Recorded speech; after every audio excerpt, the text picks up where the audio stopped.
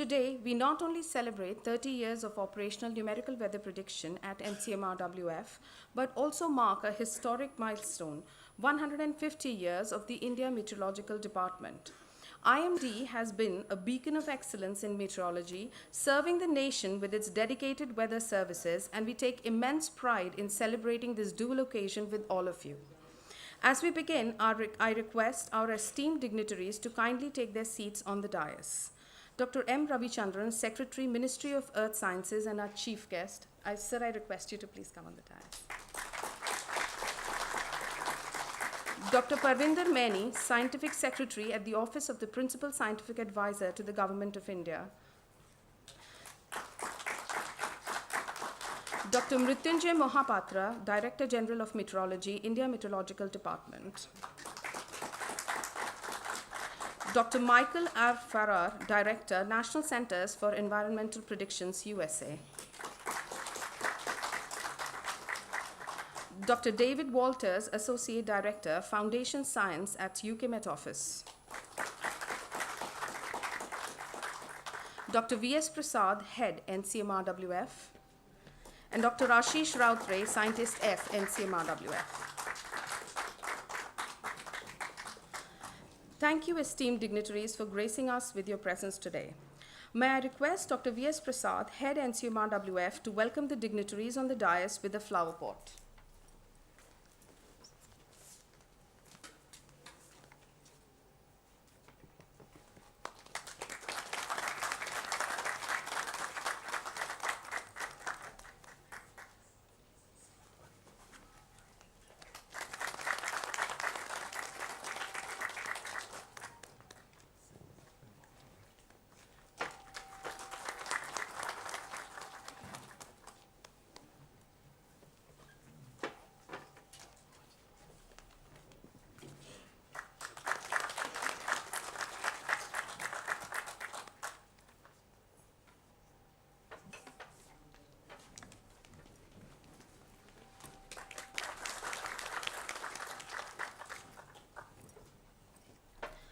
As we gather to honor these milestones, let us invoke the blessings of wisdom and knowledge to guide us further.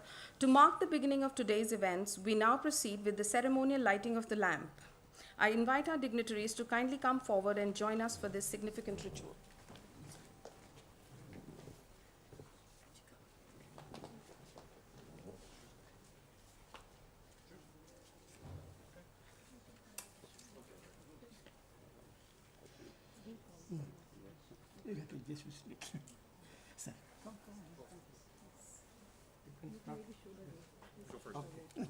Yes.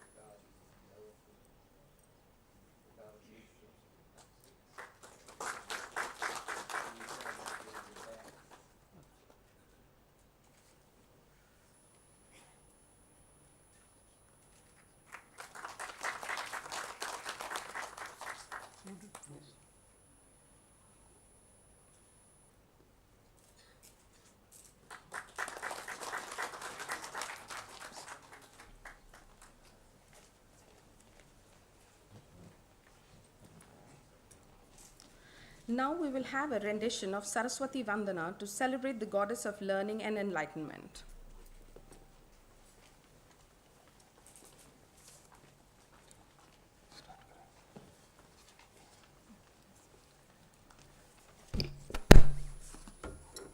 या कुन्देन्दुतुषारहारधवला या शुभ्रवस्त्रावृता या वीणावरदण्डमण्डितकरा या श्वेतपद्मासना या ब्रह्माच्युत शङ्कर प्रभृतिभिर्देवैः सदा वन्दिता सा मां पातु सरस्वती भगवती नियशेषजाड्यां पहा शुक्लां ब्रह्मविचारसार परमाम् आद्यां जगद्व्यापिनीं वीणापुस्तकधारिणीम् अभयदां जाड्यान्धकारापहां हस्ते स्फटिकमालिकां विदधतीं पद्मासने संस्थितां वन्दे तां परमेश्वरीं भगवतीं बुद्धिं प्रदां शारदाम्.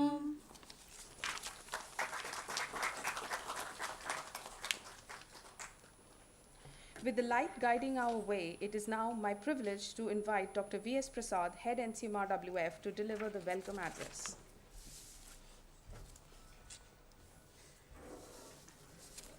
Respected Dr. M. Ravichandran, Secretary, Ministry of Earth Sciences, Dr. Parveen Ramaini, Scientific Secretary, PSA, Government of India, Dr. M. Mahapatra, Director General, India Meteorological Department and co-host of this workshop, Michael Ferrare, Director NSEP NOVA and his team, David Walter, Deputy Director, Research and Operations, UK Met Office, Director Generals and their representatives of BIMSTEC countries and RIMES, Central Weather Administration Taiwan, esteemed invitees, former heads, directors and Director General of and colleagues of NCMRWF, I wish extend a warm welcome to all of you.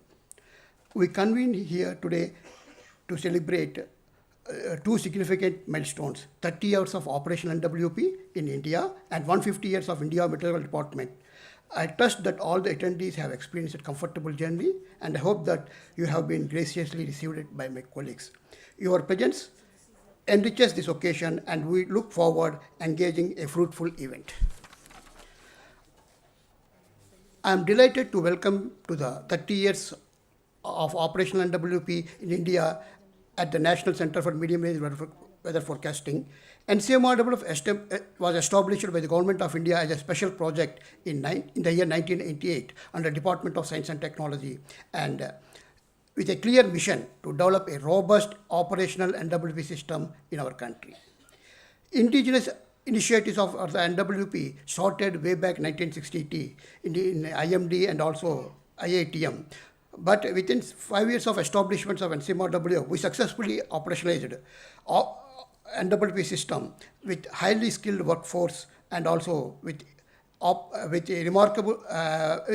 remarkable achievements from the international collaborations from the international associations like NSEP. And we have the data pre-processing and post-processing and visualization from the CMWF, along with advanced data assimilation modeling system from NSEP NOVA, USA. And our team combined all the things to operationalize this NWP system. And the system was declared operational from 1st June 1994 when Professor U.C. Mahanti officially handed over the NWP charts to then Director General of Meteorology, Jane Roy. We could not celebrate that function in June due to general elections in India. Our co-host, Dr. Mahapatra, DJIMD, encouraged us to celebrate it and advised to make it a part of 150 years celebrations of the India Meteorological Department. And we thank Dr. DJ for this one. We express our sincere gratitude to our Honorable Secretary Ravichandran for enabling us to celebrate the significant event.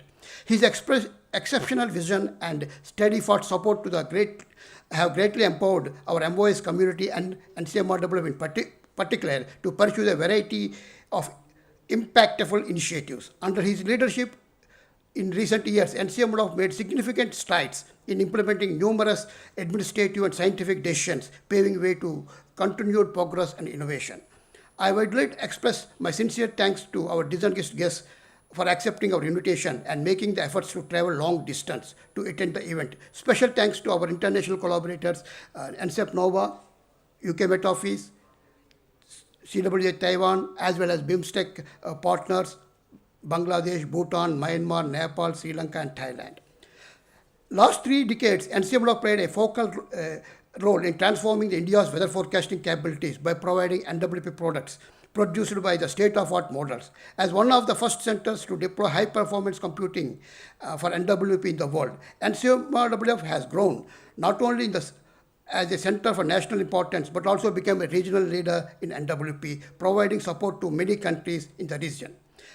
I thank our former heads, directors, and leaders for their valuable guidance in the initial years and entire journey for this success. Through rigorous R&D, research and development, and national and international collaborations, great advancements were made in the data assimilation, modeling of their system, and NWP product generation, forever increasing user demands, including the novel applications. HPC availability to NCMWF has significantly enriched, which helped to improve the accuracy and reach of its forecast. Even though the center was established to provide NWP guidance for the agriculture sector, NCMWF has now catering various sectors of economy. The global and regional NWP model forecast, short range to seasonal lead time to provide to India Meteorological Department and many other stakeholders, including defense, energy, water management, and many more government sectors and private sectors. And NWP weather prediction system provides a reliable and sharp probabilistic forecast. And NWP is not only using atmospheric models alone for NWP, but also has advanced the global and regional coupled models. The advanced data assimilation systems for atmospheric, land, ocean, and sea ice provides initial conditions for our models. Making use of variety, in situ, and remote sensing observations, including from new and novel instrument stations.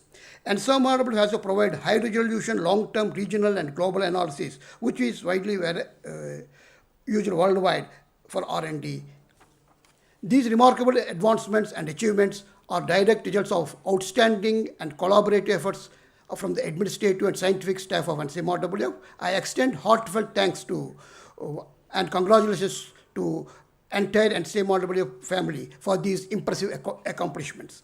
This year marks a significant milestone in our history of NCMWF as we successfully spearheaded most substantial and prestigious acquisition of activity for MOS by securing 900 crore HPC systems with a combined capacity of 20 petaflops. Honorable Prime Minister Narendra Modi inaugurated HPC, Anurika and Arka at NCMRWF and IITM Pune, respectively, on 26 September 2024. The Government of India also announced 2,000 crore Mission MOSAM for diversifying meteorological observation network over India. The first one is to strengthen the NWP products and developments, and the other provides basic observational data for the model. These developments coincide with the 3 decades of operational NWP, 3 decades of operational NWP, and 15 decades of IMD. The aim of Mission MOSAM is to make India a weather-ready nation. With this encouragement and support from the government, we all should strive to continuously improve its capability and also aspects of NWP to be forefront to cater ever-growing demand. With the valuable encouragement support from the government, we have great opportunity to enhance our capabilities in all areas of NWP. By doing so, we can effectively meet the increasing demands for forecasts. Jai Hind.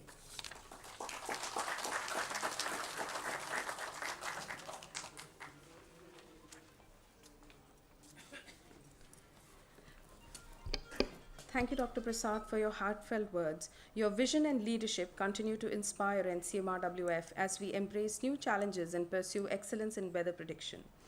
It is a proud moment for us to join IMD in celebrating 150 years of the India Meteorological Department, a cornerstone of meteorological services in India and one of the global leaders in weather science. To shed light on this historic milestone, it is my honor to invite Dr. M. Mahapatra, Director General of Meteorology, IMD, to address the gathering.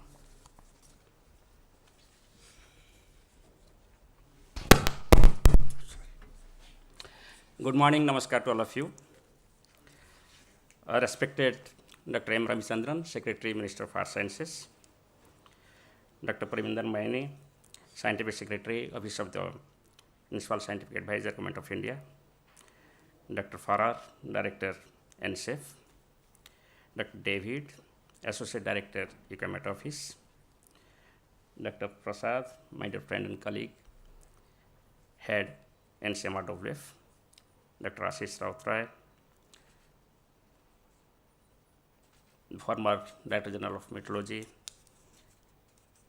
Tyagi Saab, former directors of NCMRWF, and former colleagues from NCMRWF, distinguished friends and colleagues from various countries, including the BIMSTEC countries, dear friends from IMD, NCMRWF, INCOIS, IITM, Director IITM, Krishnan Saab, and various constituents of Minister of Arts Sciences, and colleagues from Minister of Arts Sciences itself, ladies and gentlemen. At the outset, I congratulate all of you on this auspicious occasion when we are celebrating 30 years of operational numerical weather prediction in India, which started in 1994. I also congratulate all of you for celebrating this 150 years of India Meteorological Department. So while we were discussing, Prasadji and myself, we thought that these two cannot be different from each other, and these two events should be combined and we should celebrate jointly.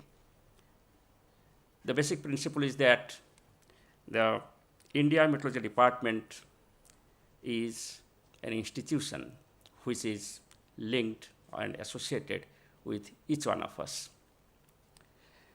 It has been recognized as a meteorological fraternity in the country and outside. It is not limited only to India Meteorology Department or only to National Center for Meteorology Weather Forecasting, but it is the entire community which have worked, contributed, collaborated, and seen the success stories in the past, and also identified the gaps and planning for the future. So if you remember, the very beginning, it all happened towards 1857, even though we have the first observatory in 1785, the first observatory in Calcutta, taken by the amateur scientists. But afterwards, there were complete understanding by the people in the country that there should be a standard process of meteorological observations, there should be the exchange of data, there should be the collaboration among the various agencies working differently, and there should be some kind of inference drawn from the observations taken, which can be utilized for the well-being of the society. At that time, people were dying mainly because of the monsoons and cyclones. There are floods, droughts, and the cyclones, and these are the major killers. So people thought that if we do not have this type of mechanism in the country, we cannot. So therefore, when there was the first war of independence going through in the country, which is popularly called as Sepoy Mutiny in 1857, a group of people in Asiatic Society of Bengal was thinking about how to save the people from the natural disasters. So they were lobbying or fighting, you can say, another war of independence to establish the Meteorological Committee. But however, because of this war, Meteorological Committee could not come up. Rather, the meteorological observations were being taken up in an amateur format, stopped during 1857 to 1860. Again, Asiatic Society of Bengal wrote in 1860 to revive all these observations and to establish the Meteorological Committee. Then also it was not agreed. People thought that people are dying because of the water problems or the air problems, or you can say the environmental problems. They referred it to Sanitary Committee.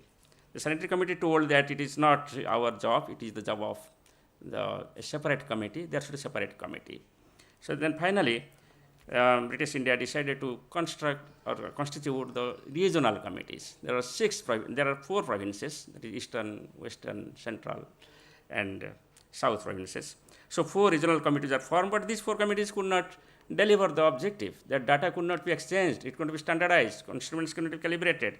Then finally, in 1862, Asiatic Society of Bengal wrote that if you do not establish National Meteorological Committee, people will die again due to the cyclone. It so happened in 1864, we had 2 very destructive cyclones. One caused the death of 80,000 in Kolkata and 40,000 in another 40,000 in Machilipatnam.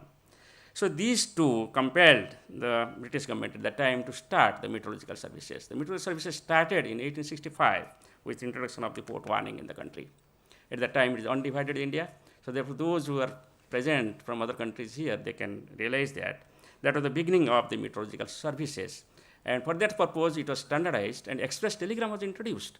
The 7 observatories were created along the coast, and these observations were collected at 10 o'clock in the morning and at 4 o'clock in the afternoon. And these 2 observations are carried out, and by evening, the message was created, message was given to the Port Authority, first to the Calcutta port, and then it was given to the Government of India, and action was taken. So that's the beginning. And now you know how we have come up. Perhaps there is no sector left out from that story where the Ministry of Arts Sciences, through its organizations, are not providing the service. No one is left out. So therefore, we have come up with a slogan that Har Har Mausam, Har Ghar Mausam. That means each household should have access to the information on the weather and climate at any time, anywhere in the country. And that has been successful. It has been successful because of many reasons. One of the important reasons has been the evolutionary process. The weather forecasting, as all of us know, it is an initial value problem. If you do not have the current, the qualitative initial observations, you cannot have the forecast. So this understanding came in the very beginning. Even when the first meteorological committee was formed, and Henry Blanford was the Director General at that time he was a national reporter, he thought that the observation plays a key role, and he started with monitoring the observations, and first the long-range forecast came off based on the relationship between Himalayan snow cover and the Indian monsoon rainfall. With that beginning, we came up again with Walker, who identified various oscillations occurring in the globe by considering the various types of observations. And the first oscillation was discovered with the Southern Oscillation Index. We are proud of that, and now we are calling it the Illinois and Southern Oscillations. The discovery goes to British India at that time. Not only that, they also identified North Atlantic Oscillation at that time. So like that, various oscillations occurring in the atmosphere in Walker circulation, all of us know, came into existence. And with those, they developed some kind of long-range forecast, and that is forecast of monsoon rainfall. In 1905 onwards, the forecast commenced. But however, major breakthrough came in 1950s when we transitioned from simple synoptic forecast, statistical forecast, climatological forecast to the dynamical forecast. While entire country was starting with 1930s, India Meteorology Department, which is contemporary to world meteorology organizations, was also gearing up to utilize the numerical weather predictions. 1950s, the then DG, Dr. P.K. Das, ventured into this area, and first paper was published in 1958 on numerical weather predictions. And thereafter, of course, there was lobby. There was failure of the forecast, and when we go through the history, the memoirs of various director generals, we find that they have been lobbying with the Government of India to improve the computational systems. India Meteorology Department was going to Planning Commission to access the computers. And finally, we succeeded. And as people say, 1 megawatt, the journey has gone from a few kilobytes or megabytes to now the 30 petaflop almost in the Ministry of Arts Sciences. So there has been contribution, therefore, each and every person as a meteorological community. It is not limited only in the Government of India or the Ministry of Arts Sciences, but there have been academic R&D institutes like, say, Indian Institute of Technology, then Indian Institute of Sciences, those who have contributed towards the beginning of the research in numerical modeling. Similarly, Andhra University in the university level. So there are many pioneering activities in the universities, academia, and R&Ds. And finally, as we come to NWP with the establishment of supercomputers in the country in 1988, 1989, a group of people from NCMRWF and from Indian Institute of Technology, like Professor Mohanty Saab, and a group of people from India Meteorology Department joined hand and established the numerical weather prediction modeling system in operational manner in the country, for which we are all rejoicing, taking the claim that we can predict any weather at any time, anywhere in the country. Not only the country, but also outside. We are providing forecast and running services now to all the countries in this region, be it BIMSTEC countries or South Asia or Southeast Asia or Middle East. So this success story has been possible because of the collaborations. And this collaboration is not only limited only to national collaboration, but the international collaborations. When we think about the modeling system, always we think about the NCF. The first, the modeling which came to the country is the quasi-Lagrangian model. It came from NCF, USA. You can say USA. Dr. Krishnamurthy Saab gave this model, And we should remember on this day that quasi-Lagrange model was the first model which was taken in 90s. Before that, we have got the Clipper, the climatological persistence model. That is, again, I will tell you, Clipper has been developed based on the model which has been taken from USA. So this international collaboration also has helped us to develop our capacity with respect to the modeling systems. At the same time, there has been parallel storage which improved the initial conditions. There has been satellites since 1960s. India is fortunate at that time to receive a automatic picture transmission receiver from USA at that time, which was established in Colaba office, and therefore no cyclone went undetected. And gradually, this cyclone data got digitized, and then we utilized it in the models, and now you can see that we are providing 15 days forecast of the cyclones, and there is no cyclone is missed. And not only that, we are also providing the impact-based forecast for the cyclones, not only minimizing the loss of life to 0. In the last 2 years, you see Viparjaya is 0, and then Rimal is 0, and now Dana cyclone is also 0 death in the region. So therefore, it is a great success. Like the monsoon, there is a cyclone. Similarly, there is other severe weather like thunderstorms, heat waves, where there was no numerical modeling. And there has been numerical modeling, and IMD is among the 5 countries which is providing lightning forecast with the support of NWP, IITM, etc. But I will tell you, the growth of NWP has been possible because of the establishment of National Center for Meteorology Weather Forecasting. Though IITM was there earlier, these 2 organizations came up from India Meteorological Department, but the contribution of dynamical modeling system was rooted through National Center for Meteorology Weather Forecasting. So there has been the statistical work, lot of statistical modeling, etc. from IITM, but in the latter half of the 2000s, again, dynamical modeling system came off in IITM, and now, as Prasadji told, we all work as a family. There is complete collaboration, there is seamless collaborations, and hence there is a seamless forecasting, starting from a location to the entire country, starting from few hours to the entire season. But still there are gap areas. We can improve it further by improving the various components of numerical modeling systems, at the same time by converting this modeling output into the services. So for this purpose, again, with the able leadership and guidance from all the secretaries from Ministry of Earth Sciences, we started with Professor Goyal, who cemented all these organizations by establishing the Ministry of Earth Sciences. It has been further cemented by the Dr. Shailesh Naik Saab, then Dr. Rajivan Saab. Now it is being led by Dr. Ravichandran Saab. You can see that there is no gap among the organizations in the Ministry of Earth Sciences. As a result, we have gone further. It is not simply the numerical modeling. We have gone to dynamical statistical modeling. Also, we have gone for the hazard modeling. At present, we are providing impact-based forecast, risk-based warning based on hazard modeling, impact modeling, and risk assessment in the country. But story is not ended yet. We have to go further to improve our accuracy. Therefore, as Dr. Prasad told, continuously, Ministry of Earth Sciences is improving its capacity. And I am sure with all this type of evolution in technology, the scientific methods, the collaborations, cooperations among the various communities, we can further scale the new heights, and we will go for celebrating again, not only for 30 years, but also 40 years, 50 years, and so on. I congratulate once again all of you on this festive occasion and auspicious occasion. Thank you very much.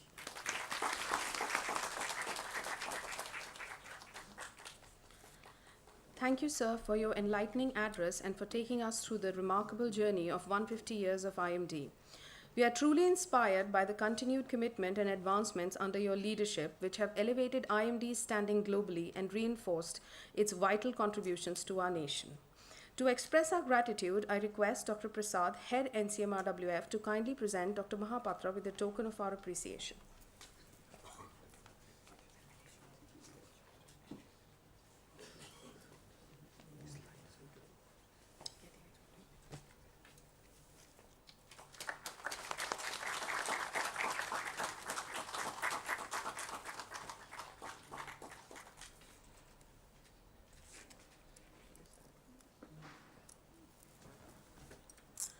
Now, I would like to invite Dr. David Walters, Associate Director, Foundation Science at the UK Met Office. Sir, may I request you to share your insights with us?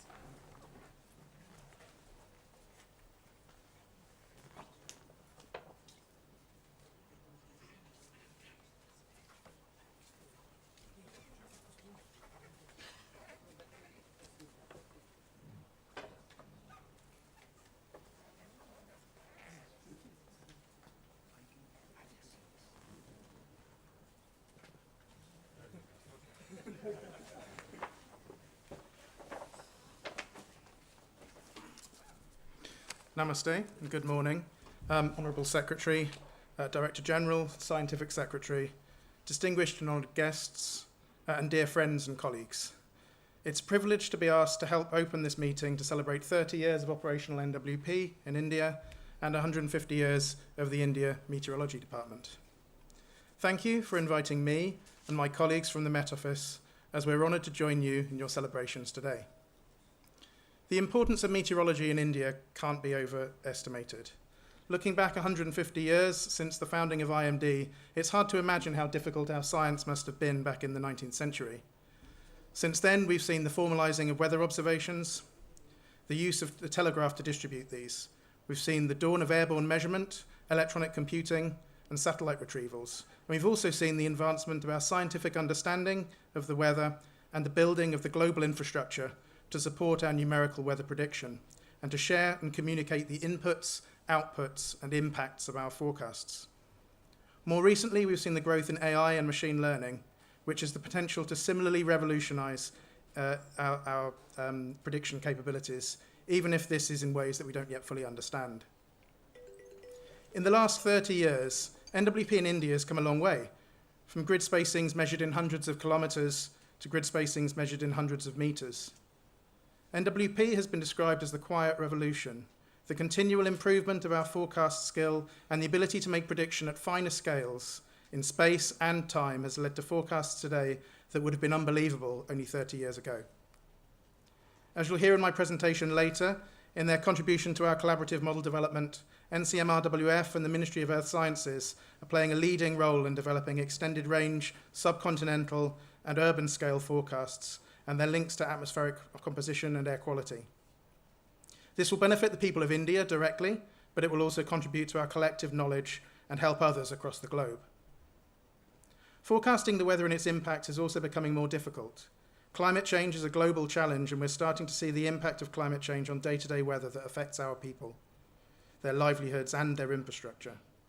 By working together in advancing our weather and climate science through initiatives like the Weather and Climate Science for Services Partnership, India and the UK, as part of the wider global weather and climate community, can continue to ensure that governments, industries, and individuals have the knowledge that they need to mitigate climate impacts and to adapt to the new realities to build a safer future for everyone.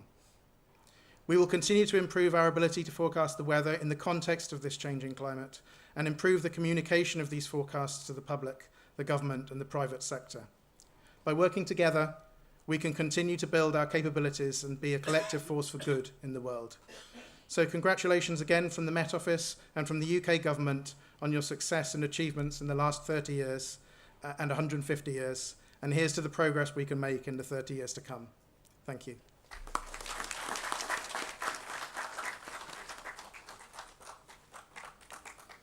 Thank you, Dr. Walters, for your insightful address and for sharing your valuable perspective on the advancements in meteorological sciences.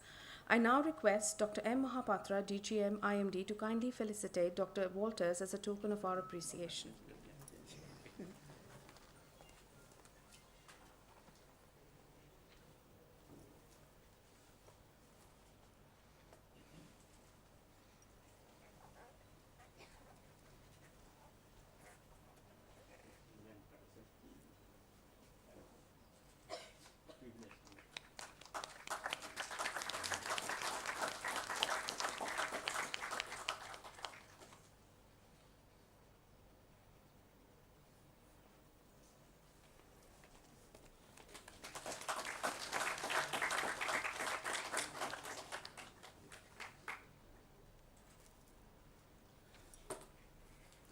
It is now my privilege to invite Dr. Michael R. Farrar, Director of NCEP USA, to share his thoughts with us.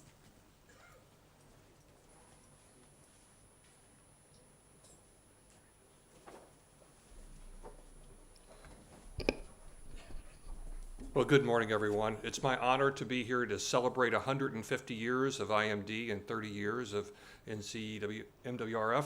Our counterparts here in the U.S. are at NCEP, and during that 30 years, we've collaborated a lot on numerical modeling in particular. I note that One of the things that hit me when I came in to see all the beautiful flowers, this is a wonderful tradition you have in India. In the United States, we really do flowers for two occasions, weddings and funerals. But I think of the wedding part of it, that's the more happier occasion, and as a union. And I thought of the parallels between the union of the national centers and the IMD under Mose, the union between our partnership between the U.S. And a lot of countries as well as the UK, my friends are between the US and India over the last 30 years. So collaboration internationally has been such a wonderful benefit for all of us. Dr. Maha, and your address also on the history was remarkable, also that very commonality between all of our countries. We started our weather services within 4 years of each other, officially, and for the same reasons, to respond to the deaths of unforecast events like tropical storms, which happened, of course, in India and the Indian Ocean, as well as on the eastern coast of the United States. The advent of the telegraph, where we could bring observations and finally be able to, in near real time, do an analysis. So all of our countries were standing up around the same time, and it's been really an honor for me to collaborate internationally, particularly with our friends here in India, with NCEP and on our modeling that have happened for a while. And I look forward very much to go ahead and continue the collaboration at NCEP over the next 30 years. It will not be me. I'll be retiring from federal service next month, and it's my honor to my last big trip to spend it with you, our colleagues in India. So thank you so much for inviting us. And I look forward to talking with you more later today. So once again, congratulations on a wonderful history and for the many years to come.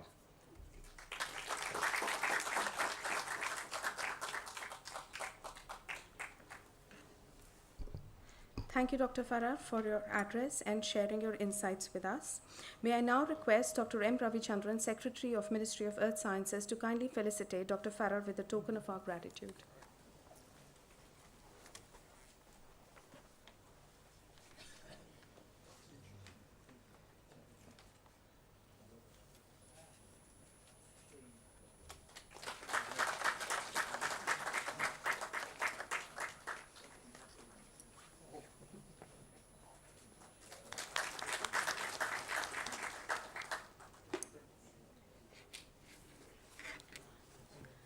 I would now like to welcome Dr. Parvinder Maini, Scientific Secretary, Office of the PSA, to the Government of India to address the audience.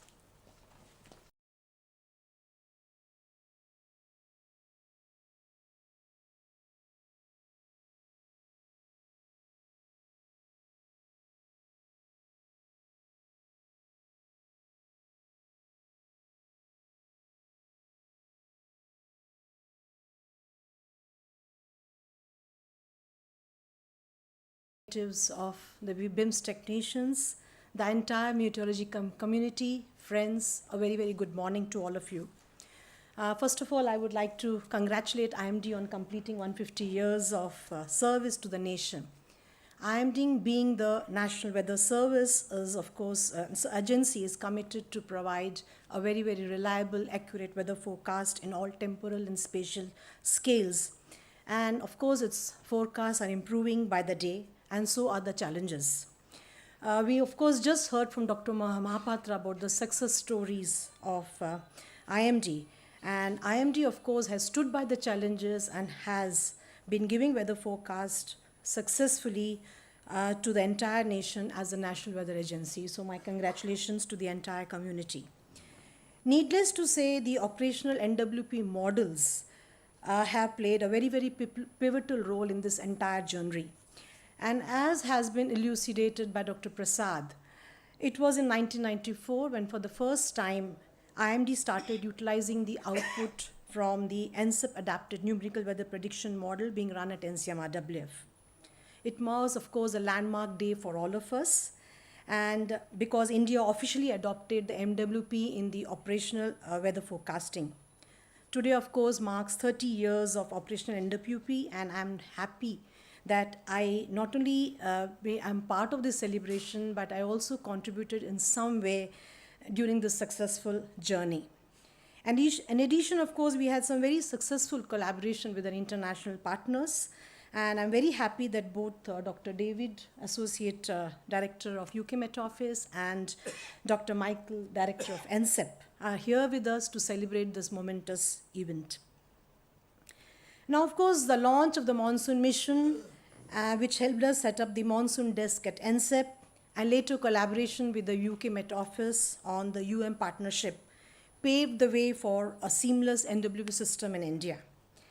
And so over the years, although the way we forecast weather from analog to statistical to NW has changed, and for something better, but the ultimate goal for giving an accurate forecast at a particular location and for different weather parameters has remained unchanged.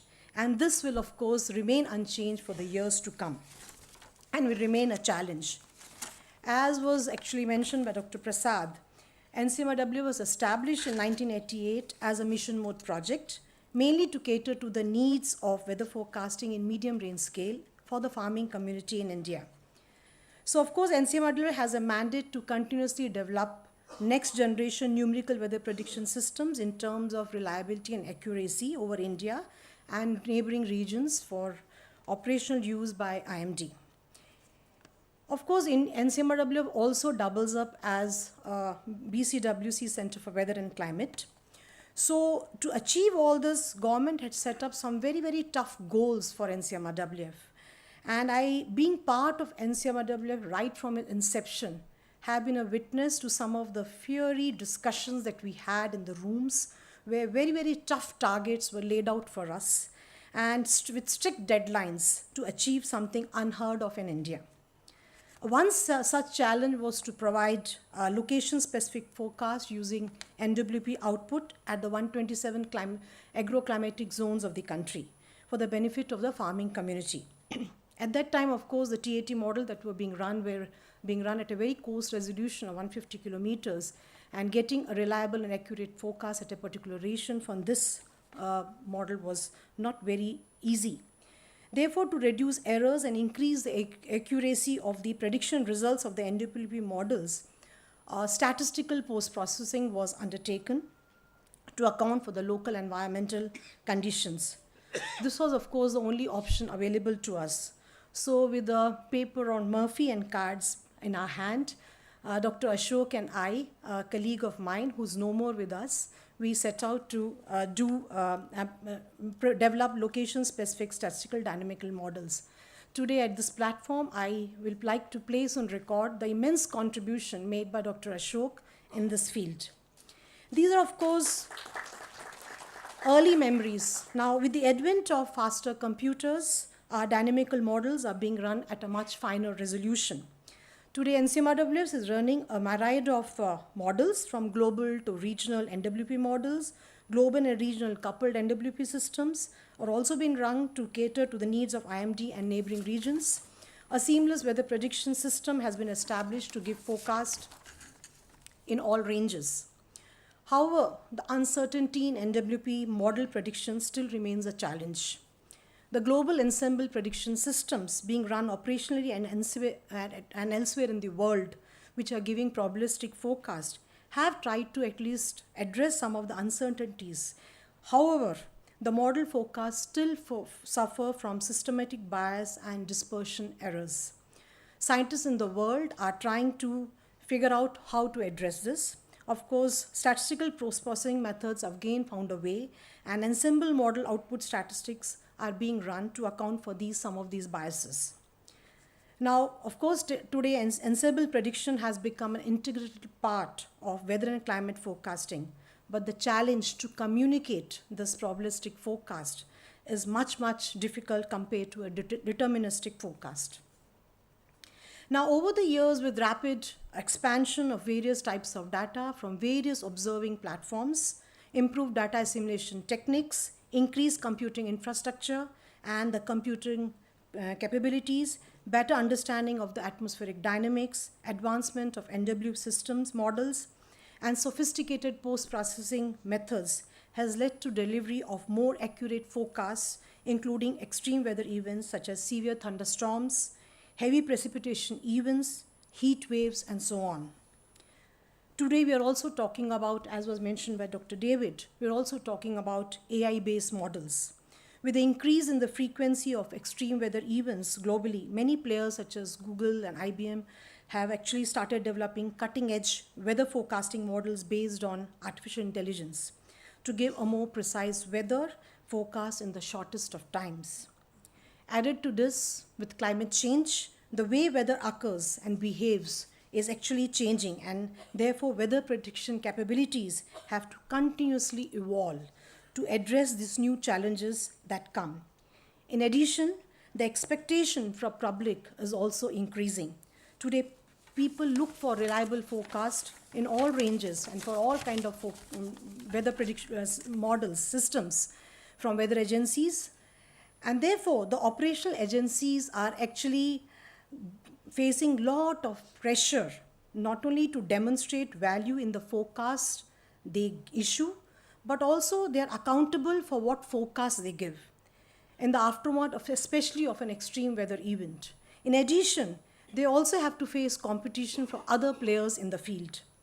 So in summary, I would like to say in the 30 years of operational NWP, there is a reason for us to cheer, because this has not only changed the way we predict the weather and the way we forecast weather in a more reliable and accurate way, it has also changed the perception in the common man's mind.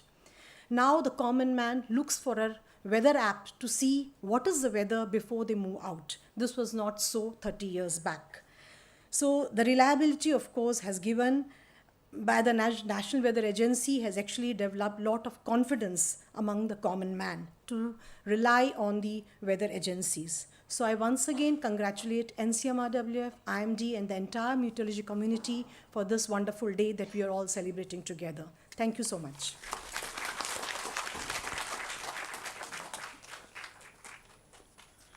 Thank you, Dr. Maini, for your inspiring address and for taking us through the development journey of operational NWP in India and the role of NCMRWF and IMD in it. We are deeply grateful for your continued support and guidance, which play a vital role in advancing the mission of NCMRWF and India's leadership in weather science. I now invite Dr. Prasad to kindly present Dr. Maini with a token of our appreciation.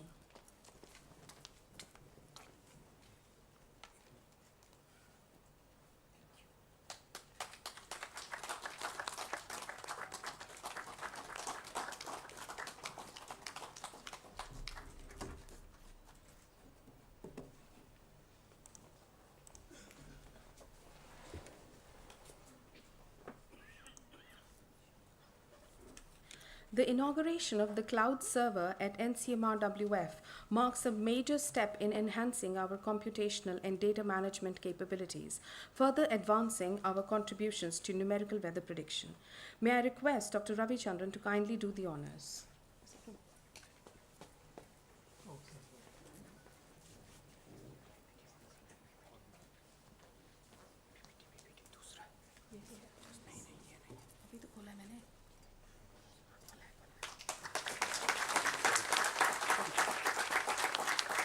Welcome to an exciting new chapter in the evolution of weather forecasting and climate science. Today, NCMRWF, the National Center for Medium Range Weather Forecasting, is entering the world of cloud services with NGC Cloud. We're taking a big leap forward by moving our systems to the cloud. Our FTP server now offers unmatched scalability and security, making file access easier than ever. Our web server is supercharged for faster, more reliable site access worldwide. The API server is primed to deliver critical data swiftly and securely to our user agencies. And with our GIS server in the cloud, we can create dynamic, interactive data visualizations that transform analysis.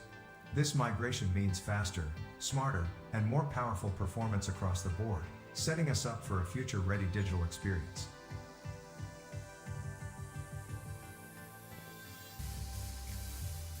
In a world of ever-evolving security needs, enter our new SFTP server.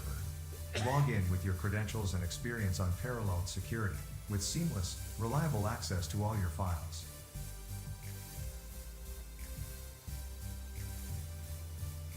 In a groundbreaking leap forward, we bring you the newly designed NCMRWF website, now hosted on a powerful cloud server. Faster, more secure, and crafted for seamless access to critical weather data. Experience the intuitive new homepage, reimagined to provide the latest forecasts and insights at your fingertips.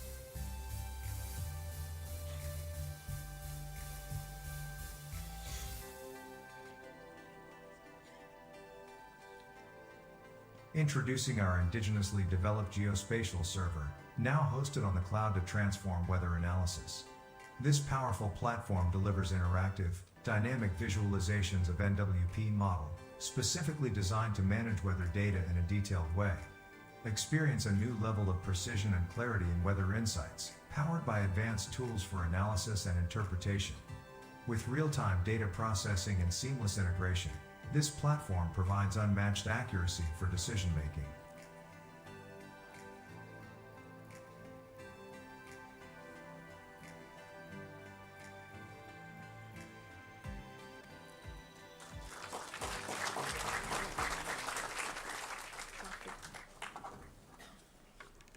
Next, we are proud to present two significant publications.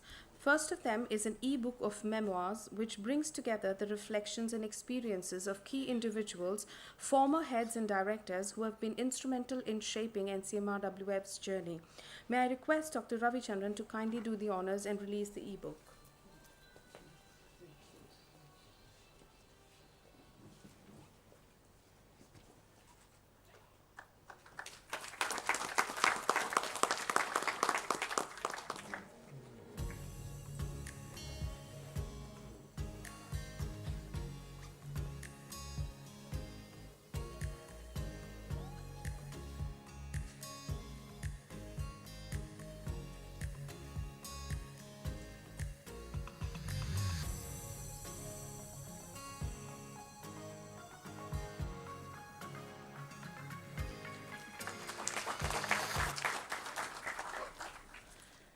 We also have a souvenir for the 30 years of operational NWP in India in the form of a book, which is a comprehensive volume commemorating the development of NCMRWF, showcasing its key features, activities, and contributions in the field of operational NWP over the past 30 years.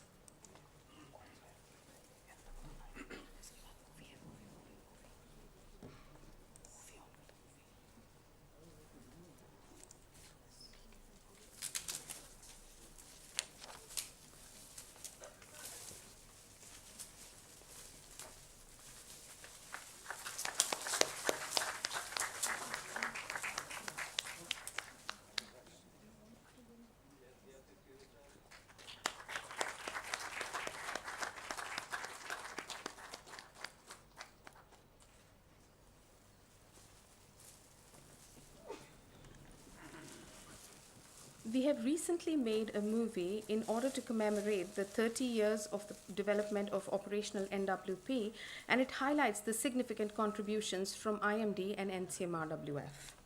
Aditya Jayate Vrishti. From the sun, the rain is born.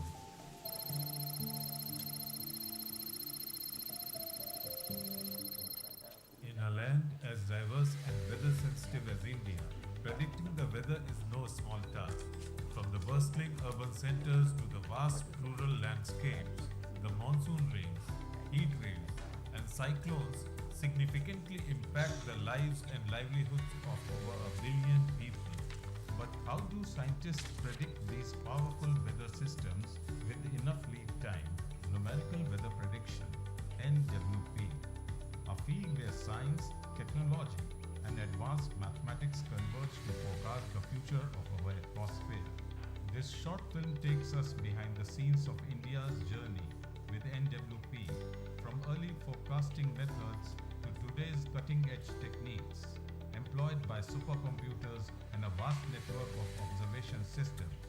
With insights from India's premier meteorological institutions, we explore how data from satellites, radars, and weather stations are transformed into predictions that help protect lives, support agriculture, and serve many sectoral applications.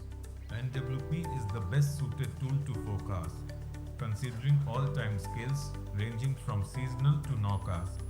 The dawn of NWP in India and India Meteorological Department may be traced back to 1958, when the first paper entitled Numerical Prediction of the Movement of Bay Depressions was published in the Indian Journal of Meteorology and Geophysics, authored by Dr. P.K. Das. During that period, a significant challenge was the absence of an adequate computing system, a third-generation mainframe computer system, which facilitated the initiation of operational numerical weather prediction at the India Meteorological Department (IMD). National Center for Medium Range Weather Forecasting (NCMRWF) was established in 1988 after the severe 1982-83 El Nino drought to strengthen India's medium-range weather forecasting capabilities. A major boost to NWP in India occurred in 1988 after India had its first supercomputer, Cray XMP-14. At present, NCMRWF under the Ministry of Earth Sciences develop and disseminate medium-range weather forecast predictions spanning from 3 to 10 days. NCMRWF has advanced data assimilation systems for making initial conditions for its global and regional models using observations from various providers like IMD, NOAA, ISRO, UMETCAST, and also various real or near real-time ocean and sea ice observations. NCMRWF has achieved remarkable advancement in its NWP capabilities over the past 3 decades, evolving from making global forecasts with a resolution of 150 km to achieving 12 km resolution. Additionally, it has been working on an experimental global NWP model with a 6 km resolution based on NCUM. Early results from this high-resolution model demonstrate enhanced forecasting abilities, particularly in capturing tropical convection. High-resolution regional models are essential for capturing localized weather phenomena with greater accuracy, enabling precise forecasts critical for disaster management, agriculture, and urban planning. The evolution of regional models reflects this need, progressing from early systems like the spectral and ETA models to advanced tools such as NCUM, regional and high-resolution rapid refresh. Ensemble modeling at NCMRWF provides probabilistic forecasts by capturing uncertainties through multiple simulations, aiding decisions for extreme weather and critical sectors. In 2018, it set a global benchmark by upgrading its ensemble prediction system to an unprecedented 12 km resolution, the highest in worldwide at that time.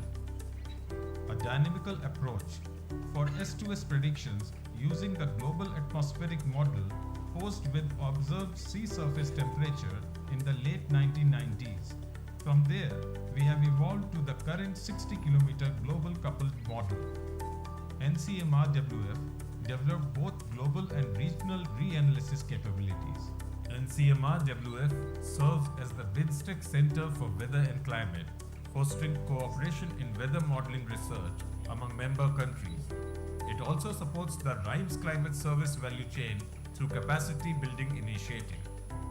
The center extends its support across multiple sectors, including renewable energy, water management, and agriculture, addressing the needs of both private and public entities.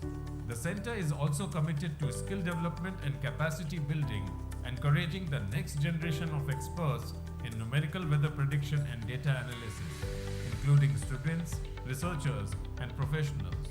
The NCMRWF under the Ministry of Earth Sciences is proof of India's commitment to advancing weather science. It marked a pivotal moment in India's approach to meteorology, aiming to enhance weather prediction capabilities for the country through advanced scientific research, technology, and collaboration. Thanks for joining us on this exciting expedition into weather prediction.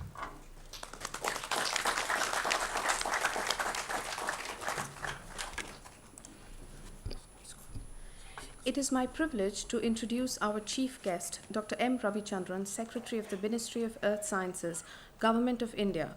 Dr. Ravi Chandran is a distinguished scientist with extensive contributions to the fields of oceanography, climate sciences, and Earth system modeling. Under his leadership, the Ministry of Earth Sciences has spearheaded numerous initiatives to enhance India's capabilities in weather prediction and climate research. We are honored to have him today with us. Sir, please.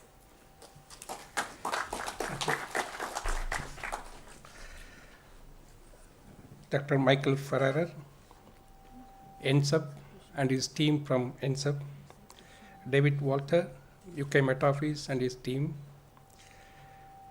Taiwan delegates, BIMSTEC governing body members,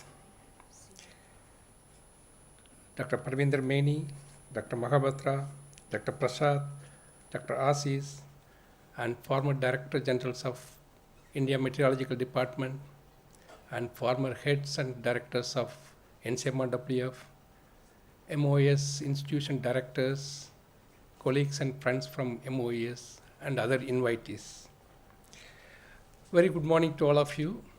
Of course, indeed, it is very great pleasure to be here as part of this particular celebration about 150 years of IMD contributions to the nation, as well as NWP, operational NWP of contribution by NCMRWF.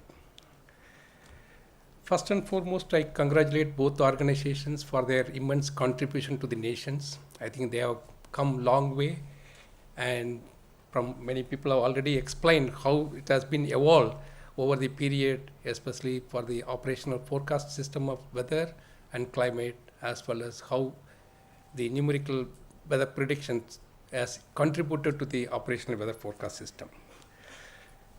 Since many of our colleagues has already mentioned about whatever they have contributed and what is the contribution from NCMRWF as well as IMD.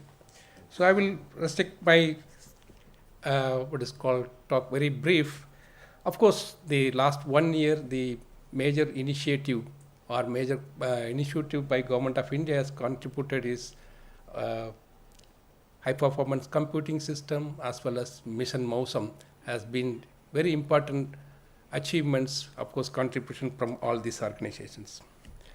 As you all know that the Ministry of Earth Sciences works in all 5 spheres, especially atmosphere, hydrosphere, geosphere, cryosphere, and its associated biosphere. All the 5 spheres work in holistically. I am proud to say that I think considering the Mother Earth, its contribution as well as to take care of this Mother Earth, one of the ministry, of course, Government of India has realized to keep a Ministry of Earth Sciences to look holistically all this Earth system. I think now the way it goes, the weather prediction onwards, everything, if you talk about it, initially we started with the atmosphere, then we coupled with the ocean, then we coupled with the cryosphere, then it is going all the way, it is complete Earth system, maybe the biosphere, everything Earth systems coming. So we are inching towards Earth system approach. So that is whether we have to go forward in the future.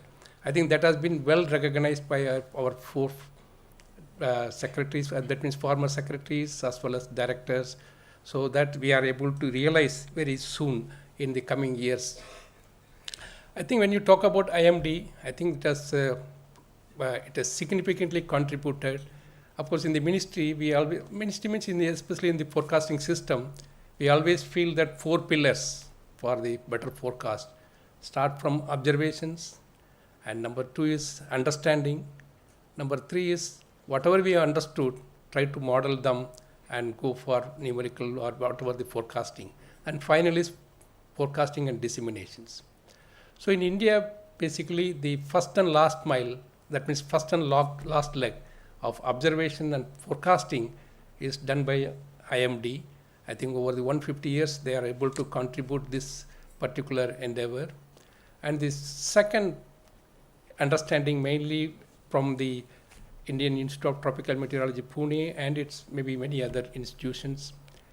And the main numerical forecasting, that means numerical modeling as well as the assimilation, is mainly spearheaded by the NCMRWF. So, but primarily they are leading these things, but it doesn't mean that they are not contributing in other sectors. in these 4 pillars, I think we have evolved. I think the numerical weather forecasting, we have a lot of collaboration with, of course, the 2 important countries. They have significantly contributed. So that is why even if you take a long term, that means seasonal forecast, we have migrated from statistical to dynamical. That is the immense contribution from the collaborations of various ministries as well as the country abroad. When we talk about NCMRWF, I think they have started with recently they have started from long way. They have started with the coupled data assimilation, and there are about various model resolution. They have going zooming very high resolutions. Of course, they started with 150, so now maybe 100-meter seamless forecasting system they have developed. Then, of course, the various techniques of data assimilation they have initiated and developed and incorporated in the operational forecast model, and also ensemble forecast system, and also various kinds of verification system. That is one of the important aspects which uniquely they do it in NCMRWF. And also the forecast products for the various applications, various ministries and other things. So these are the general things which NCMRWF is contributing over the last 30 years. Of course, IMD, you no need to say that they have entire spectrum. Whatever NCMRWF is doing, so that has to be finally, it has to be translated, or it may be communicated to the public by IMD, whatever the science. Having said that, of course, there is a long way to go, as many people have already pointed out.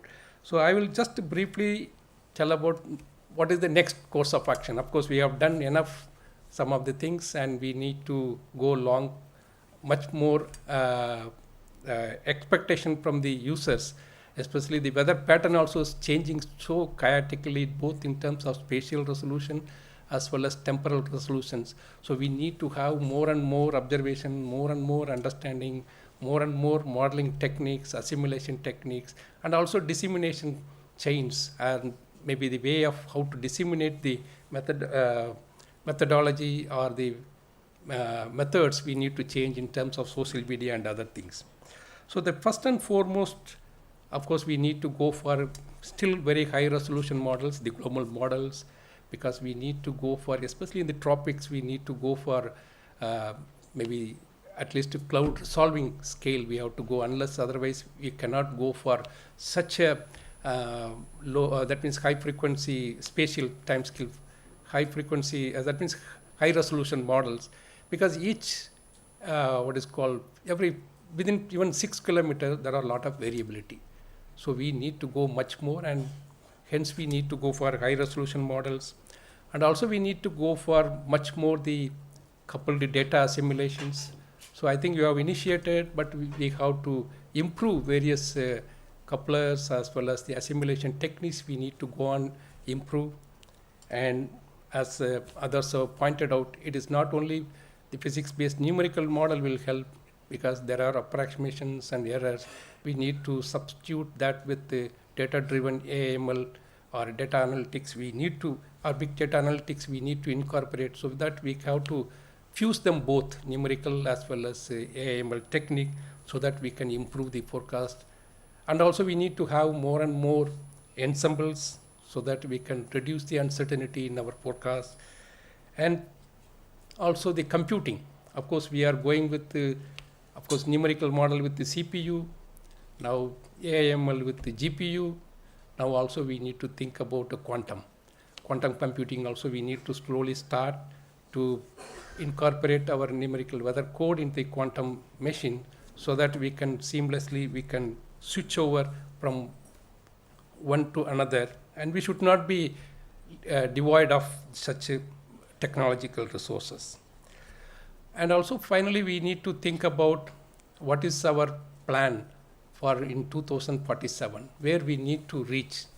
That means in 2047, whether this S-system approach forecasting system, for that, what is that our milestone, what we need to achieve, that we need to define. So I think maybe separately, both the NCMRWF as well as IMD separately, we need to make their own vision for 2047, and collectively as a weather and climate forecast, what we need to do as a country, we need to plan for 2047 vision. For that vision, it is imperative that next 5 years, we need to build the infrastructure for the meeting that vision of 2047. Either you talk about compute resources or observational resources. Mainly, we need to more and more focus about our observational resources we need to strengthen, and also various techniques, whatever the technologies come in the way, we need to grab it and utilize for our operational forecast. And most importantly, I would again urge that we need to have more and more collaborations. I mean, collaboration means within the institute and within the ministry, within the country, and maybe country outsides. And within the country also, not only for the institutions, but also we need to involve the academia, and we need to involve the industries, and we need to involve various academy and other institutions abroad, so that we can collectively, because weather system is, it is not one or one institute will solve. I think we need to learn from each other, and we need to contribute to each other so that we can grow much more better in the coming years. Of course, finally, our dream should be how we can make that new generation Earth system model for the benefit of all the societies, right from various time scales, from seconds, even the lightning and other things onwards, maybe the climate time scale, how we can cater, as well as we always have a dream to go from the panchayat level to various regional level, how we can go for the operational forecast. For that, I'm sure that numerical weather prediction has to play an important role along with the data simulations, and also the observation requirement of IMD, because not only for radar, and we need to probe the vertical profiles as well as various satellites requirements, we need to augment so that we will better observe, and so that we can reduce the initial conditions of initial errors of the model or whatever the things in the Earth system, so that we can have a better forecast. With this, I request all of you to contribute together, collaborate together, so that we collectively we do science and translate that science to the benefit of society in the coming years. Thank you very much. Thank you for inviting me.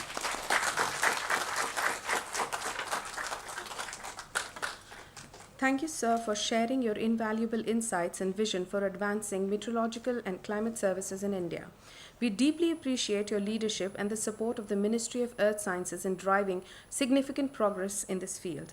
May I request Dr. V.S. Prasad to felicitate Dr. Ravichandran with a token of our appreciation.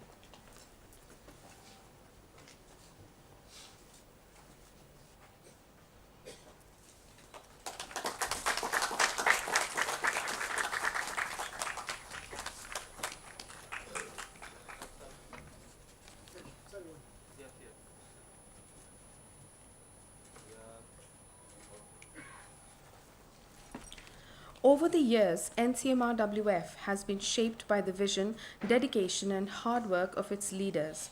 On this occasion, we want to honor and felicitate the former directors, heads, and dignitaries who have contributed immensely to this journey. I now invite Dr. M. Ravichandran, Secretary, Ministry of Earth Sciences, to felicitate our former directors and heads. May I request the dignitaries to come forward for this special moment of recognition and gratitude. Dr. Santosh Kumar Mishra. He was the first Director General of NCMRWF.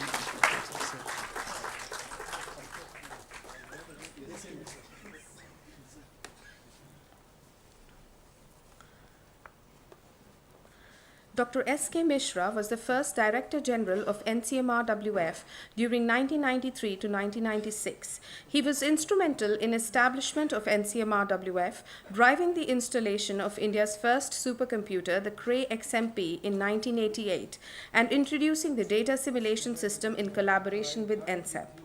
His efforts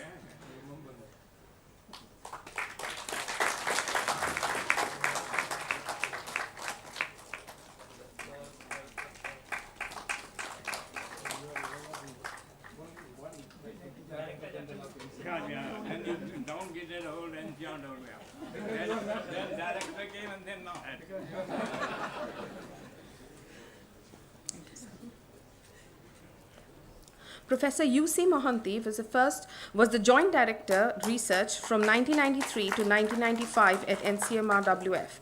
He spearheaded the installation of India's first supercomputer, Cray XMP, at NCMRWF, enabling nationwide agro-advisory services a week in advance and marking a significant leap in India's operational NWP capabilities.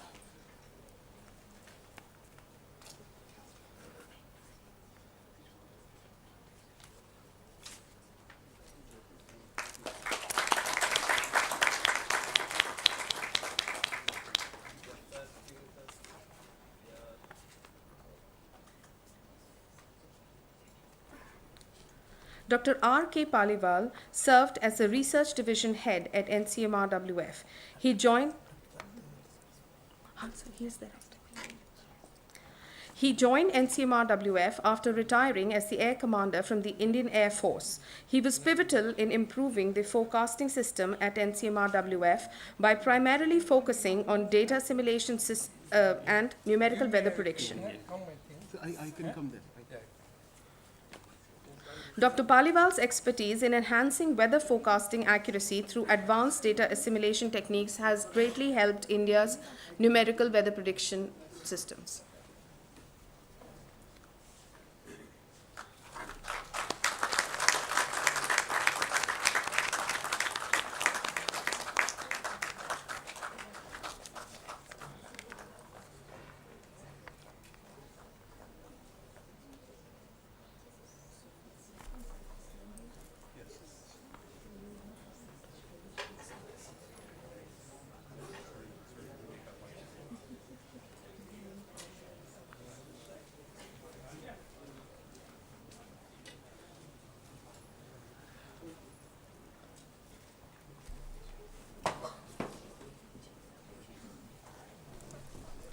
Dr. R.K. Datta was the project coordinator at NCMRWF during 1988 to 1993.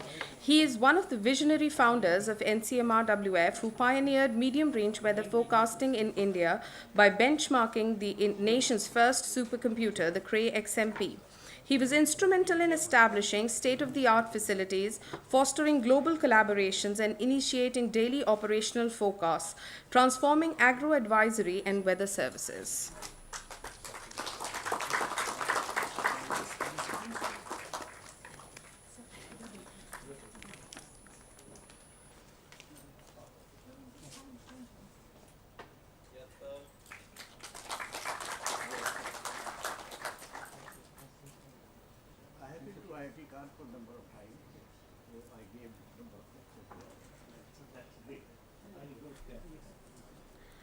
Dr. A.K. Bohra was head NCMRWF during 2005 to 2010.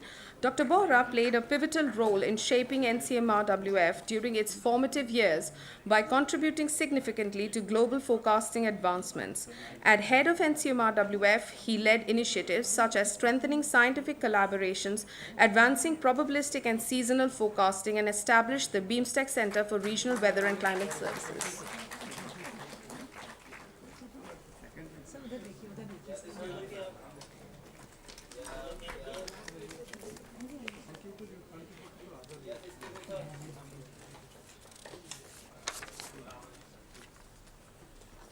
Dr. Harinder Prakash was head NCMRWF during 2010 to 2011.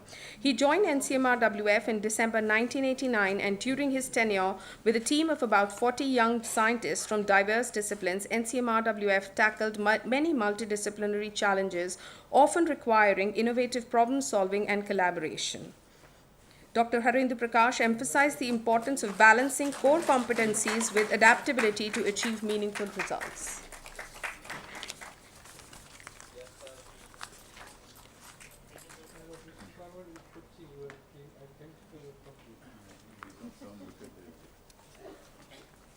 Dr. Swati Basu served as Director NCMRWF during 2012 and 2015. She played a pivotal role in operationalizing India's first global NWP model, which assimilated land, ocean, and space data from across the globe in real time to generate forecasts.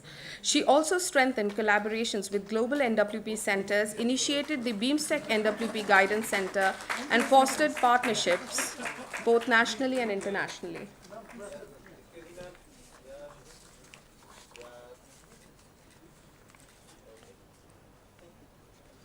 Dr. E.N. Rajagopal served as head NCMR-WF during 2016 to 2020. Dr. Rajagopal significantly advanced NCMR-WF's modeling capabilities. Under his leadership, the GFS at T254 resolution was introduced and was later upgraded to T574. He played a pivotal role in operationalizing the Unified Model Partnership with the UK Met Office.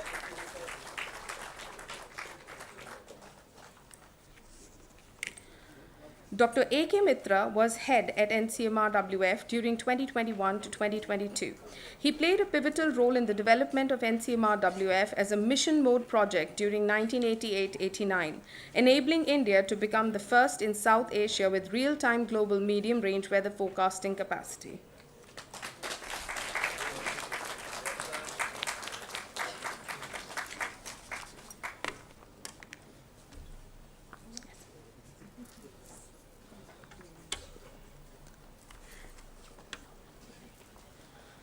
Collaboration lies at the heart of progress in meteorology and climate sciences.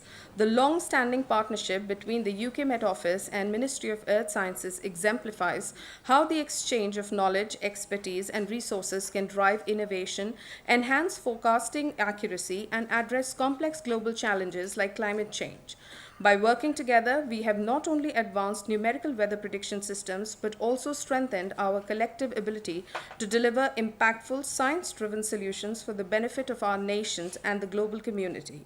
On behalf of the UK Met Office, Dr. David Walters would like to honor the Secretary, Ministry of Earth Sciences, for his visionary leadership and unwavering support in strengthening the collaboration between the UK Met Office and the Ministry of Earth Sciences by presenting a token of appreciation.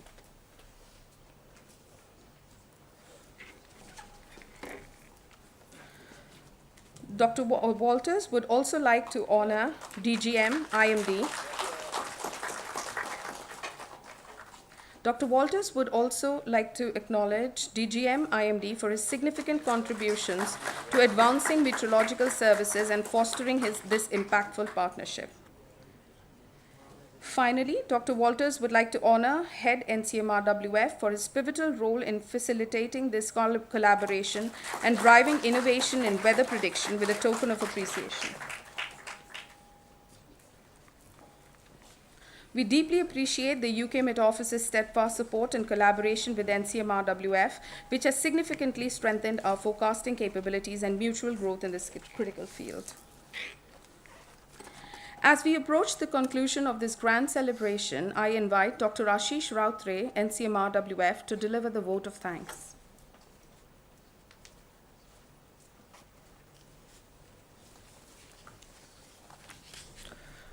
Good morning, everyone. As we come to the conclusion of the inaugural session of this enriching workshop commemorating 30 years of NWP at NCMR-WF and 150 years of the IMD, it is my honor on behalf of NCMR-WF to extend a heartfelt thank you to everyone who made this event a success. Firstly, I would like to express our deepest gratitude to our esteemed chief guest, Dr. M. Ramachandran. Since Secretary, MOS, Sir, your inspiring word and insight on the advancement in meteorological science have not only set a high benchmark for us, but have also motivated us to continue pushing the boundaries of weather and prediction. I also extend our sincere thanks to Dr. M. Mahapatra, DGM, IMD. Your deep knowledge and dedication to enhancing India's meteorological capability have been a guiding light for us all. We are truly grateful for your presence and continued support. Thank you, sir. Our heartfelt appreciation goes to Dr. Michael R. Farrar, Director of NCEP, and Dr. David Walters, Associate Director, Foundation of Science, UK Met Office. Your contribution and collaboration between our institutions have been invaluable in our journey towards improved NWP. We look forward to strengthening this bond and learning from each other's expertise. We advance in this field together. A special thanks to Dr. Parvinder Mini, Office of the Scientific Secretary, Principal Scientific Advisor, Government of India, your guidance and support in scientific initiatives continue to be pivotal for our research and operational work. And we are grateful for your presence here with us now. To our respected Dr. V.S. Prasad, Head of NCMRWF, thank you for your leadership, vision, and encouragement that have enabled us to host this significant workshop. I would like to extend a special thank to all of the former directors, head of NCMRW. Your invaluable contribution and dedications over the year have been instrumental in building this institute. It is because of your hard works and vision and that NCMRW has grown to where it stands today, and we are truly grateful for your legacy, sir. I would also like to recognize the efforts of our administration, Mr. Biswajit Guha, DS, Mr. Asutosh Srivastav, SO, Ms. Pragya Joshi, SFO, Mr. Harish Khati. Organizing an event of this scale is no small feat. And the hard work behind the scene ensure everything ran smoothly. We deeply appreciate their dedication and commitment. I would also grateful thanks to Dr. Kamaljit Rai, Program Director, and without her help, we cannot move to organize this large-scale workshop. Thank you, ma'am. I would like to particularly recognize my colleagues here at NCMRW. The success of this workshop is a testament to our hard work, meticulous planning, and attention to details. Your dedication and teamwork have been invaluable. Thank you for being so helpful, supportive, and commitment to excellence. Finally, I extend my gratitude to all the participants from abroad, NCEP, UK Met Office, and BIMSTEC countries, attendees, colleagues from IMD, and speakers. Your involvement and active participation have added great value to our sessions and foster an environment of learning and collaboration. Lastly, if I have missed mentioning anyone in this list, please know that your contribution have not gone unnoticed. And we are truly grateful for everything you have done to make this workshop a success. Thank you once again to everyone for your presence and contributions today. May this workshop inspire new ideas and foster lasting partnership as we towards a better understanding of weather prediction. Thank you. Jai Hind.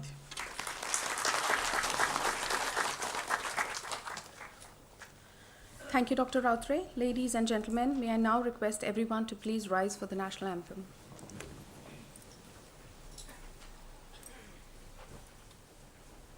Jana Gana मन अधिनायक जय हे भारत भाग्य विधाता पंजाब सिंध गुजरात मराठा द्राविड़ उत्कल बंगा विंध्य हिमाचल यमुना गंगा उच्चल जलधि तरंगा तव शुभ नामे जागे तव शुभ आशीष मांगे गाहे तव जय गाथा जन गण मंगलदायक जय हे भारत भाग्य विधाता जय हे जय हे जय हे जय जय जय जय हे.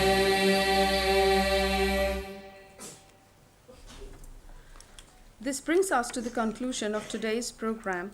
May I now request all of you to join us for a group photo to commemorate this momentous occasion. After that, I invite all of you to join us for high tea and continue the conversations as we celebrate this milestone together. Thank you for being a part of this special day. Have a wonderful day. To the front of the main building, to the entrance. Back to the reception.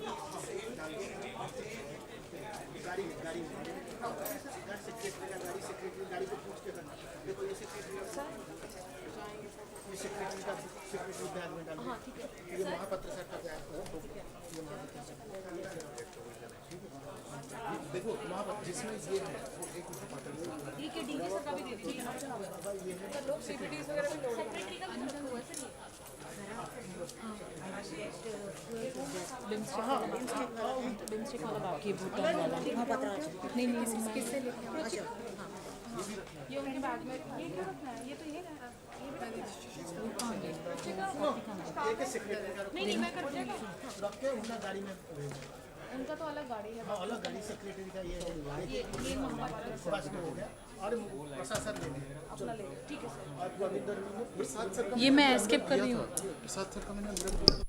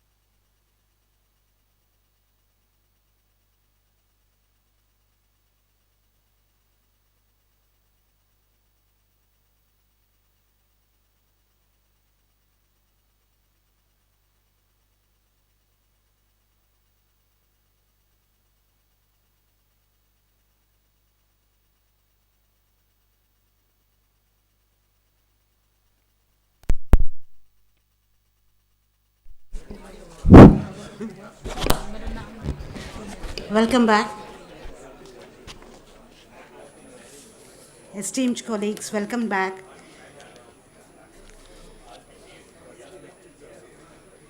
Sir's presentation is there. Prasad sir's presentation is there. Yeah, I know. Ma'am, you have to move a little bit aside because I will control. So we'll now move on to the next session on presentations by the delegates. For the first presentation, we have Dr. V.S. Prasad, Head, National Center for Medium Range Weather Forecasting, NCMRWF, Ministry of Earth Sciences, India. Dr. Prasad's key areas of expertise are data assimilation, data reception, data processing. He has made critical contributions to the development of operational deterministic IMD GFS as well as ensemble prediction systems, IMD GEFS systems, which are now central to IMD's operational forecasting. He was instrumental in integrating Indian satellite and other data into NCOM and EPS frameworks, establishing the NOAA and EU Medcast data reception infrastructure at NCMRWF, processing and sharing of Indian direct broadcast data with global community. He pioneered the first indigenous Indian global reanalysis system, which was done for 20 years of reanalysis. His research significantly enriched the understanding of the Indian monsoon, tropical cyclones, and the impact of various observational systems on global weather prediction systems. I now invite Dr. V.S. Prasad to make his presentation on celebrating 30 years of numerical weather prediction. Welcome back to scientific session, and in the earlier session also we discussed about presented about the 30 years journey of NWP and NCMRWF, and now I elaborate and also present what is our future course of action and that one. And I start with it. My outline of the talk will be the brief background of NWP and advance of model development in the 3 decades and the computing infrastructure, and progress in observation processing and data assimilation, and next what is the applications of that one, and also vision of the future products. See, India NWP, when it started that in 1950s in elsewhere, the Richardson experiment and von Neumann and also that computer things. At the same time in India also the efforts were started, NWP. In IMD, Dr. Datta and Dr. P.K. Das was initiated the NWP thing, and Dr. R.K. Bansal and Chabri Mukherjee, they worked that one, and Dr. Bansal later he joined here, and data assimilation, data processing, he was the instrumental the first OA and data assimilation thing.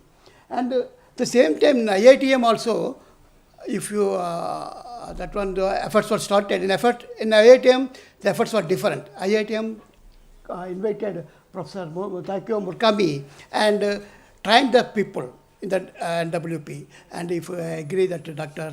S.K. Mishra and Brahmananda Rao Garu and Professor Vitlamurthy and all that people, and also all that people were trained in that one. And so India was not lacked at initiating the NWP in the beginning.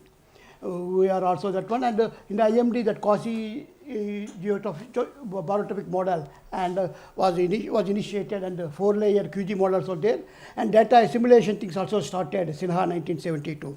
So that indigenous efforts at NWP was initiated in the way back in 1950 things all, but the operational system, the full system was not. The efforts are indigenous efforts also going on, and the breakthrough comes in when NCMRWF established. The people scattered in IITM, IIT Delhi, and IMD. All the people were brought together under the umbrella of NCMRWF, and the highest level, the Prime Minister of India and President of USA, they brought the system of Cray here and established the system. And on 25th March 1989, the first HPC was inaugurated, and the aim of it is sort of the project to give the agriculture forecast, to improve the forecast for the, especially for North Indian region where the forecasts are driven by the western disturbances. So that system was established with T80 thing and operationalized that one. As said earlier, 1st June 1994, IMD accepted the charts. And the mission of the NCMRW is continuously to develop the NWP models and demonstrate the new novel applications and maintain the highest level of knowledge and skill and expertise. With this vision, under Ministry of Earth Sciences, now under the guidance of Professor Dr. Ravichandran, we are going ahead with the thing. And if you see the journey, in 1994, we established T80 L44 system. And up to 2007, we continued with the same model. And indigenous efforts are made that one. We actually that time, Dr. Swati Basu and Dr. Rajagopal and Harendu Prakash was there, and John, they tried to improve the physics. And also, the efforts are completely to port the system and develop HPC also. Instead of going for the HPC from the outside, systems from the Department of Atomic Energy and also CDAC systems, where we try to put the system, complete indigenous type of efforts are we tried. And we found that by the time we are doing that one, the progress in the elsewhere is very high, very big, because the team in India is small. By the time we achieved that one, the increase is fast. So in 2007, again under Dr. Rajagopal, I went to NSEP and got the 2T54 model and complete that system. We updated that one. After that, India started working parallelly with UK Met Office, because people found that high rainfalls are not being captured in the GFS system. So parallelly we are going that one. And I work along with myself and with other team, we try to NSEP systems, improving that one, and the parallelly efforts are on by other members to go to the UK Met Office. And we improved our systems rapidly from 385 and 574, and like that in 2015, 12 kilometer 1534 initiated that one. And 2016, system also being in place. And in the 2017, when new system came, the GFS system we call it IMD GFS, and IITM, the system was operational, model development was given to IITM, and the assimilation and NCMRWF, and we started parallelly between IMD GFS and seamless forecasting system. And 2023, we experimentally indigenously developed a 6 kilometer model from the system, and also coupled land, ocean, atmosphere coupled model with 10 kilometer for NWP. That is also we parallelly tested that one. And this is the evolution of the computers that we are taking. That I told the T254 XMP, we did that one. And parallelly, as I told earlier, that completely efforts are made to do the Indian HPC systems.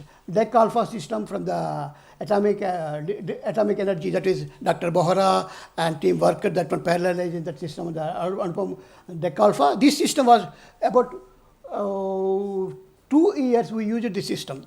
Completely the code system, everything was indigenous system with HPC DEC alpha systems. We did that one, and proudly complete Indian indigenous efforts are there in that one. And then we again started with using CDAC Param system, and that also, because Param system, IO of the Param system is not that much, but model processors are good. So we used QASY even and Param together for the model that thing. And of the formation of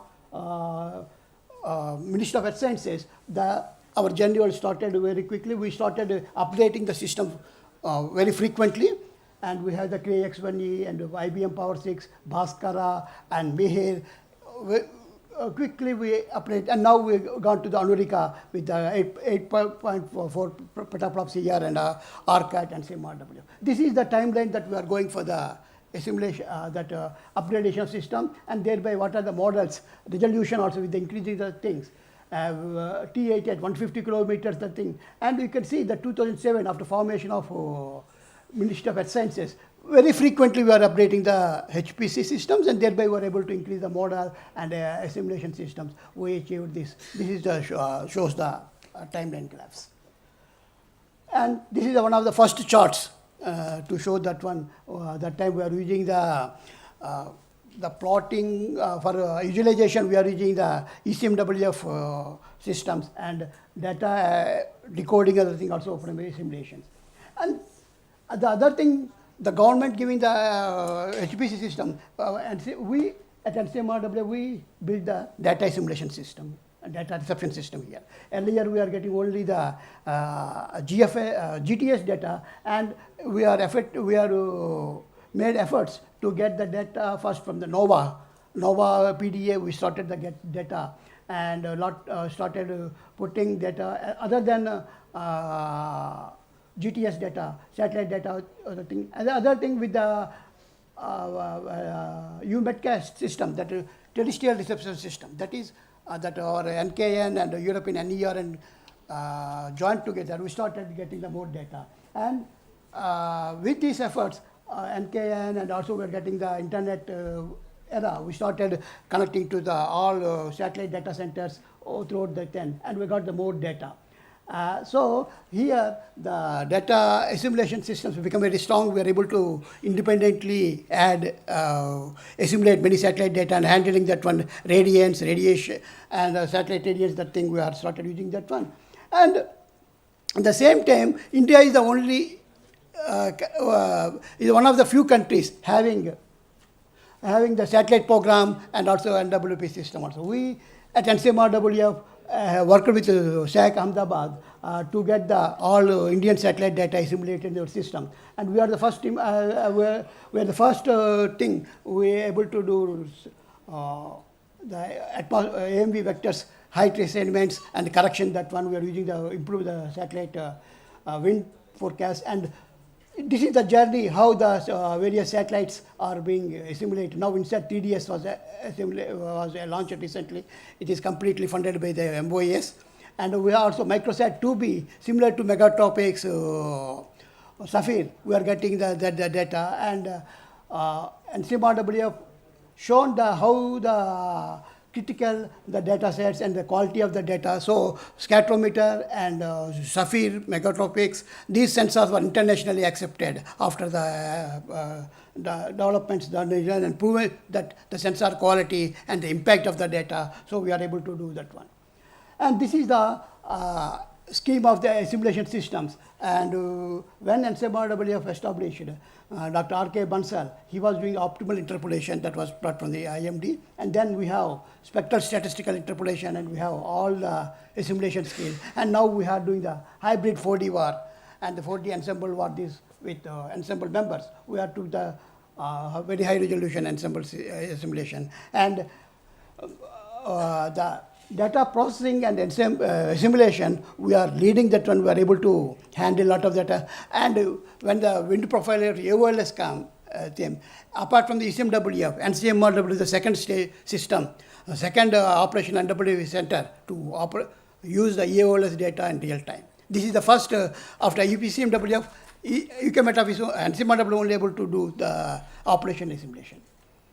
And when we changed to 574, our quality of the forecast was very much improved, and we reported an improvement of, we can see this one also, the clear-cut improvement in the timelines. We around 2010 when we upgraded, when we started using satellite data, more satellite data, and upgraded the system, our forecast quality was very much improved. And 2010, we demonstrated about more than 2 days gain in the forecast things, and that we use it for the reanalysis. So that started the quality of the data, availability of the data, and the model quality are improved. So we started 2010 as a base year for our reanalysis, and that reanalysis things are here. And this is around ensemble system also. Dr. Gopal Iyengar is there. In 1995 itself, that ensemble things, he visited University, USA, and started that 8-member breeding method. Ensembles also we started very early. But around 2012, when the quality of the data was very much improved, and 2012 onwards we started ensemble systems running on real time. And 2015, UTKF method was implemented, and now, and around 2018, the 12 kilometers, that time it is highest in the world, that we are able to put high 12 kilometer ensemble system, one of the highest. And this is the where another novel thing also, deterministic and ensemble all at same resolution. Now Metafis and ECMW are doing that one, and 2012 we are using the same method, that ensemble and as well as the more deterministic are the same resolution at 12 kilometers. And so that also first it started NCMRW, and we are now doing 60 for seasonal forecasting also. 16-member 60 kilometer ensemble system was also placed, and that also doing very well for the extended and seasonal forecasting systems. And so over 30 years we shown the development of the atmospheric models, and resolutions also we have got the highest resolution models, and integration of ensemble by giving the probabilistic forecast and Earth system with the coupled models. We entered in the coupled Earth system models for NWP things. And this is the regional systems we have now. We started with 50 kilometer regional, now 330 meter urban model, Delhi urban model we are doing for forecasting the visibility and the fog over the IGA airport. And with this also, now in momentum partnership, India is leading as for this working group. And in future, what our plan is, we achieved with the 20 platform systems available. We are planning to go for a K-scale modeling, that is kilometer scale model for convective scale simulation, and also go for coupled NWP, so that we can go attempt for the digital Earth. And also we have the two systems, so statistically processing all the data with AML and also other statistical method to give the bias corrected forecast, so that forecaster can have that one. And also we give the probabilistic forecast, so that forecaster can assess the scale of probability, and also how much dependency to which model to give that one. So we are doing the bias corrections with that things. And coupled model, as I said earlier, now we are using 65 kilometer model for the seasonal subseasonal forecast, and we already tested 10 kilometer global model parallelly with that one. And also we are developing 2 kilometer regional coupled model with KPP, and we found that very encouraging results out of that one. And our forecast, this I'm skipping, the forecast quality is almost equivalent to other global models, that is showing that one. And with various applications, as Dr. Parvinder Maini told, that the main, at the time of NCMRWF, it is for the agriculture sector only. They are planning, it's mainly for the agriculture. But from the last few years, we have come to giving the lightning forecast, and also we are giving wind energy forecast. And this year, NCMR will become first time revenue earning system. We are getting the wind energy sector. They are paying for our product. This first time this year we implement that one.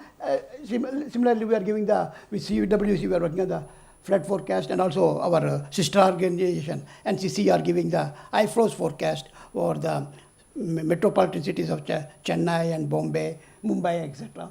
And air quality forecast we are doing, and the fog forecast. So a lot of applications we developed over the years. And as I said, that one, when the forecast qualities are improved, we have we did the reanalysis, one global reanalysis for the Beijing and GFS system, and one IMDA analysis with 12 kilometers. And this is the only system where we have every hour products are available, so that people are studying, and many papers are coming. And I think recent years it is that IMDA paper is the highest reference paper from the MOS things, and we found many people are applying that.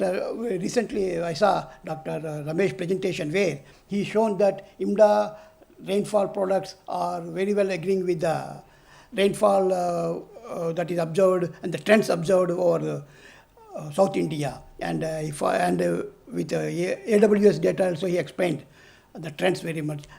Similarly, Dr. Dadwal used the maximum minimum temperature from the rain analysis and able to show the wheat production changes, trends. And he matched it very well with the maximum minimum temperature of IMDA and the wheat production in the West Bengal, in the thing. So these products are very, very well accepted, and number of users for this one are very more than 3,000 users are using the system, and we are done. That's why we are planning to upgrade, use this system, put it on the cloud so that many users can. Now we are making this data available with a simple server, and we are going for a couple of IMDA server, that cloud server that our secretary inaugurated today. There we want to put that one so that many people can access the system. And for the future also, that AML techniques also we started using the AML techniques. Dr. Amara Jyoti and Praveen is there, they are working on that one. And we have got the bias corrections and as well as the satellite rainfall retrievals, and also heat wave predictions, and also giving the nowcasting of rainfall we are using. And many satellite products also we are using that with the international web page of satellite, we are putting the things. And this is one of the products, DWR rainfall. Every 15 minutes we are retrieving that. This product is made available on website, and clubbing the rainfall observed in the radar as well as satellite and AWS using the AML. We are clubbing together. This product is now every 15 minutes rainfall over the country. And with the Mosam Mission project, more radars are coming. We are able to give trends of this rainfall more accurately at a very small time scale. We are able to give it. And this is our future plans. We are working as the NWP for science and technology. This is the vision for 2047. We are planning that one. And cloud facilities for improving the product diverse applications. Also, we are trying to get and capacity building. And we are working with BIMSTEC countries and RIMES.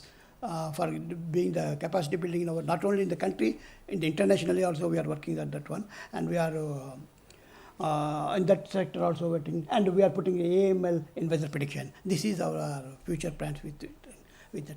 Thank you very much for it.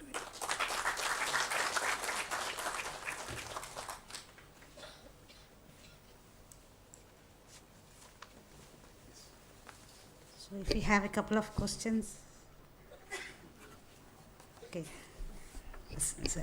AI and machine learning, some 8 students have used it for their PhD work. I think that one of the most important thing is to properly predict. From the NWP prediction to actual prediction, AI should be used and machine learning should be used, and that's very important. And that, I think, comes as the last subject. I think it should come. AI is becoming too viral now. For every field it is being used, so it should be used in weather forecasting.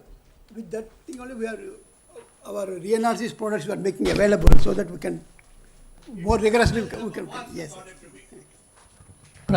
Prasad, it's good to know. Yeah, it's good to know that IMDA is getting very popular, and especially we have to acknowledge the Met Office contribution in that, which was a monsoon mission project which was funded by MOES to Met Office. So it's a real great achievement because we started it way back in 2011, 12, 13, 14. It's really materialized. It's good to know. Make the data available more freely, not going through this channel of registering and all. Some other method you have to adopt. Yeah. They make it freely, just like the way NSUP does. Okay, thanks.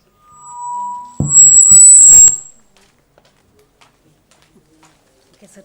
Thank you very much, sir. We now move on to the next presentation. The next presentation will be by Dr. Michael R. Farrar, Director, National Centers for Environment Prediction, NCEP, NOAA, USA.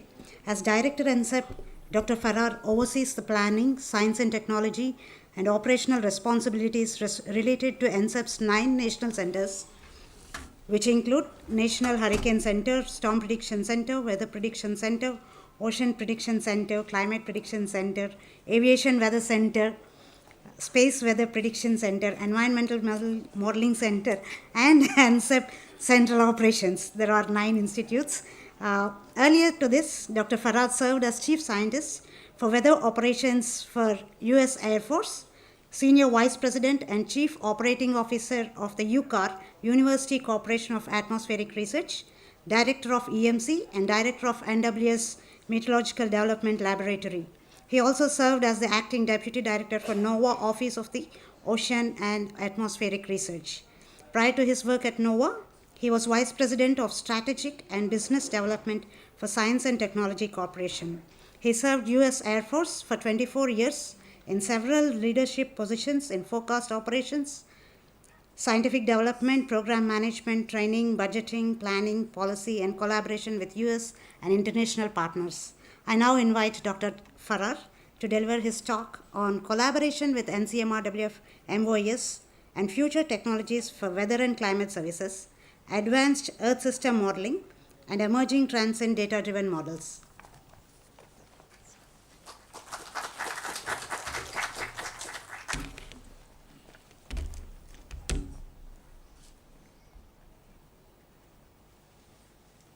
Get my notes here so I don't screw this up. Sorry.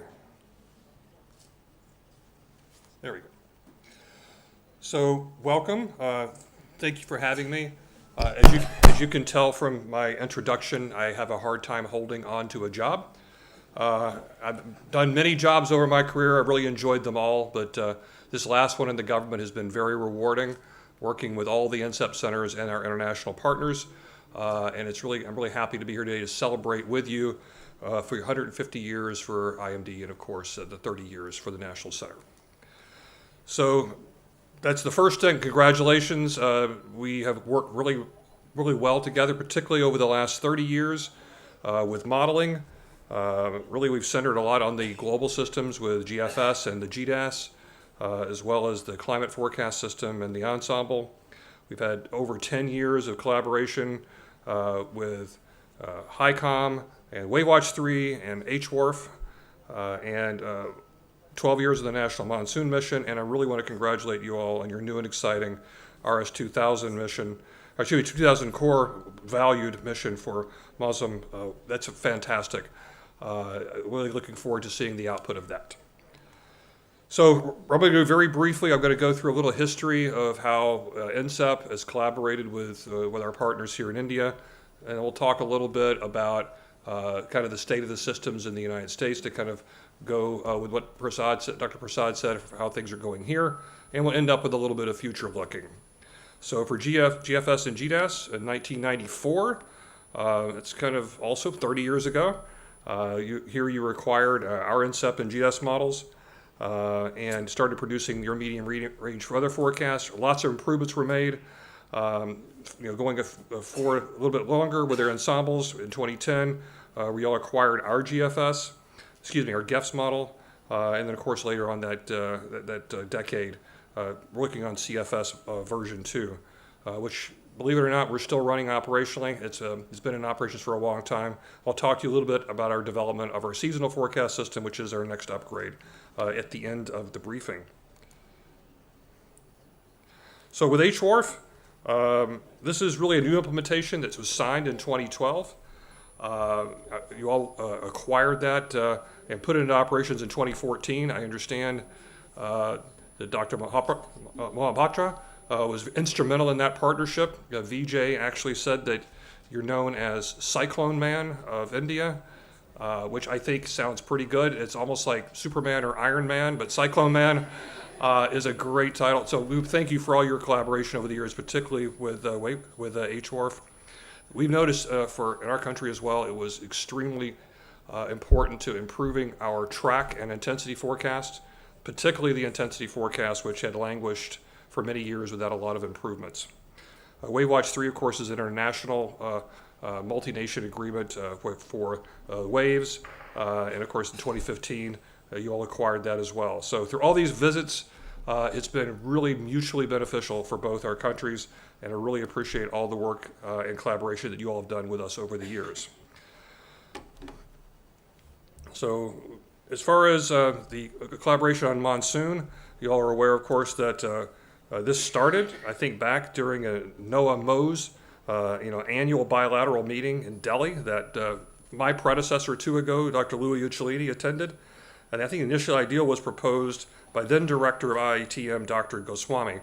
That was in 2012, after the implementation of your implementation of CFS v2 for us at NCEP. And the seasonal forecast done there really had the highest skill for all of the India monsoon that year for February. So a little bit later, that agreement, that implementation agreement, was extended for 5 more years. And of course, you can see the signing ceremony there that did occur. So that just continuation, success built upon success. And we continued that for many years since then. So a little bit more on HWRF. That was, of course, that was implemented back in, really, by Dr. Vijay Talapragada and Zan Zhang, who are both here today. For EMC in 2010 as part of our implementation agreement on tropical cyclones. They were training IMD modelers back in that time and running HWRF for the North Indian Ocean tropical cyclones. I think also the exchange went the other direction too. I see that IMD also sent several scientists, including Dr. Ananda Das, to our Environmental Modeling Center, or EMC, for training. Under the same time, about 12 well-known hurricane experts from the U.S., including one of my professors from Florida State and VJ's advisor at Florida State, Dr. T.N. Krishnamurti, and several others came and joined us during that, with the support from Dr. Mohanty for here. So that was just a wonderful collaboration. So at that point, we're going to pivot a little bit and look at the modeling system at EMC and NCEP. Believe it or not, this is the simplified flow chart of how our modeling system works. So this is one of the reasons that we are going into a unified system through the unified forecast system, to try to have consistency and ease of implementation and maintenance, to try to bring most of our models into a unified modeling framework.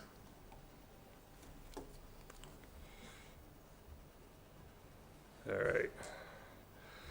So our goal here, of course, our strategy is unifying the production suite into a consolidated unified modeling system and a framework so that we can use shared components across all these multiple architectures and without compromising on the product delivery and service.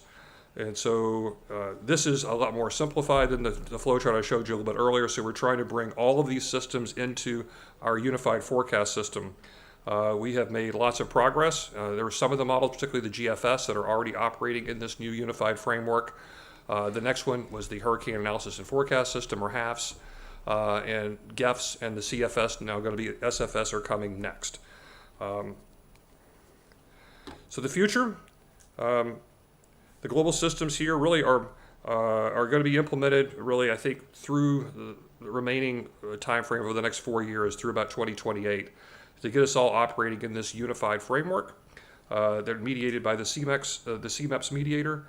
We're building for the GFS version 17 and GEFS version 13 a fully 6-way coupled system with the dynamics and the finite volume Q-sphere, FV3, the ocean for MOM6, the cryosphere for SICE 6, of course the waves for Waywatch 3, and the aerosols under GoCart.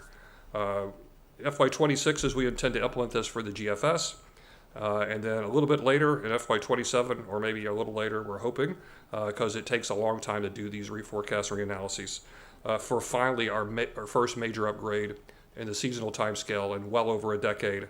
A lot of work has been done on EMC and our partners across NOAA, so we're really looking forward to sharing that with you when it happens. So our medium range weather forecast, that's really our goal is to build a 6-way coupled system, and there has some in prototypes. This is kind of a prototype run that was already developed and tested. So we're really looking forward to bringing that into operation. So we'll talk a little bit more about some of the specific model components. The GFS V17, I'm not going to read all these to you, but I think some of the really important parts are the fact that, for instance, with the data assimilation, we're finally bringing into operations with this model version the JEDI structure that we have been working on with all of our U.S. interagency partners, and I'm really happy to say that we have a new partner over like a year or so ago. The UK Met Office is joining us here with this effort, bringing in new physics, much higher resolution, of course the six-way coupling, and we're really, really excited about this, again, coming in a couple of years. So with that, accompanying at that time is also the next version of the Ensemble Forecast System, or GEFS. Similar types of upgrades here, and we're increasing our members. We're taking it out a little bit longer period, out to 48 days, and of course accomplishing this 31-year reforecast, which is one of the reasons that it's waiting until this time frame to do it. Okay. So the impact of the coupling really has really helped us at the MGO. Really, the skill was extended by at least 5 days compared to the old GFS V12.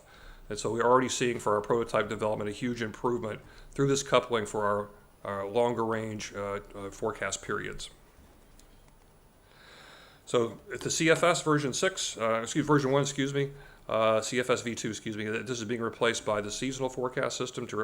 Our goals really, you can read them here, but really we're balancing across all the interfaces. We're looking for really lowering our uncertainties and the best estimation of those uncertainties in the future, and also bringing this into the unified framework so that we can bring in all the physics improvements we're making at the GFS and the GEFS timescales into the climate timescale. One of the other things we're working on is it going to be enabled to run in the cloud, so you can use massive resources when we need to surge and do reanalyses and reforecasts, rather than having to do those on our own systems. And we are actually working through our NOAA partners with the Earth Prediction Innovation Center to help us bring that out to the community. So it's not just inside of NOAA, but our external partners as well. So some of the early results are promising. Really, we're outperforming CMAP style models, especially for the ITZZ, and for ENSO and for other large-scale models of variability on seasonal timescales. We also are avoiding that double ITZZ we've seen in the past. So we're really, really encouraged by this early work and are really looking forward to bringing this into operations within the next few years. So on to hurricane models. This is one of the reasons we're here this week with the HAFS workshop. This has been a big project which a lot of folks have worked on. Of course, Vijay early on, and of course Avichal has led a lot of this development in his team. This was a very successful implementation a year and a half ago, and we've been using this for the last hurricane season or so. It has shown, even though HWRF and our HMON group our forecasts have done very, very well and have improved our track and intensity forecast over the past, we've seen additional improvements with the implementation of HAFS, and it's really helped our National Hurricane Center provide just world-class and incredible forecast for tropical cyclone development early on. We actually are having state and local officials declare disasters a week out before the storm even develops based on our forecast. This would have been unheard of 10 or even 15 or even 10 years ago. So the improvements that we've made starting with HWRF and now through HAFS has really led to a revolution in the way we do emergency services in the United States by taking much, much earlier action.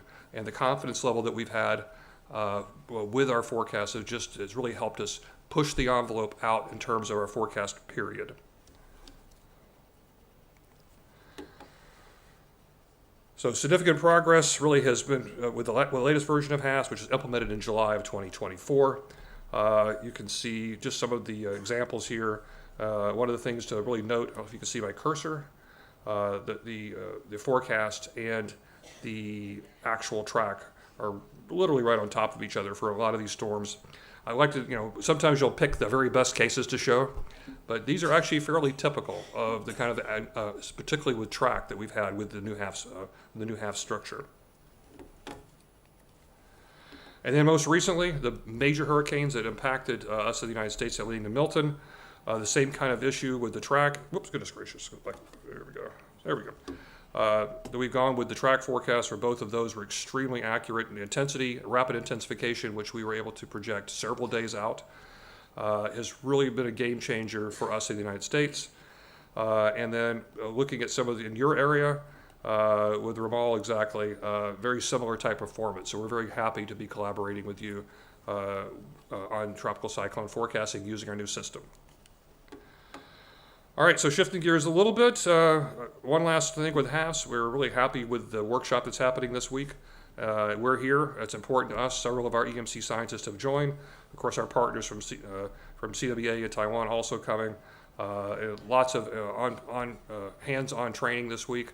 We're really hoping that this is really helping all of us collaboration for years to come. So pivoting now a little bit to the data assimilation. This is something that I've been involved with, believe it or not, since 2001, when I was still in the Air Force as a young major. One of my jobs was to help the Air Force join this consortium for the Joint Center for Satellite Data Assimilation. So over the years, I collaborated both from the Air Force and from NOAA. We're really happy to see that this is finally making its way into operations. But before that, we had the GSI. That's been in operation since 2007, but a lot of that code is really 30 years old as WF, or sorry, too many letters. But as long as your organization really is our collaboration, the GSI has been there, or parts of it anyway. So reminder, JEDI is a project within the Joint Center for Satellite Data Assimilation. It's not just an infrastructure, but new science and new ways of doing DA, and it's allowing us to really build in multi-model coupling in a very modular way so that we can collaborate between different modeling centers that are using different dynamical models. We can use some of the same core data assimilation software to collaborate. Some of the weakly coupled DA preliminary results for sea surface temperature are shown. We really have been able to dramatically improve our biases as well as our error. It's really a better estimate of the foundation temperature. It really leads to a better simulation of those radiances, which of course are sensitive to sea surface temperatures. I want to move on quickly now we'll talk a little bit some of the emerging trends. We talked a little bit about machine learning and artificial intelligence. As we pointed out, we've been working on this in modeling world for many years. Of course, now it's exploding, and as you mentioned, it is really taking over a lot of different fields.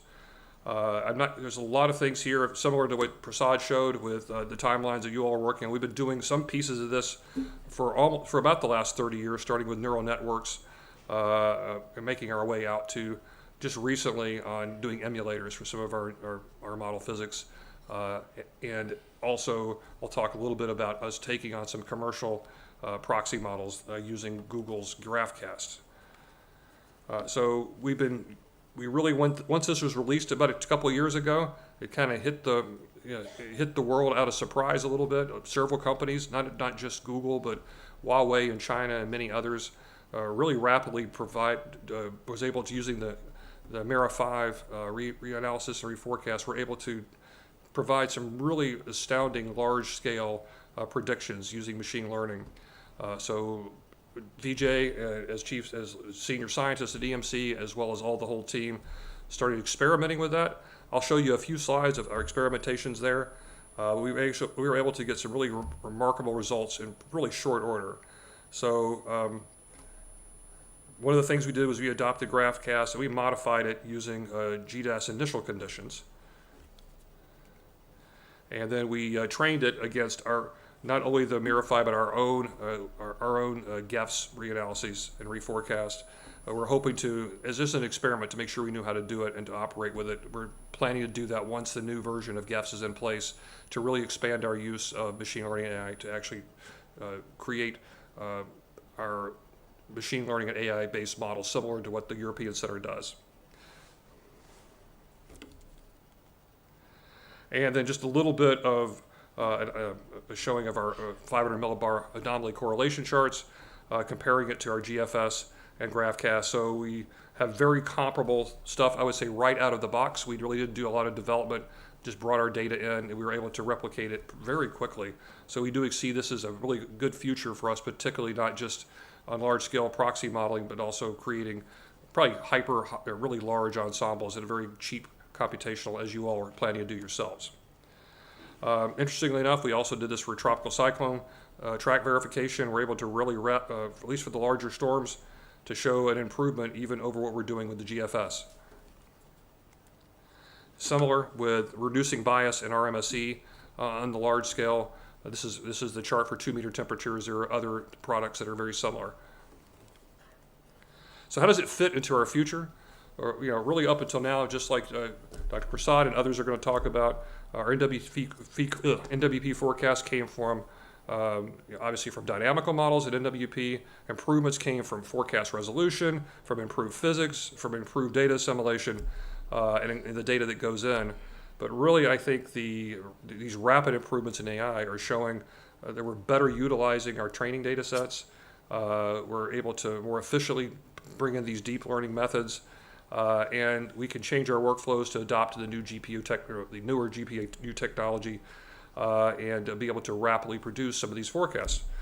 So the predictions of the extremes are still not very good with machine learning. Obviously, we need to be able to construct a representative ensemble and capturing predictability limits. We're all addressing these problems.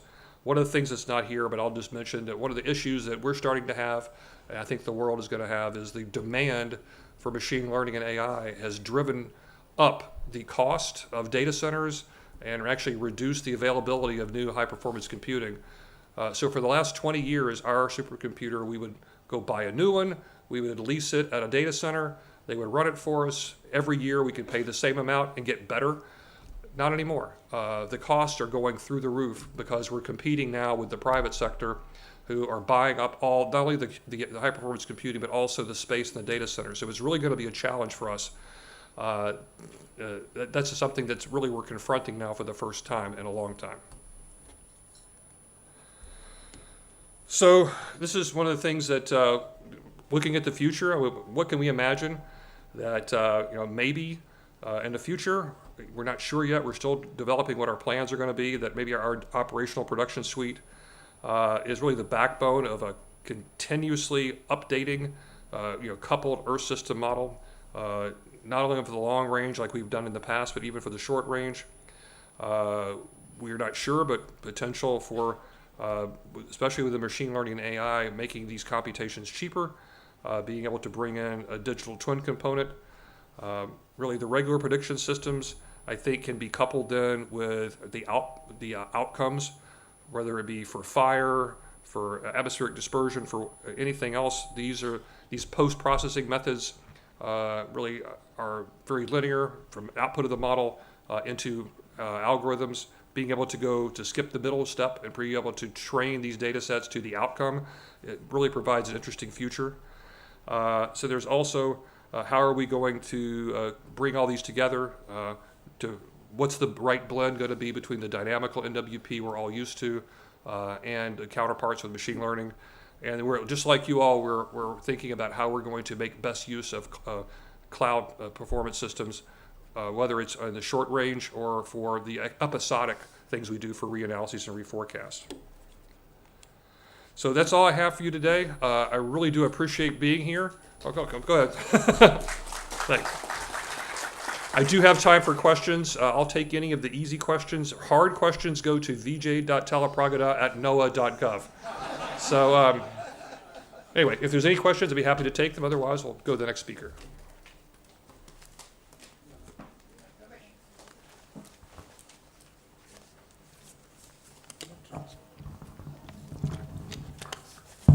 Thanks very much for your continued help to India, and I was curious to know how much significance the reanalysis resolution is going to be for training AI models, ML models. Now your NCEP reanalysis is 0.25, so whether that has any role in playing when you go to 12 kilometer, half the resolution, AI models will improve further or not? Thank you.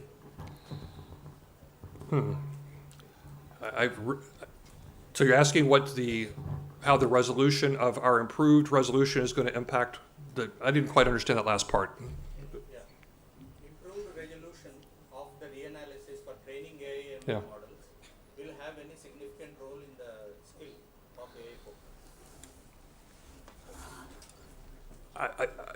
you're getting a little outside my area of expertise, but I can speculate. I do feel it will be an improvement, but creating a high-resolution simulation, and whether or not it verifies with the actual forecast is an issue. So I really feel we have to do a much, much larger ensemble members than we did before, and that's going to drive up the cost. But I think this is where maybe being able to do this, instead of using all the dynamical models to create all these members, we may be able to, if we calibrate it correctly, maybe use a machine learning version that we can create, instead of just hundreds, maybe thousands or even millions of members, to be able to create that uncertainty. It's what I think, but did I get to your question, or close enough? Okay. All right, thank you. Anybody else? Using AI for ensemble modeling? Yeah, that's what I was just talking. I believe so. Yes, that was one of the primary purposes we'd like to do. I'm Colonel Professor Sanjay Srivastava. Thank you for a very good presentation. I just wanted to request you to stress upon building better forecast through community partnership. Yep. How you are involving community and making a better outreach and compliances. That part I can really, we are, one of the purposes of our unified forecast system was not just to put all of our stuff into one framework, but we're developing it as a community model. So the history of NCEP, for the most part, have been internal development, maybe partnerships with a NOAA laboratory or NCAR, but in the end, it was all internally generated. So we've always had a history of putting our codes out and making them widely available. So that is one way collaborative. We're trying to build a new system where we have the ability for collaborators across the world to make improvements and bring them back into our system, so that we can add them to the baseline to benefit everybody. So that's actually the whole concept of our Earth Prediction Innovation Center, or EPIC. It's starting slow. It's a big mission, and it's not funded as well as it should be. So we're really getting the software engineering and code management in place. So our long-term goal, though, is to build this UFS as a community system, so that people could contribute to it just like they would WRF or WaveWatch 3. All right, well, thank you all very much. I really appreciate it.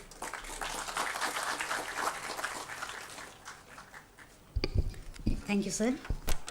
The next presentation will be by Dr. Walters, David Walters. He is the Associate Director, Foundation Science UK Met Office UK. So he will be presenting on NCMRWF Met Office 15 plus years of collaboration.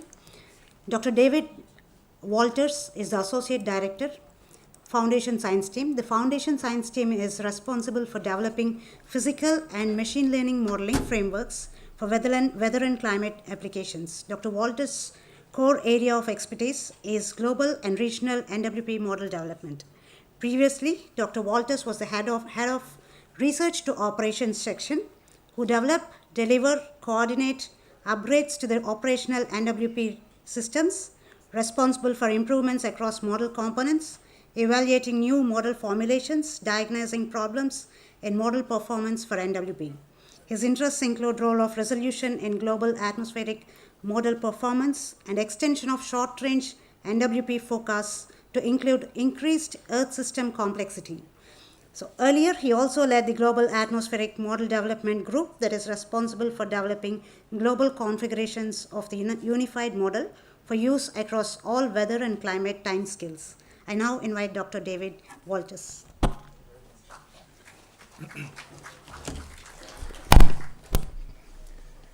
Thank you very much.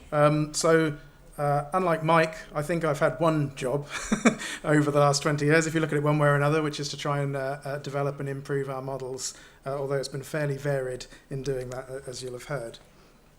So I'm going to give a bit of a summary of the last 15 years, actually 16 years of collaboration between the Met Office and NCMRWF.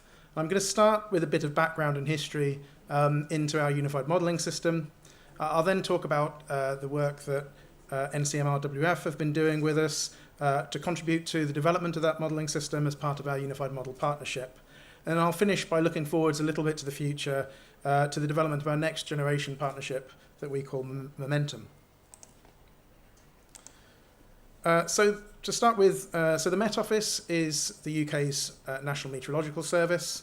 We're based in Exeter in the southwest of England, and we are essentially responsible for developing and delivering climate and weather prediction and projection data and the production of services and products based on those to the UK government, to the public and to the wider community.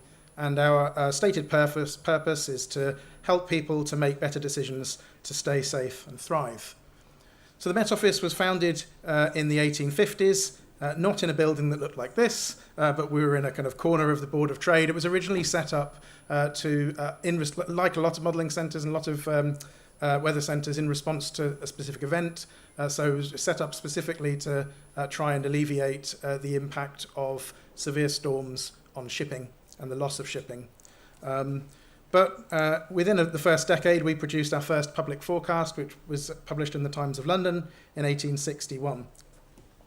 In terms of NWP work, our first work was an experimental forecast run on the Lions Leo computer. So this was a computer that was developed by the Lions Tea Company. It was actually the world's first business computer, and they worked with the developers of EDSAC to bring a computer into their operations in the 1950s to run their payroll and their stock ordering system. And it did that during the days, and then on the weekends and overnight, it was used for research purposes. And one of those purposes was to run a very, very low resolution, 12 by 8 grid point resolution NWP forecast. Our first operational forecast was between 10 and 15 years after that. We had our first global forecast in 1982, and by the late 1980s, we had separate global NWP, regional NWP, and climate models. But when I say separate, they really were separate. There were separate groups developing these, separate groups using them to produce the output. So there was an initiative started in the late 1980s, which was to try and bring these things together. And the original aim of the unified model was to make the development and maintenance of the core code simpler. So the idea was, let's develop one dynamical core, let's develop one set of input and output routines, or one set of physics routines, and then use that to build the models that we need in different applications. So the first applications of the unified model were a global coupled climate model, global NWP, and mesoscale NWP over the UK, with the first operational forecasts coming from the global forecast in 1990. Since then, the unified model has come a long way, and today we use it for global climate prediction, for seasonal forecasts, global ensemble predictions, global deterministic, convective scale ensemble prediction, convective scale deterministic, and very high resolution urban scale modelling with grid boxes between 100 and 500 metres. But in this time, the development of the unified model and the way that we use it has changed. So rather than being something that we use for computational efficiency or to reduce the development costs, we recognise that by running a model over all of these different applications, studying its characteristics, and then using what we learn in one configuration to inform another, will allow us to produce a better prediction system. So to help with this, we essentially have two science configurations of the unified model. One of these is the global coupled configuration, which is used in all of our global applications with parameterized convection. And the other is our regional atmosphere and land configuration that we run in these very high resolution simulations. And this is developed with our partners in the Unified Model Partnership so that we collectively develop the best science configurations of our model. We test and assess those over the different domains, and we can use what we learn in all of those applications to bring it back into the development of the model itself. So moving on to the Unified Model Partnership. The partnership is something that we started working on in the 2000s. The figure on the left-hand side is the members of the partnership. You're running operational forecasts in, I think this was about 2011, this picture on the left-hand side. But NCM-RWF joined the partnership in 2008. And here we have a facsimile of the signature page from the original licensed agreement. And then the update to this in 2016 when NCM-RWF became a core member. They've recently joined the Momentum Partnership, which I will talk about later on. And at this stage, Dr. George Pankiewicz, who is the head of our collaboration team, he was previously the manager of the UN Partnership, has asked me to extend his thanks and greetings onto all the former heads of NCMRWF that he's had the pleasure to work with, and also to pass on good wishes from Stuart Bell, who was responsible for managing that activity. To take a slight diversion into a kind of personal contribution to this, so in 2008 to 2010, I was personally developing regional configurations of the UM, and I was developing workflows that allowed these to run with data assimilation in relocatable domains. And in late 2009, early 2010, we had a visit from Dr. Saji Mohandas and Dr. John George, and they came to try and develop the first regional configurations of the UM for use at NCMRWF. And I managed to kind of dig out the domains that they were working on the left-hand side.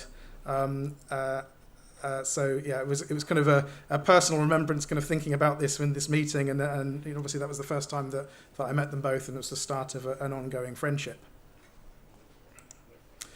In terms of NCMRWF's contributions, I think somewhere to start is to say that I talked about this development of these global and regional science configurations, and they really are community efforts between all members of the partnership. And one of the first things that a new partner can bring to this is to bring their own expertise into the development and the assessment of our model configurations, and which helps us understand their strengths, sometimes more importantly, understand their weaknesses and work out how we need to improve them.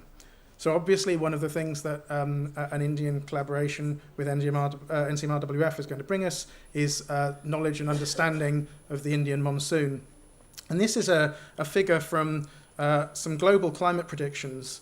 So these are atmosphere-only climate predictions over a 20-year period, covering, and the results here are averaged over every June, July, and August during that period. In the top row, we have a model from 2012. And on the top left panel is the error in this model compared to precipitation observations. On the right hand side is an error compared to top of atmosphere long wave radiation compared to observations. And we can see, maybe not surprisingly, as we see in lots of models, that the largest errors are in the tropics, but specifically here we can see very large errors over the Indian Ocean and over the Indian subcontinent. And what we see at the bottom is the development of the latest science configuration. So this is in its atmosphere-only version, so GAL9, but this is the atmospheric component of what we call GC5, the Global Coupled 5 configuration. Okay, looks like I've lost my presentation. Okay,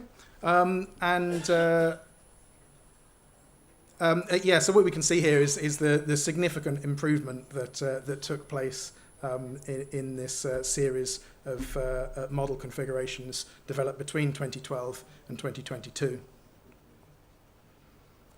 Another area where NCMRWF have been extremely active is looking at the impact of atmosphere-ocean coupling at shorter forecast range. So this is something that we do in seasonal and climate modelling for a long period of time, and we've been doing work over the last 10 years or so on the impact of this on shorter forecast range. So this is a slide that came from Ankur Gupta that he presented in the partnership workshop in 2023, showing the wide range of activities that have been done on these global coupled models, and now the development of regional coupled configurations of the model as well. And these are particularly important over a region like India, where interaction with the Indian Ocean plays such an important role for forecasting over India itself.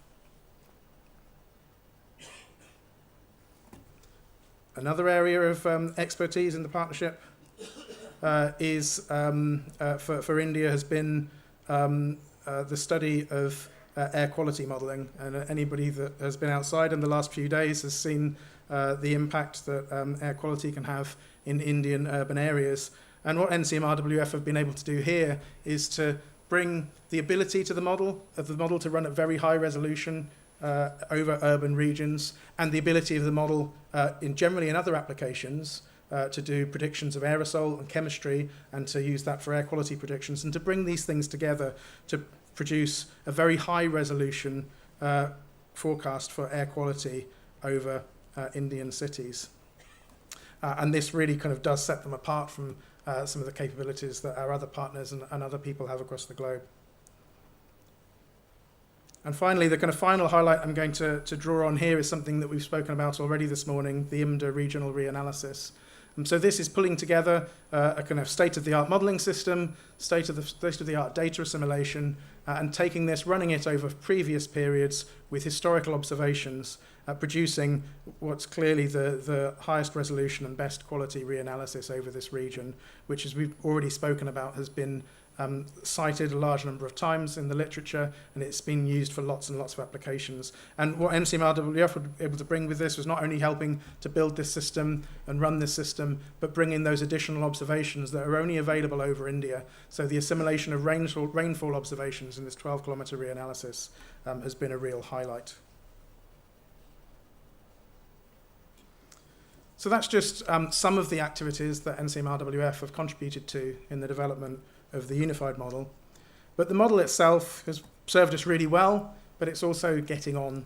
As I said, the first operational implementation was in the 1990s, and whilst maybe it's a bit like is it the ship of Thebes, the ship of Theseus, the kind of, you replace all of the components of the thing, but it's still the same thing. There's probably not many parts of the code that are left over from 1990, but the general structure, and including the structure of the grid and the way that the model is held together, is showing its age. So for the past 10 years, we've been developing the next generation model. The model itself is called ELFRIC, which is named after Lewis Fry Richardson, the kind of founding father of NWP. And the whole modelling framework that will include this and the other components like the JEDI data assimilation that Mike spoke about before is called Momentum. And the idea of Momentum is it gives us a model that's fit for future supercomputers. We can run it on multiple architectures. We can run it at very high resolution in global systems in a scalable way on a very large number of processors if we need to. And as well as developing our model and evolving this into Momentum, we've done the same with our partnership. So we've now signed the Momentum Partnership Agreement, and NCMRWF are a core member of the Momentum Partnership and playing a really important role for taking this forward. The focus of Momentum and the priority areas of the partnership are in these three circles. So this is the development of global, regional and local prediction and projection systems, the technical infrastructure that's required to run and develop these applications, as well as to assess them, and as we've spoken about a minute ago, the application of artificial intelligence and machine learning. So not only considering building AI and ML-based techniques into the physical model itself, but considering the role of the physical model for informing operational prediction systems or research prediction systems using AI and ML. The other thing that we've been evolving in the partnership is the structure and how we manage our science. So I think the Unified Model Partnership was very much a kind of spoken hub model with the Met Office in the middle and our individual partners contributing to different activities. But what we found over time was that there are areas where the partners wanted to contribute and work together more clearly, so we try and do that as a whole. But actually, what we're really trying to evolve towards is a situation where different activities have leadership in different areas. So we've been considering what areas with NCMRWF that they would want to lead in, and we had some really fruitful discussions about this yesterday. And so these were some of the kind of candidate things that we've been thinking about, and we really think that the real strength that NCMRWF, where it can really kind of drive the partnership forwards, is in this region of very high resolution model of air quality and composition and chemistry.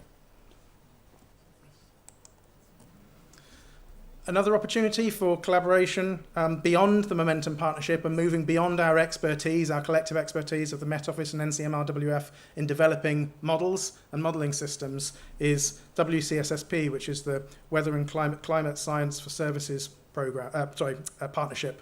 So this WCSSP India project is a collaborative project that allows us to work with organisations across the Ministry of Earth Sciences, not just NCMRWF. We've also brought in academics from UK universities, and we're having some exciting conversations this week about involving Indian universities in this work more as well.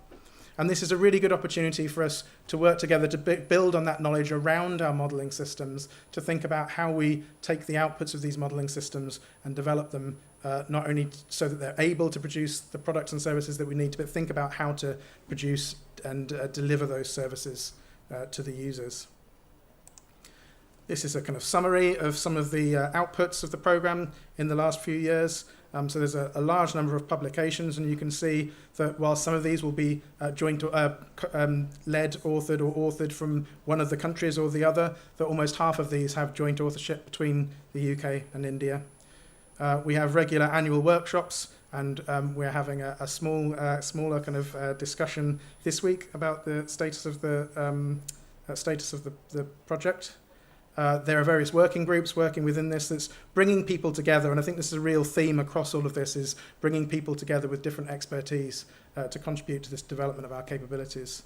And specifically in terms of the outputs of the project, we have new capabilities and tools that have been delivered over the last few years. So that's a summary. It's a really brief summary of some of the work that we've been doing together. And in closing, I'd just like to say congratulations again for 30 years of operational NWP. Congratulations to 150 years of the IMD, and we're all looking forward to many more years of collaboration. Thank you very much.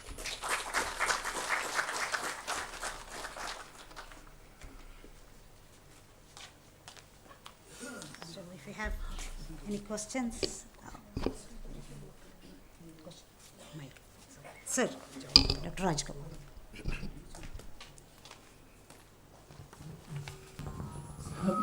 David, so the Momentum Partnership, the model which you are developing, will target the exascale computing now?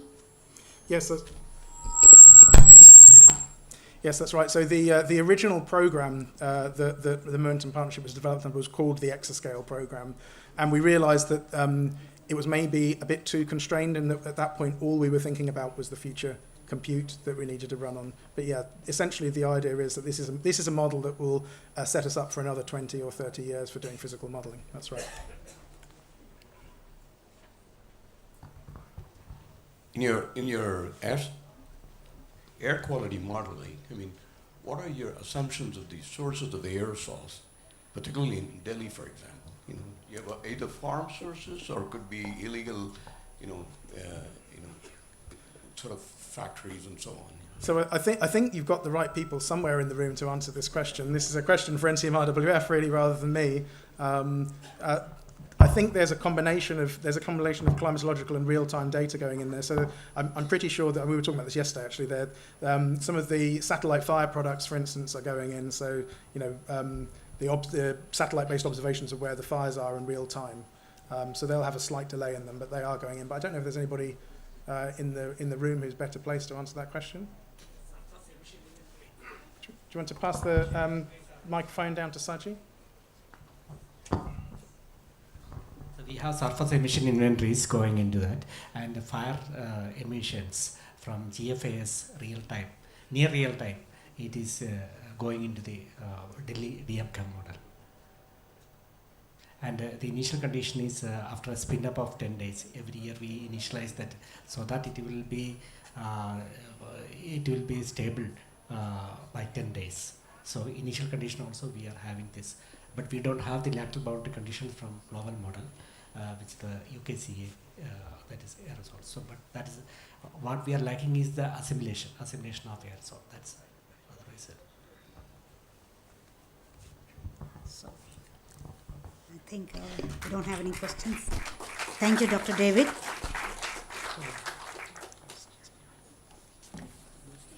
We next move on to the next presentation. The next presentation is by Dr. Mrityunjay Mahapatra, Director General of Meteorology, India Meteorological Department, Ministry of Earth Sciences, India. As Director General IMD, he is overall responsible for enhancement of observational networks, modeling, forecasting, warning, dissemination, infrastructure for growth of meteorology, weather and climate services of India. Known as the Cyclone Man of India,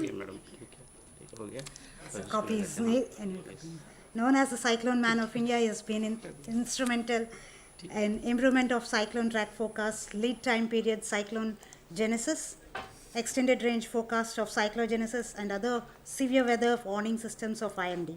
He brought about significant changes in modernization of weather forecasting, warning systems and services, some of which are so thank you, sir. Meanwhile, it's just fine. Thank you, madam. Yeah, good afternoon to all of you. Once again, I welcome all of you for this technical session. And I feel privileged to be a part of this celebration and this technical session. I also feel somewhat when I have listened to three giants prior to me, and people like Dr. Farrier and Dr. David and Dr. Prasad have spoken about NWP. So I feel I am just a user of NWP, so I will be speaking about the usefulness of the NWP products, more or less, and how it has changed over the years. So it will be following to some extent what I told during my speech in the inaugural function. So, yeah, fine. This is not working? It's working, but directly, that's why. But click here. Okay. So the story actually I just told you in the, okay, I'll just take out to that 1785 was the first observations in the country. And then we came up with the port warning system in 1865. And after that we marched on with the establishment of 1875. And it was the first organization in the country to have a message switching system for global data exchange. So one of the first few electronic computers when it was introduced in the country that was provided to IMD for scientific applications in meteorology.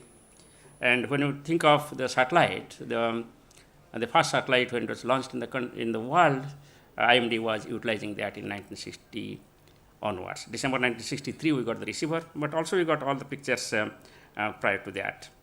Similarly, when INSAT, International Satellite, was launched, there also IMD was the first and foremost user of that. And also IMD was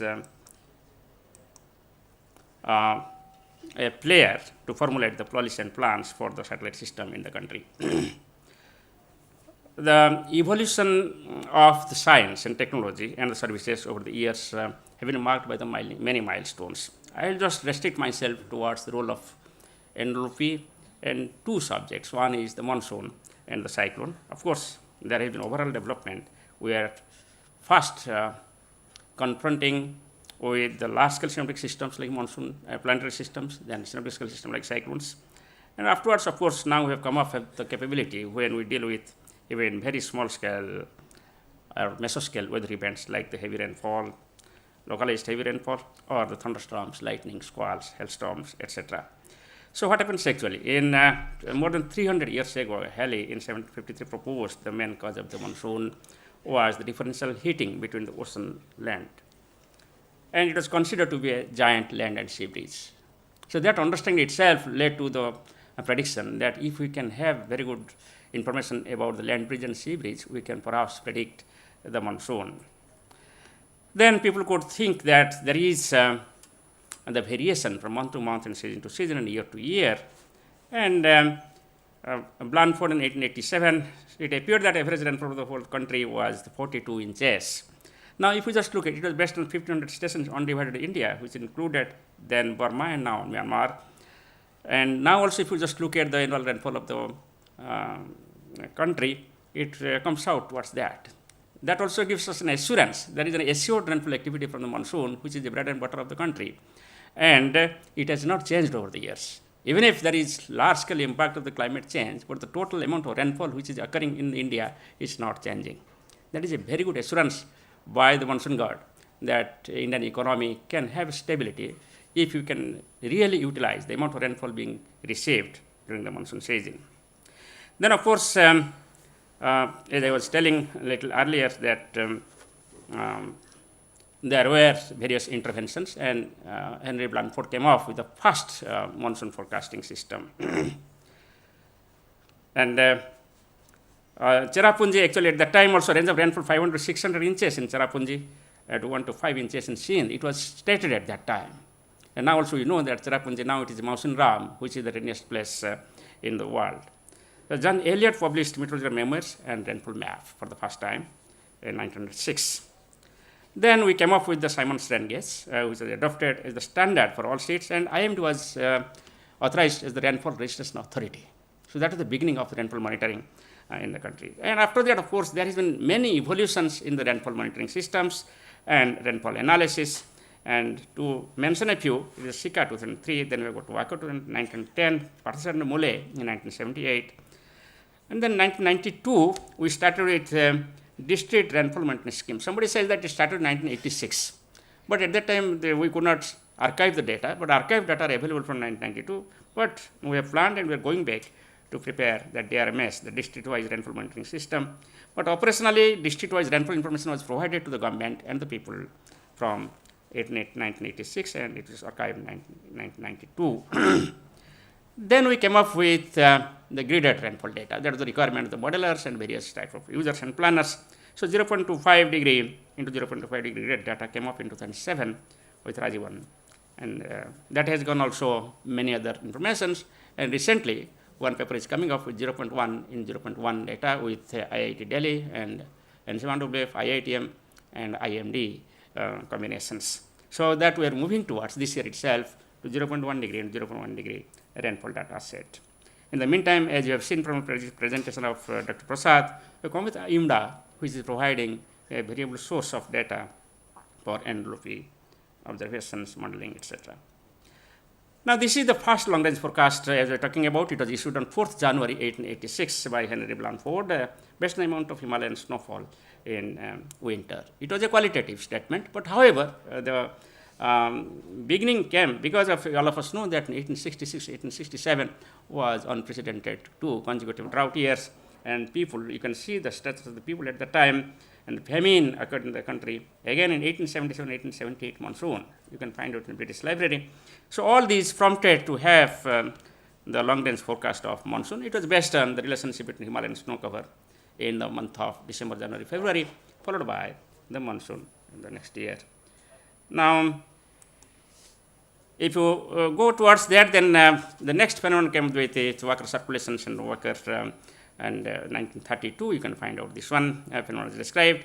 Gilbert Walker named these fluctuations as southern oscillations. So he established southern oscillation involves for more than a seesaw in the surface pressure across the Pacific Ocean. And afterwards, all of us know that how the evolution is taking place, and now we have got to ENSO. So there has been a correlation with Indian monsoon with various types of fluctuations. You can find out very old studies are there.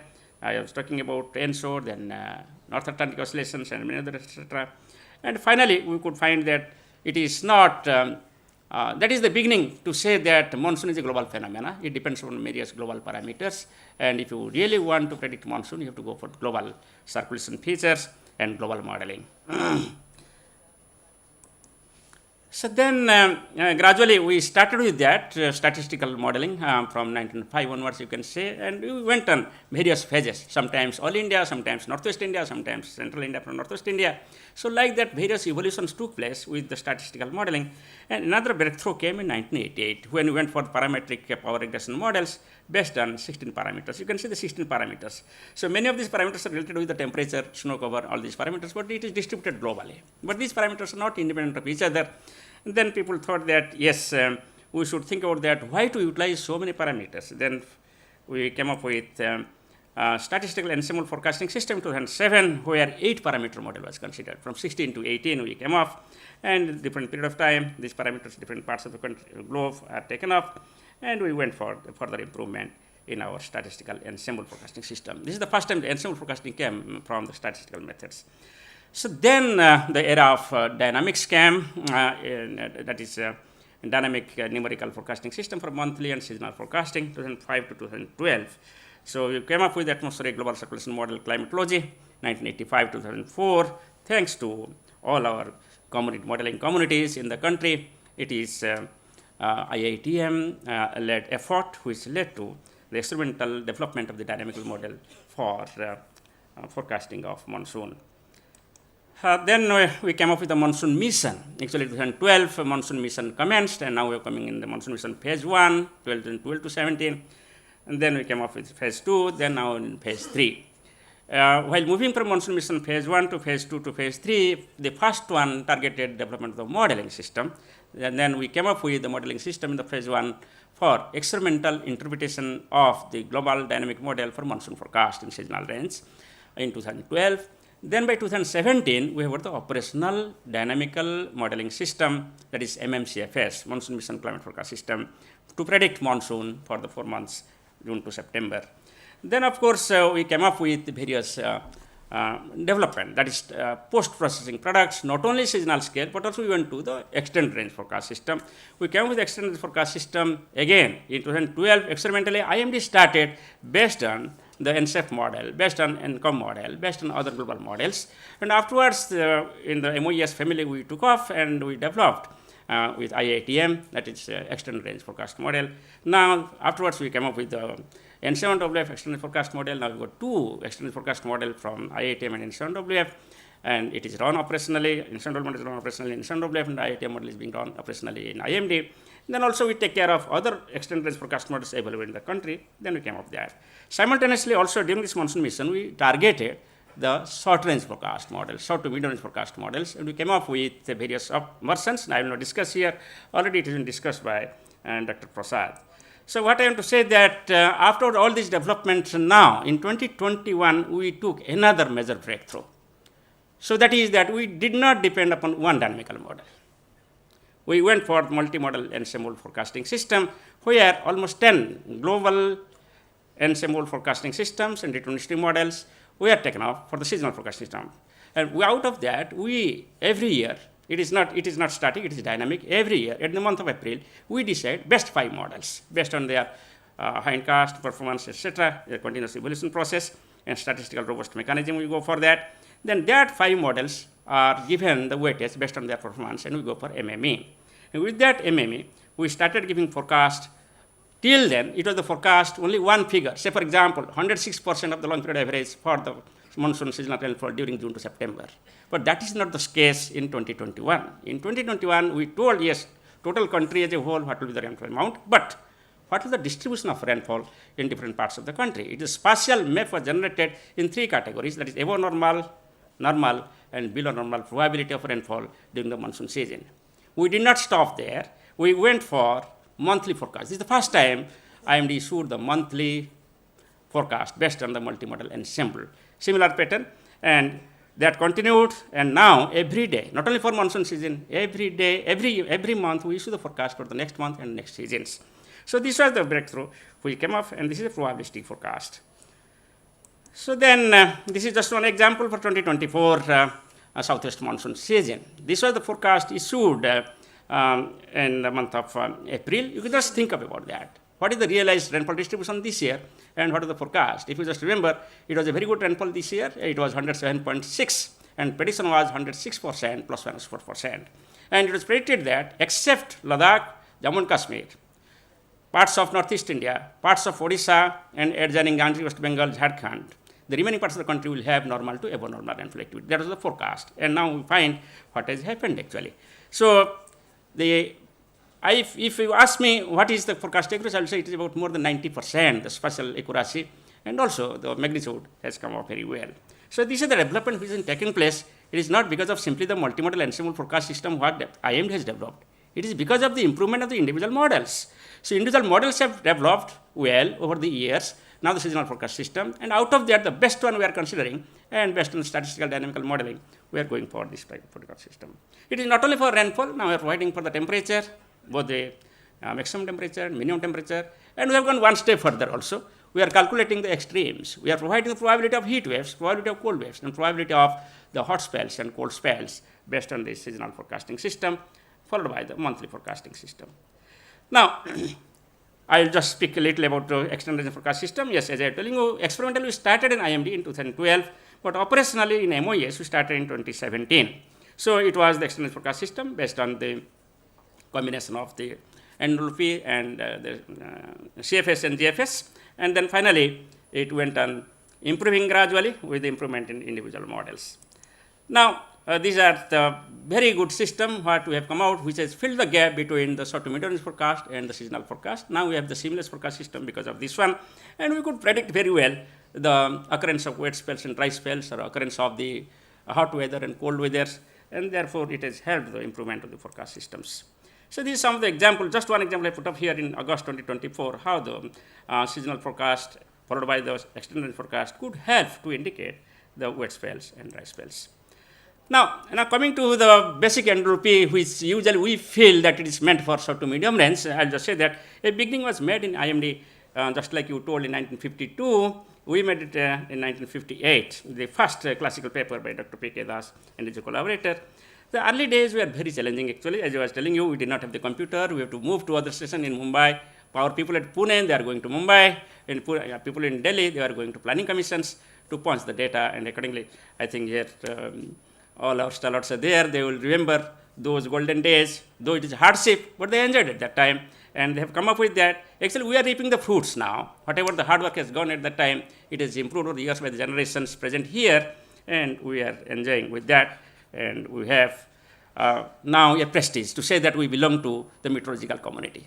At that time, we were not willing to say that we are from meteorological community because our forecast was not so good. But now everybody in India can tell with his head high that we belong to meteorological community. Forecast has gone right.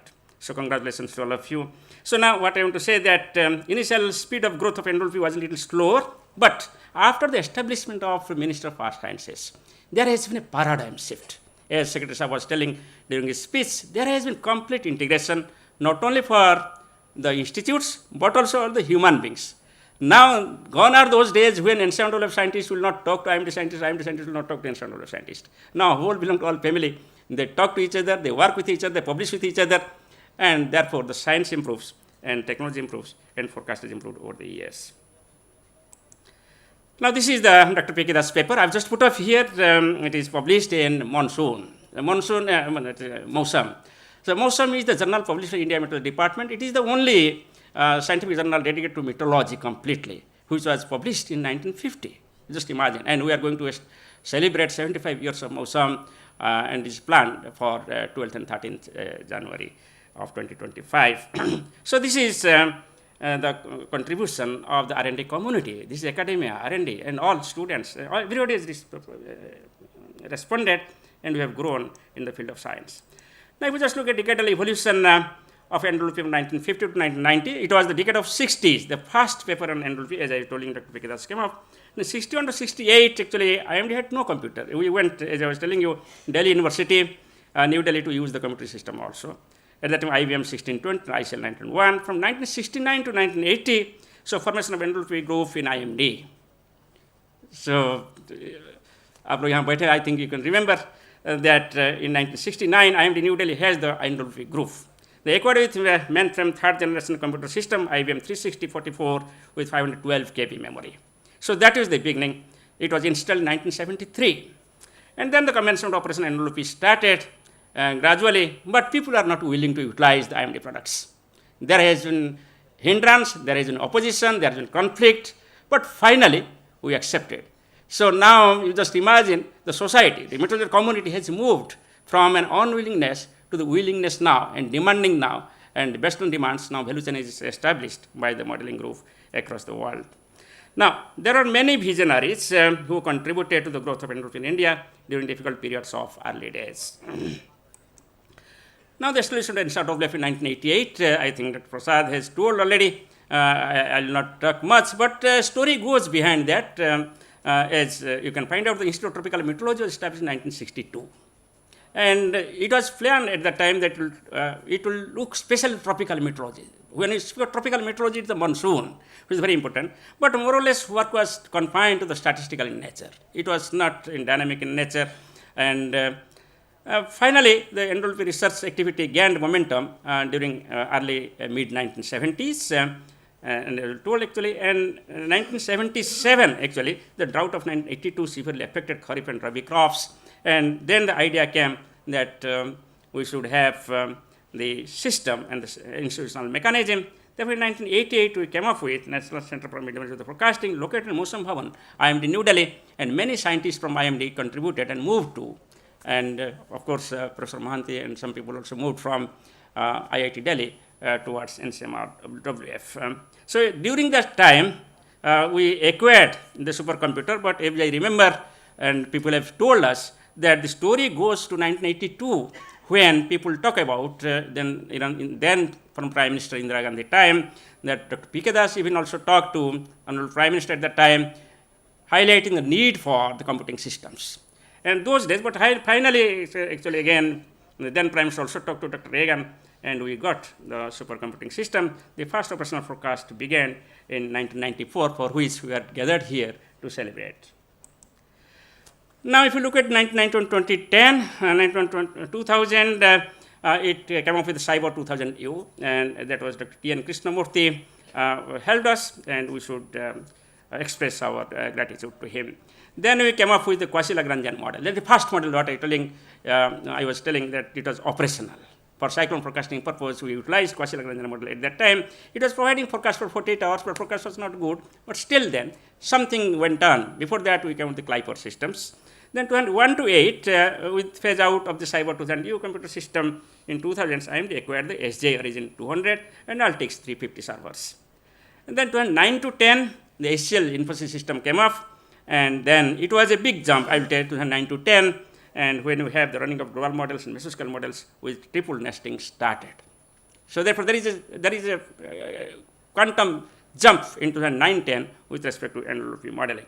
And I will tell you at the time Tagisa was there, he decided that let us have NWP modeling not only confined only to Delhi, but also there are 9 centers. So he established mesoscale modeling system in 9 centers across the country. But however, we could not sustain that, and the policy planning also changed, and mesoscale modeling got confined only to Delhi and not to our regional centers. So this is migration of computing systems over the years that I have told you already. So this is the HPCS in IMD, HQ and various centers in 2010. That's I have told you. We came up with the implementation of mesoscale modeling system at that time, MM5. So operation NWP at 2010, if you just look at these are the systems. At that time, the international collaboration was key to success. It was going on. Another international collaboration came up at that time. That is the TIGI. That is Grand Global Ensemble Systems, Tropical Cyclone Track Forecast. We came up with the ensemble forecast system, the tropical cyclones track, with the help of TIGI. In 2012, it was implemented in IMD. Then, of course, we ventured towards other regions like polar WRF, etc. Then hourly specific information was generated with WRF 3 kilometer. Then ARF model was taken up for radar data assimilations, the first time radar assimilation taken up with ARF data. Then NAMCA system also came into existence with the Commonwealth Games. Then short range forecast, if you just look at, actually at that time we got the 27 kilometer resolutions, then 51 ETA models like that, then area with the RSMC domain, and triple nested we started, then 27, 9 and 3 kilometers.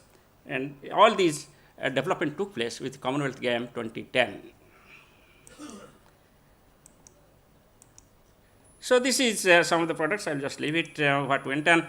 Then MOS Aditya and Bhaskar came off in 2014, and then we came up with Pratyush and Mihir in 2018, and another major breakthrough. So there are different phases when you come up with development of the NWP modeling systems. So this benefited everyone, and then there was systematic distribution of work. So now the NWP became the modeling center, real modeling center with the data assimilations. Then it was decided that IMD will confine only to the regional modeling. And then IIT was given the process studies. You should go for the science of the modeling systems, parameterizations, etc. Then we came up with all these developments. I'll not go through all these things because Dr. Prasadji has already discussed that. But what I want to say that upgraded modeling system came off time to time. And recently, what happened in the last 2 to 3 years, that is the integration of the nowcasting. So far, we are doing modeling with respect to short range, medium range, extended range, and seasonal range. There was no model with respect to nowcasting. We came up with 2 nowcast models. One is the HRRR with the help of ISRO. First time it was introduced in 2021, 2 kilometer resolutions. Now we are going to 1 kilometer resolutions, where radar data assimilation is ensured to prepare the forecast for next 24 hours. Then we came up with 2022, the EWRF, that is electron WRF, with the assimilation of the lightning data. So all this development took place with the help of other agencies also. We have got the Indian Air Force, we provided the lightning data. Now also it is being provided. It provided the detection of lightning. It all happened with a disaster again in 2018 when around 82 people died in Agra and Delhi in this area. Then there was hue and cry and PMO. Then we went for the first time lightning warning system developed jointly by the NWP, IITM and IMD. It became applicable from April 2019. So then this is the 5-day MME. So that's what IMD has done. That is the multimodal ensemble forecast system. Now if you go to any forecast which IMD is issuing, whether it is seasonal forecast or extended forecast or medium range forecast, short range forecast or nowcast, it is the multimodal ensemble. So this is just an example of multimodal ensemble for the heavy rainfall forecast, what we do in IMD. So this is just the story what we have come from. I will just add some of the story here. I want to say that modeling cannot survive on its own. Modeling is a part and parcel of the entire game. And when you say game and weather forecasting initial problem, the observations, as Secretary was telling, the first and last pillar plays a dominant role also. The first one lies with IMD, that is observational systems. So observation systems also enhanced over the years in different phases, and important phase was the modernization phase 1, taken off in 2007. And then we came up with continuous upgradation enhancement with across schemes, and now the Prithvi scheme, and now the Mission Mausam. I thank Dr. Vijendra Saab. With his leadership, we could get the Mission Mausam. It is a very ambitious project. It is a very time-bound project. It is a challenge to each of us to implement the Mission Mausam during the next 2 years. Of course, if we can implement it, then we can go for further enhancement of the Mission Mausam as told by the government. So what I want to say that there is a mechanism. In the parallelly, there is a mechanism for continuity, continuous flow of observations, decision support system, to utilize the information, to have a comprehension, comparison, analysis of observations and modeling, to find out which is the good model, which is the best model, which is the better model, which is the poor model. Now I will tell you, we have come up over the days where we were hesitant to accept the model. Now we are in a position where I can utilize a wrong model.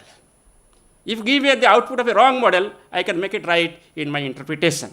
I means IMD can make it its own interpretation. So that knowledge has been developed over the years, how to interpret, how to utilize, how to modify, how to post-process, so that final forecast can be better than the model forecast.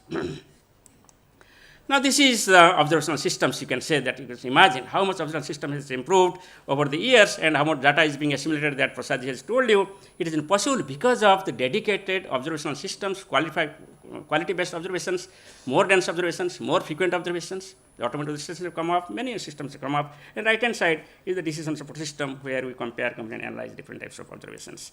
You will be happy to know that at present we are not dependent on anyone. It is completely made in India, in the sense that the entire forecasting system, we are not having decision support system developed by Meteo France now. It is our decision support system.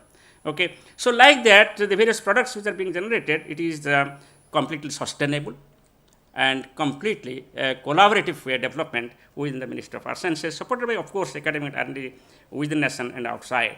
So this is the radar network. You can see over the years, we started with 11 cyclone detection radar in 1973-74. Prior to that, of course, 1950 we started the first radar. Indigenous radar came up in 1958 in Safdarjung itself.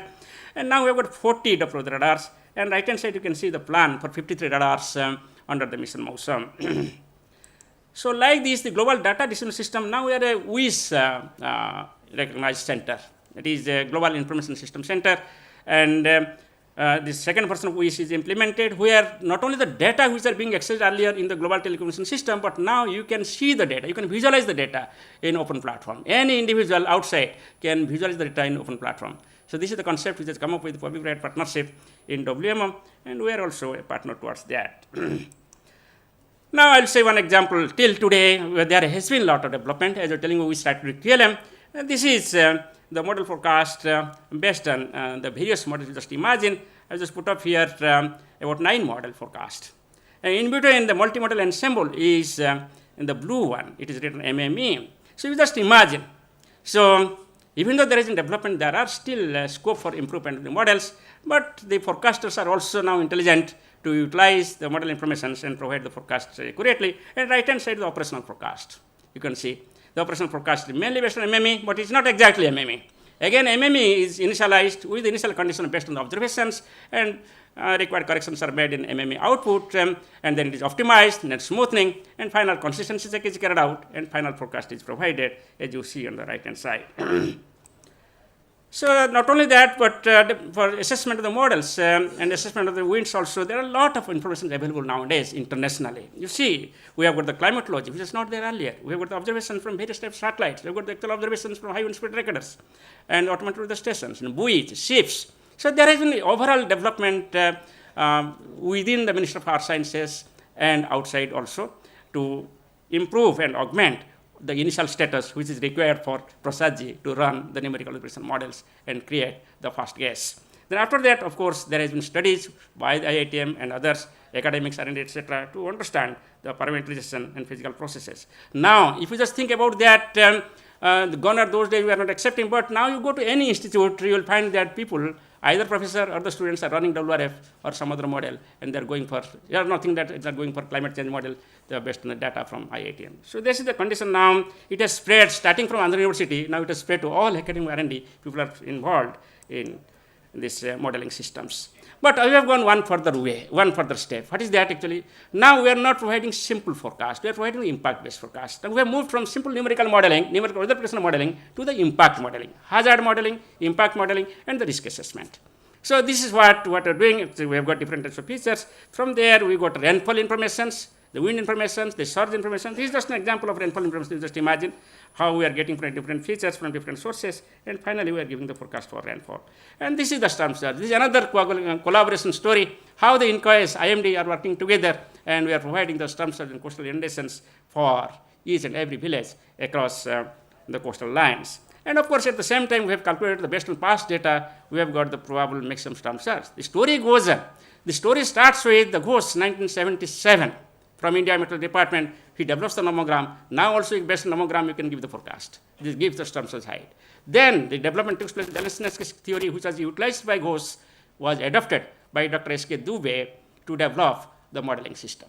And then the story went and we came up with the coastal inundation systems, now Professor Reddy Rao and here the INCOIS. Then finally, we came up with the probable maximum storm surge. What is the requirement for the planning purpose? We provided this information based on the modeling study, based on observation study, and that is being utilized not only for purpose of forecasting, but also for planning purpose. So this is the real-time impact forecast systems. You can see how the hazard modeling has gone up over the years. I'm just taking one example for cyclone. Similar examples are there for heavy rainfall, heat wave, thunderstorms, etc. So this is where this is another example of collaborations, how the various institutes, starting with the NRSC, the various space agencies, INCOIS, IMD, then flood meteorological offices, then many others are working together to prepare the forecast for surge height, coastal inundations, wind speeds, inundation extents, depth, etc. Then combination of everything. Then we combine with the socioeconomic indicators like population risk, impact on buildings, impact on essential facilities, impact on transportations, etc. So this is the way forward, where we have come up a long way with the help of the integral development. So this is just an example of the impact-based forecasting. So it is beyond numerical prediction modeling. Now the challenge for the NWP modelers are, you cannot give simply NWP forecast, you have to go for hazard forecast. And for this purpose, you have to prepare for that. We started this journey in Ministry of Earth Sciences, but we have to go a long way to give a realistic hazard forecast which can be utilized for impact-based forecast. So this is an example of impact-based forecast for flood, wind, and surge. It is now simply the impact-based forecast for the hazards and the impact and risk, but also now we have gone one step further, that is the risk financing.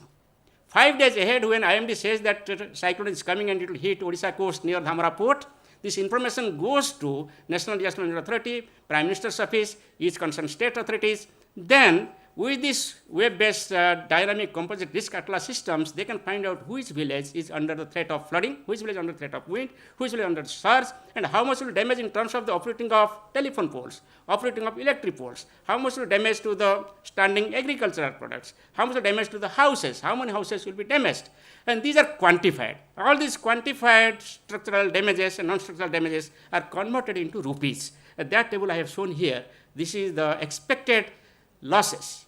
So this is the loss forecast. So we have gone to the loss forecast due to tropical cyclones. Now we have to go like this for each and every hazard. So that is the forecast required in future. And for this purpose, it is not simply the numerical modeling group, but also other modeling groups, socioeconomic modeling group also have to work together. And that is the future where the Ministry of Earth Science, IMD, IITM, NWP, INCOIS, and many others have to move together.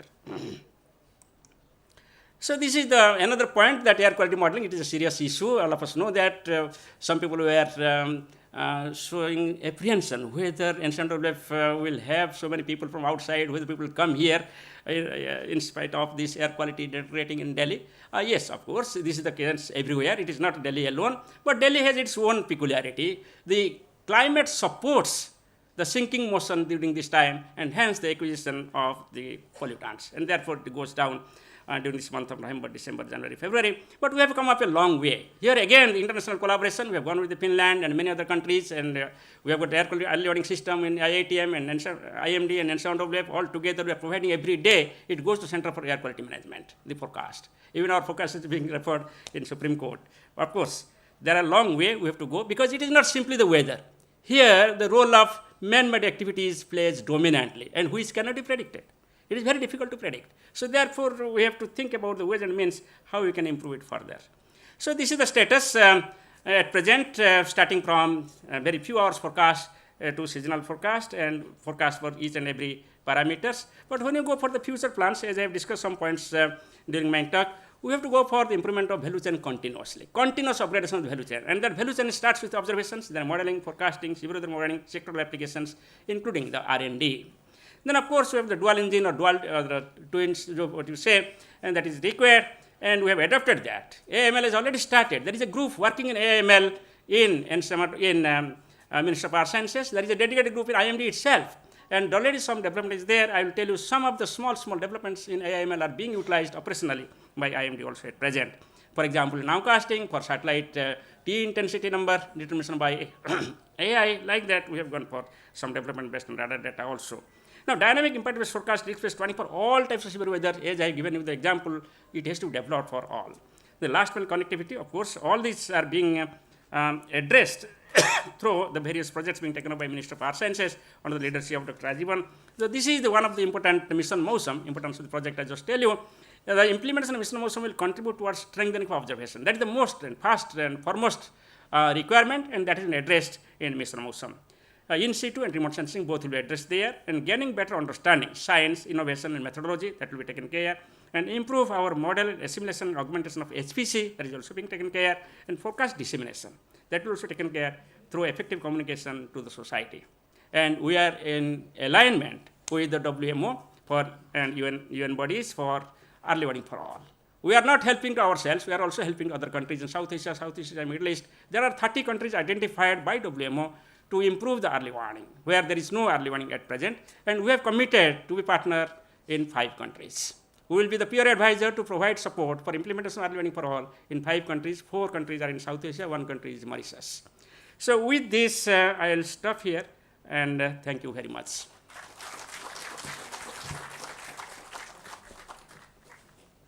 Yes, sir.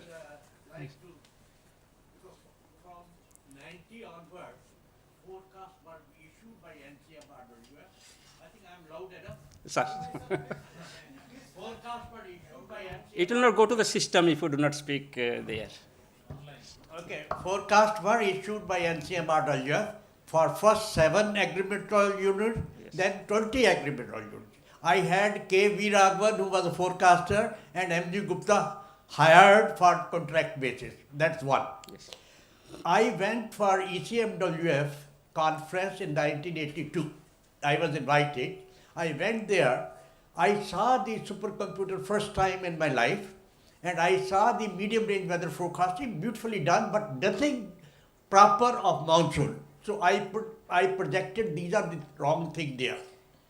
So I was invited to become a senior scientist on there, which I was not allowed to go by the IMD. Okay, that's a separate story. But afterwards I went, I wrote 3 reports. But afterwards I started working on medium range weather forecasting as a group of SAARC countries. But when I prepared the plan, Bangladesh came forward that they want to have the SAARC center. So I then forgot that medium, because we are trying to get ETA 10. So I then started working for IMD. 85 I projected it and got it approved by the ministry. But by beginning of 86 we were transferred to Department of Science and Technology. Professor Jaspal came as a secretary. So I projected to him. He agreed, but then he went as the chairman UGC, Dr. Gaurikar came. Then 3 of us, myself, Dr. Mishra and Dr. O.P. Sharma of IIT were sent for benchmarking all the computers in USA and Japan. Then the committee report was prepared. Number 1 was CRE-XMP, number 2 was ETA 10, number 3 was S1000. Now, This went to Department of Electronics, and then DRDO, Department of Electronics, and DST, they were three community working together, and people were talking on number 2 and 3. So then I realized after 2 days why they are worried. I said, okay, if you don't have any problem in number 1, let us select the Cray XMP. If we are not able to get it, then we have the next benchmarking. So that's how the Cray XMP was approved. That's all I wanted to tell Thank you, sir, for sharing. But you had talked beautiful. I am very impressed with IMD because I put in 27 years in IMD, but it's a wonderful thing. Thank you. Thank you, sir. Thank you, sir.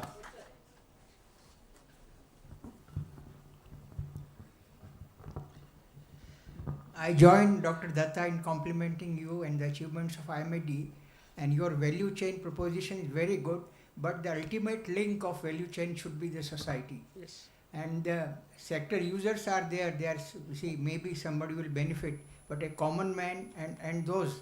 So you have to have the civil society engaged, and various, professional society like India Med Society and many, they should be a vehicle to do, because no department of itself can interact with such a diverse country. So we need to factor that also in our planning. Thank you. Thank you, sir.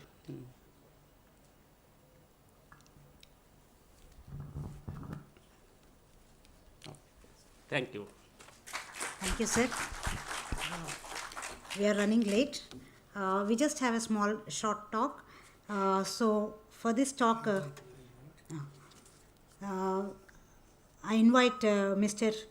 Karma Dupchu, Director of National Center for Hydrology and Meteorology, NCHM Bhutan. NCHM Bhutan is an autonomous scientific and technical agency of the Royal Government of Bhutan for science of hydrology, meteorology, cryosphere and its applications.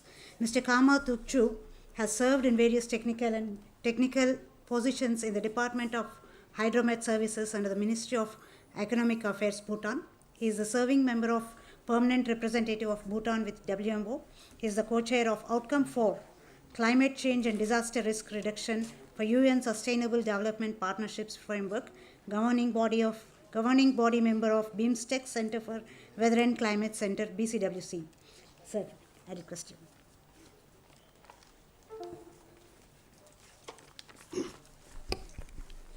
Very good afternoon, Honorable Secretary, Minister of Earth Sciences, Director General, Indian Meteorological Department, Head of the National Center for Medium Range Forecastings, the former DGs, the Head of the NCHRMs, and the distinguished guest, and also the dignitaries.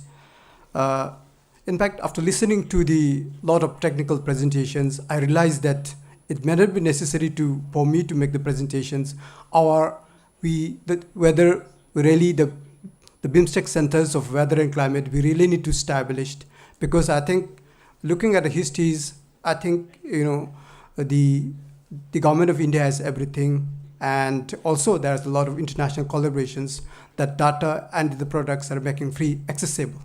But however, I think I will, since we have the governing board yesterday, and I was asked by Dr. Prasad to share about thoughts and a way forward for the BIMSTEC Center for Weather and Climate. And first of all, I think I would like to thank the NCRMW for extending the kind invitations to all the governing board member of a BCWC to extend today's event for celebrating 30 years of the operations of the NWP in India, and after the 150 years of IMD. And I also like to acknowledge and the opportunity given today to share the thoughts on the importance of the BCWC and promote the South-South cooperations between the BIMSTEC states. And I would like to once again thank the NCRWF. Today's event particularly is not just a celebration of 30 years of the operations of NWP and of the 50 years of IWP, but it is how much the IWP products and contributed to improve our broadcasting capacity and the delivery of early warning services for the safe life and property, and of course to acknowledge and offer the gratitude to the personnel and who made the selfless support and contribution to the operation of NWP and delivery of services and products. And we also like to express our appreciation to the Ministry of Earth Sciences, India, Department of Indian Meteorological Department, NCR-NWF, for making the product and the services accessible to the neighboring countries.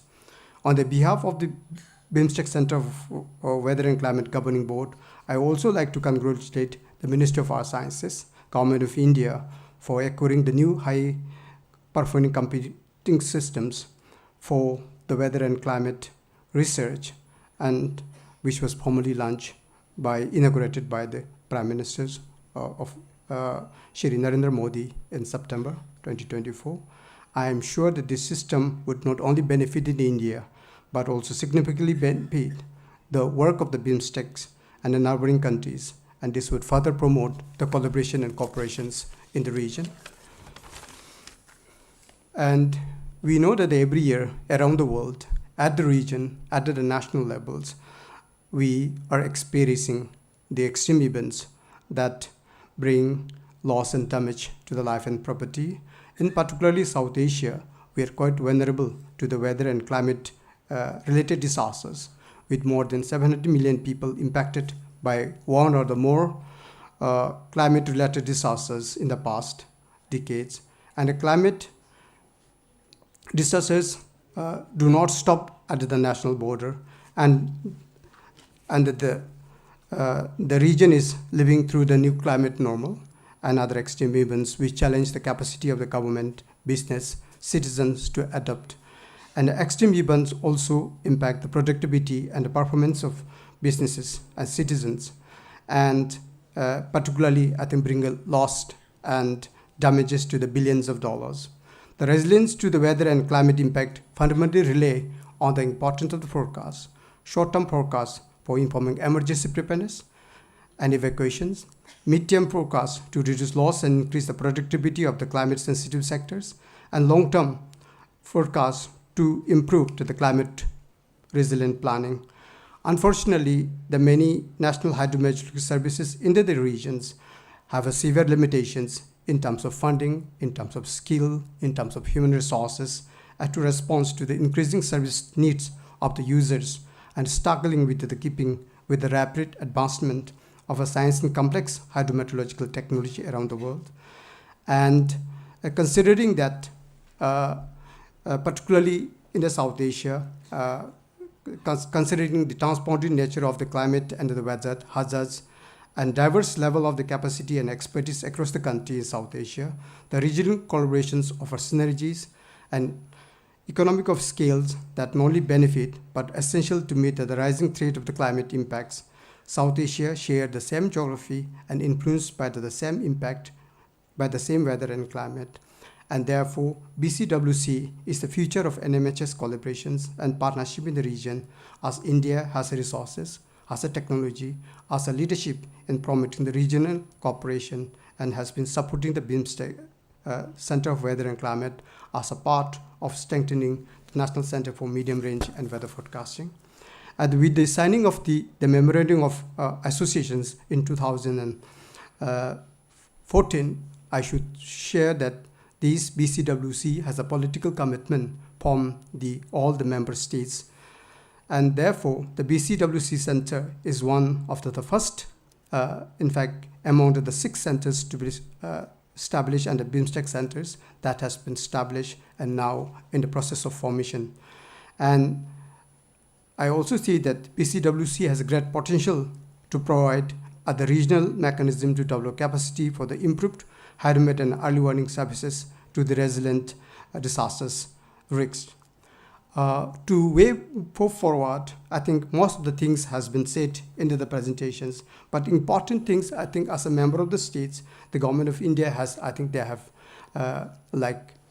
in terms of expertise, in terms of compensating facilities they have, but as a member state, it is very important that we enhance our observation network and share and the data in terms of automatic weather station observations. Maybe in future, I think we need to expand to the more radiosonic station in the network, maybe like weather radar in the in the future. But secondly, I think currently the BCWC is kind of in a stage of development. Therefore, it's very important that we enhance the visibility in the regions to enhance collaborations. It is very important that I think we may have to work on the regional projects with the global initiatives to improve the forecasting. And of course, I think by listening to today's presentation, there are so many things happening in India, and BCWC should build under the existing international and regional collaborations. Particularly, we know that IMD has been the leading center for under the WMO, particularly in the RFO, and therefore we have to recognize this, and of course the Dr. Mahapatra leadership in the international forum like WMO, serving as the executive council members for the RA2, and of course the third vice president of WMO. And also I think IMD hosts number of internationals like regional climate centers, regional training centers, regional GTS centers and exchange, and of course the leaders in the South Asia flash flood guidance, and also the special severe weather, the tropical cyclones. I think BCWC recognizes, and we have to build any kind of activities along these internationals and the regional mechanism. And of course, I think it is very important that in South Asia and in the BIMSTEC regions, I think it's very important that BC should also foster the sub-regional research, specifically for the mountain meteorology as well as in the marine meteorology, I think which very well advanced in the regions. And of course, I think for the immediate need, I think the BCWC should focus on the capacity building of NMHS in the region. And lastly, I'm confident that under the BCWC umbrella, we can grow our service delivery capacity in a faster manner in a cooperation with global and regional knowledge under the service partner. The governing board of a BCW has been discussing the future of a BCWC, and the good progress has been made for the last few years.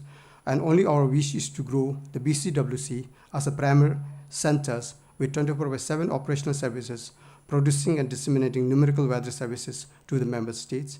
And today, as we are witnessing the celebration of 30 years of NWP operations and 150 years achievement of the IMD, I strongly believe that in the next few years, BCWC will also make the tremendous progress and under the support of the government of India, and we shall maybe come here again and celebrate these achievements. Lastly, I would like to end my talk with the famous African proverbs. If you want to go fast, maybe go alone, but if you want to go far, we have to go together.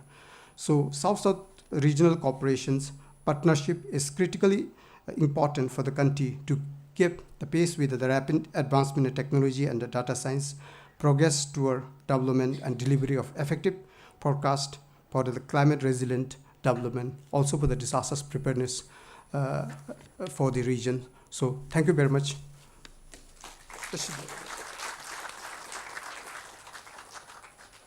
Thank you, sir.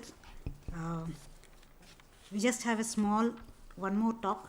I request Dr. KJ Ramesh, former DG of IMD, and he is now representing the RHYMES collaboration.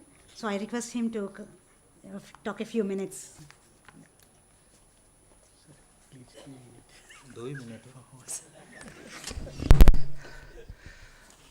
Respected Secretary MOS and other invited dignitaries, it is a great opportunity to interact with a different hat. Now I am advising RHYMES, that is Regional Integrated Multi-Hazard Early Warning Systems, located in Asian Institute of Technology campus in Bangkok. So RHYMES has been guided by successive secretaries of MOES as the RHYMES Council Chair. 22 countries service climate and weather, extreme weather services are rendered by RHYMES on need basis by different national meteorological and hydrological services, and currently, the RIMES Council is headed by Dr. Ravichandran. He guides annually the kind of activities to be built. So now RIMES is implementing a program called South Asian Hydromet Forum, where different training and service delivery enhancement programs are implemented for last 3 years by the World Bank initiative.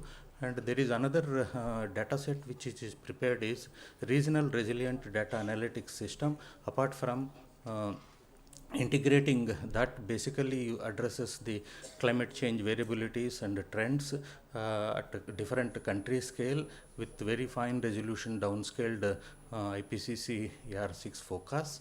And now there is a plan to integrate the data exchange platform where all the forecasts and observations of the region are pulled in, and sharing of different digital NWP products, not only from ECMWF but from IMD, 3 kilometers forecast is shared. And several decision support tools are built and customized at country levels using these digital forecasts. And there is a plan to integrate DataX platform where digital forecast products are accessible to users along with the regional resilient data analytics system. And now with UK Met Office support, Wiser South Asia program is also implemented by RIMES for the region. And there is CRUISE, that means Climate Resilient Early Warning System for South Asia, is also under planning, finalization for implementing for the South Asian Hydromet Forum countries. So there is common similarities, and additional support systems need to be integrated between the activities of BCWC and the IMD, NCMRWF and IITM digital products with the resilient data analytics to link decision support systems at the country level with user sector needs, customization built into it with socio-economic data, etc. So it is all taking advantage of all digital products available both from India and global centers, use them and identify them which one works for different parts of the South Asia, and build and customize the decision support tools. In this endeavor, we continue to seek support of MOS institutions, particularly for ocean products INCOIS, for atmospheric science products from NCMRWF and IMD. And in times to come, we need to build customized decision support tools addressing the needs of the user community and the public in general. We are very grateful to the support of MOS institutions in building various activities for South Asian region. Thank you very much.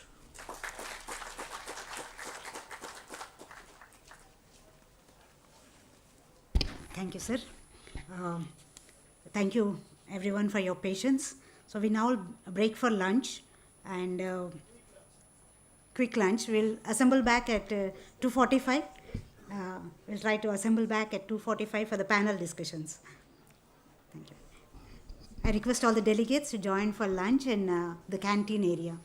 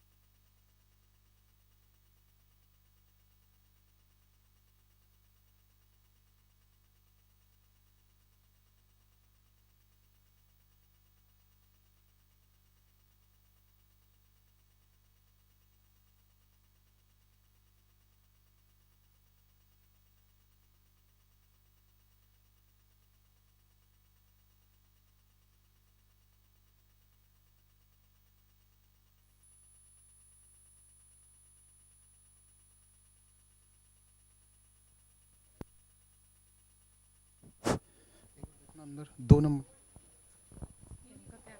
Hello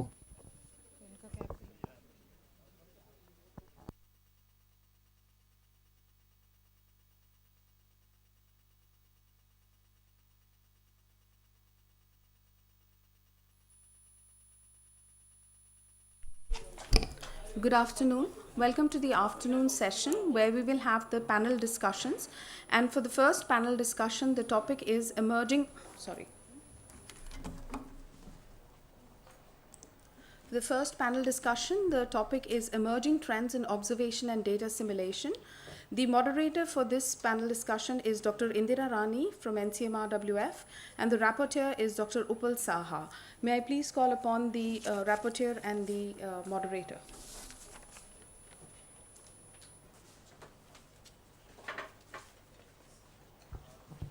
Thank you, Anu. So, welcome to the afternoon session of this celebration. So, I will invite the panelists first, Dr. Vijay Talapragada.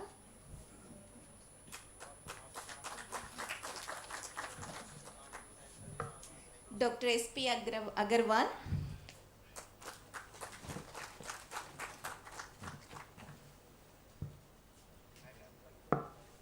Dr. Randhir Singh. Dr. Sudhir Joseph.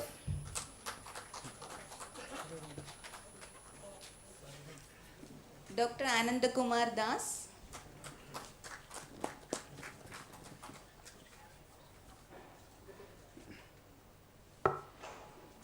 And Dr. Ashish Rautre.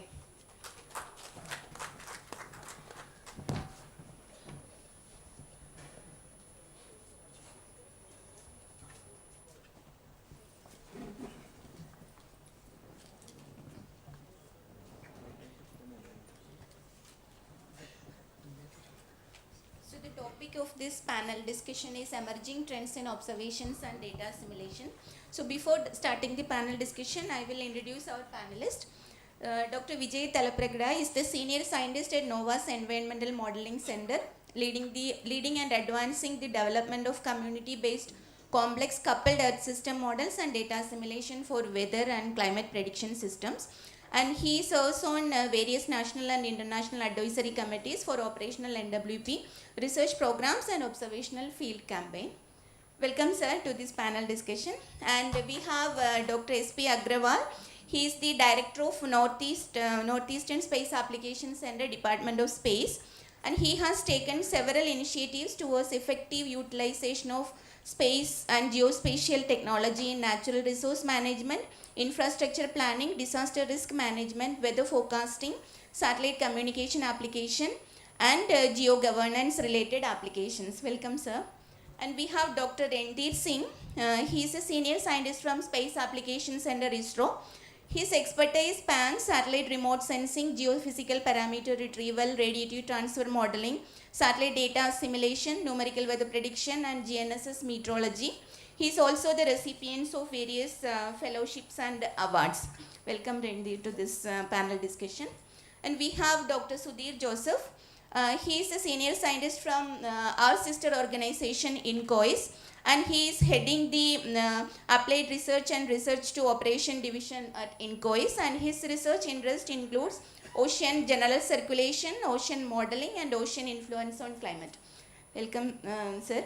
And we have Ananda Kumar Das. Dr. Ananda Kumar Das is a senior scientist from India Meteorological Department, and presently he is the acting head of Cyclone Warning Division of RSMC New Delhi.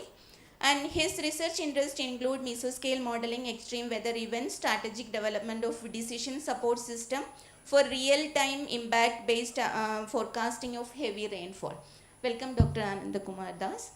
And we have our own NCMRWF colleagues, Dr. Ashish Rautre. He is a senior scientist from our center, and his research interests include mesoscale modeling, radar data assimilation, land and atmospheric data assimilation, monsoon studies, study of extreme weather events, and regional climate modeling. So we have prepared some questions for our esteemed panelists. So I will ask the first question to our IMD representative, Dr. Anand Kumar Das. So as you know, we have millions of satellite observations. But there are some conventional observation that we call as the anchoring observation, like radio sonde and all those things. So what are the IMD's plan for expanding and improving the observation network and its maintenance so that high quality observations are available for NWP and other applications? Yeah, IMD already have exhaustive plan, and time to time we have upgraded our observing networks when, as per the requirement of science, means understanding of different scientific events, whether any weather extremes, weather and climate extremes, or if it is a requirement for NWP systems. So based on that, we upgraded our observing system. So we have also presently have our plan for upgrading the observing network, as it is whether it is a surface based network, that is manual or automated weather station, ARG.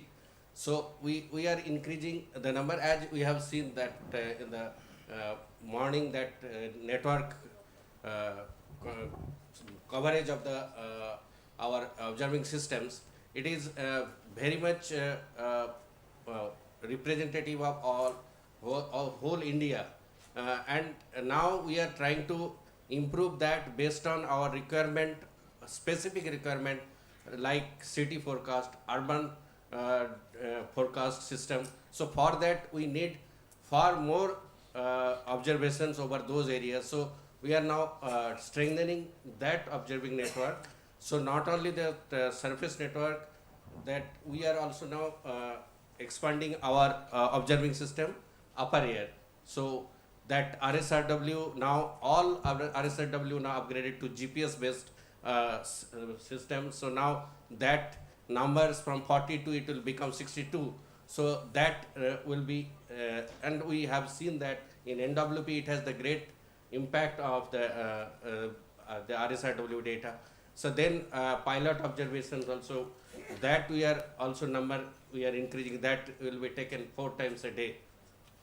And then apart from that, it is the radar, which will be giving a 3D volume scan data, and that when it will be covering whole India. Now nearly more than 43 radars are covering whole India. Still some gap areas are there, when it will be more than 60 radars all over India. So that will be nearly covering 3D space up to 3 to 5 kilometer height. So that will be giving every 10 minutes continuous observing information. And it is now, that will be the challenge for the NWP people, rather to utilize that kind of information, and every 10 minutes that much huge information into the system.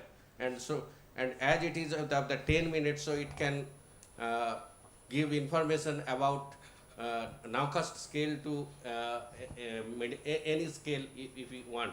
So that's now up to the scientists, NWP scientists, how best they can use those observing system information. And then certainly that satellites is the best nowadays for the NWP system, but still we have very less number of satellites in terms of scatterometer covering our region, so that we can get very good surface observations over sea. We still don't have any microwave information which can give very good information about the system. Any cyclogenesis is taking place anywhere, and then 3D structure of that system.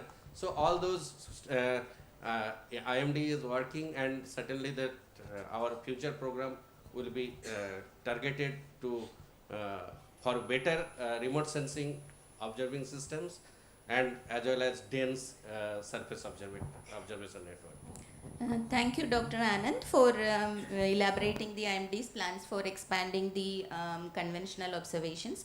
So from atmosphere, we will go to ocean. So we have Dr. Sudhir Joseph from INCOIS. So we know that ocean observations, both in situ and remote sensing, are crucial for operational NWP, as all the operational NWP centers are moving towards the coupled NWP system. But currently, if you see the ocean in situ observations, they are limited to those from buoys, ships, and Argo floats, etc. So, what measures can INCOIS take to increase the quality and quantity of ocean observations, particularly over the Arabian Sea and Bay of Bengal, and their real-time dissemination? And one more question. Since you are running many ocean models at INCOIS, what are the plans for the assimilation of satellite observation, particularly the surface salinity measurements from satellite to initialize your ocean models? Thank you. Thank you, Indira. In fact, the observations for operational oceanography, it started with, means large scale with on the coming up of Argo system, which was started none other than Dr. Ravichandran, who is sitting here at INCOIS, and that is kind of large scale observation system which is available today. However, because of the COVID, there is a big dent, and it's just the target number is like 150 Argo floats per in Indian Ocean, which is to be maintained by the Indian Ocean rim countries, including India. And India has committed something like 50 floats per year we will deploy. But because of this various constraints due to COVID and other things, it was not happening. But recently we have restarted that. And last season we have deployed something like 40 plus. Now our plan is to continue with 50 floats per year.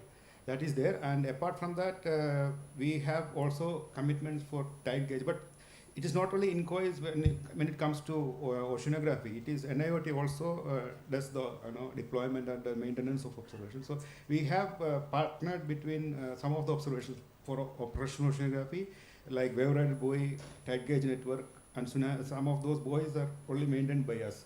So that we are continuing for the operational oceanography.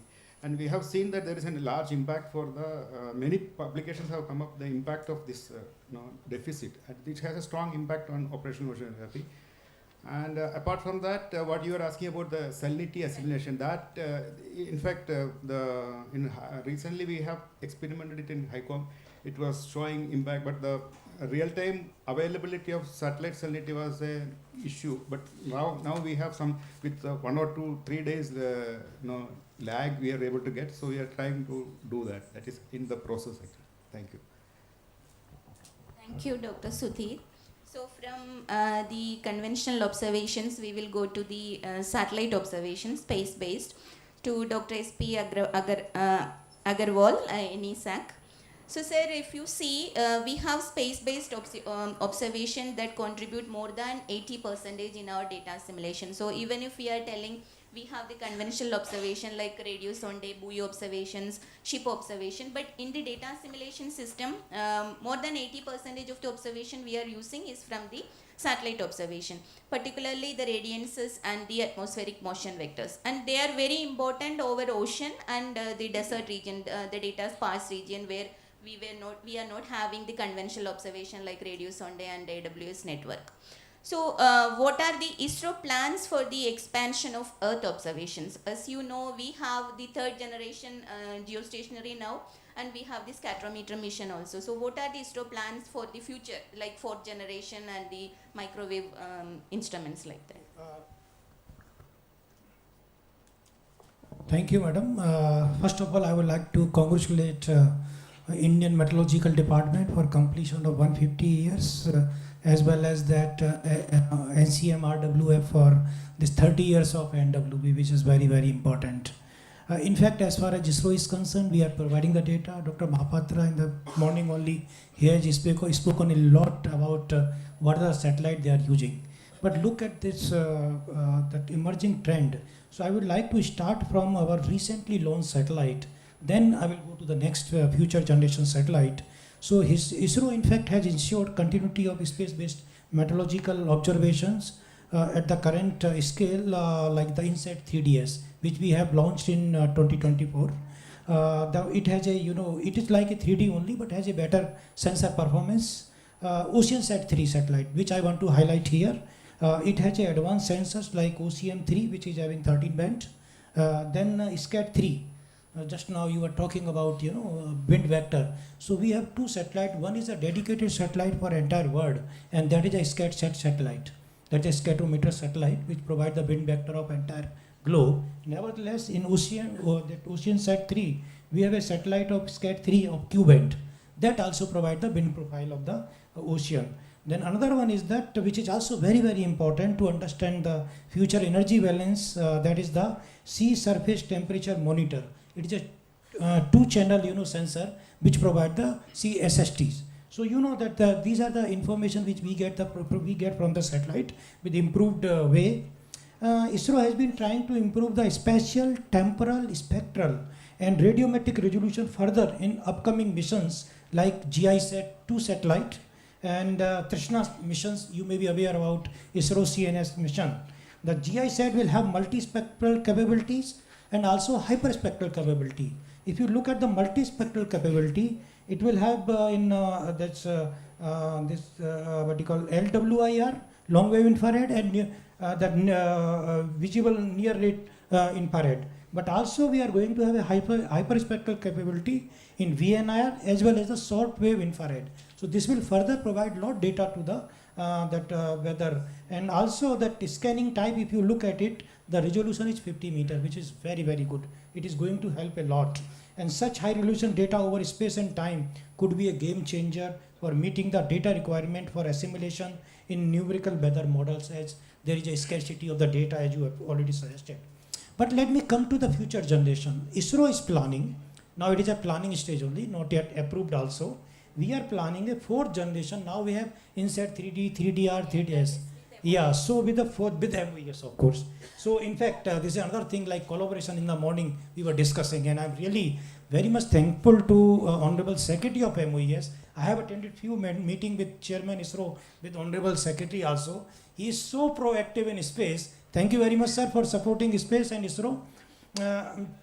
So always we are in discussion with, and fourth generation meteorological satellite is expected to boost this observation further in advanced imaging, having mesoscale observation probably at every 30 seconds.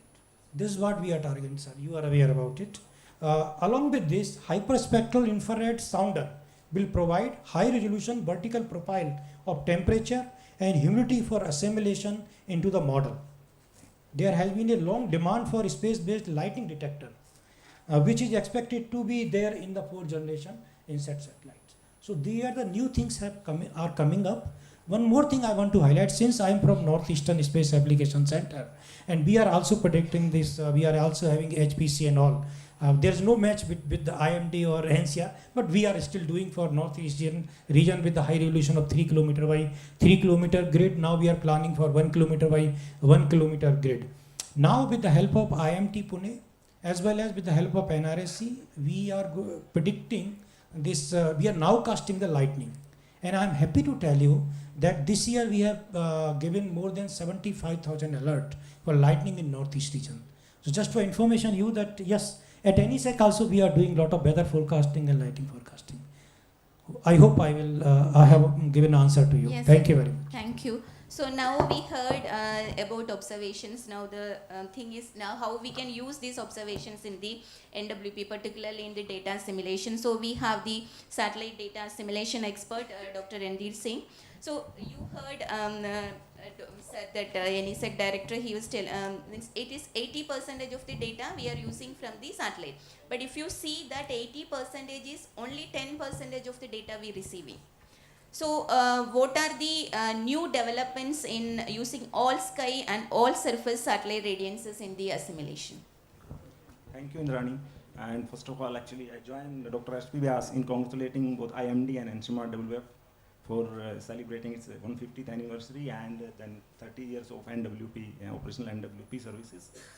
And thank you for taking us on board also in this celebration from SAC ISRO side.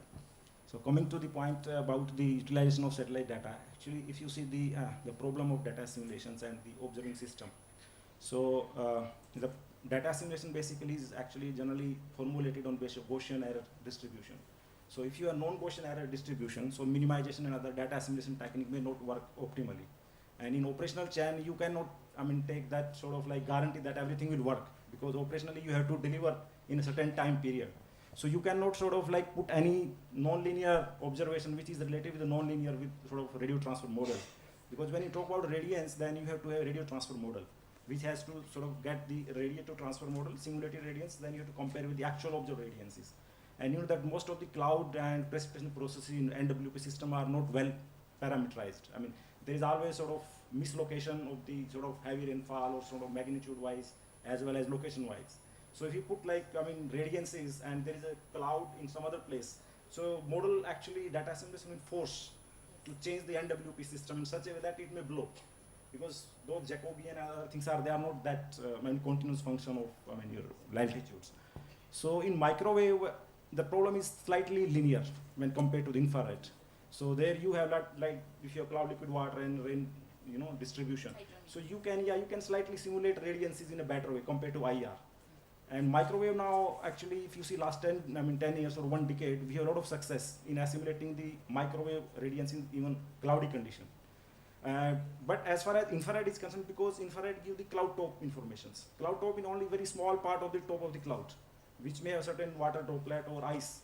And the entire structure below the cloud has to be actually generated by the covariances matrix. That again is not well. If you go for like convective scale or precipitation situation, always background error is not well formulated because model has large error in simulating those things. So that is a still challenge, but in R&D we are doing a lot of research. I mean, how to actually assimilate infrared radiance in cloudy condition also, and a lot of R&D actually activities are going on.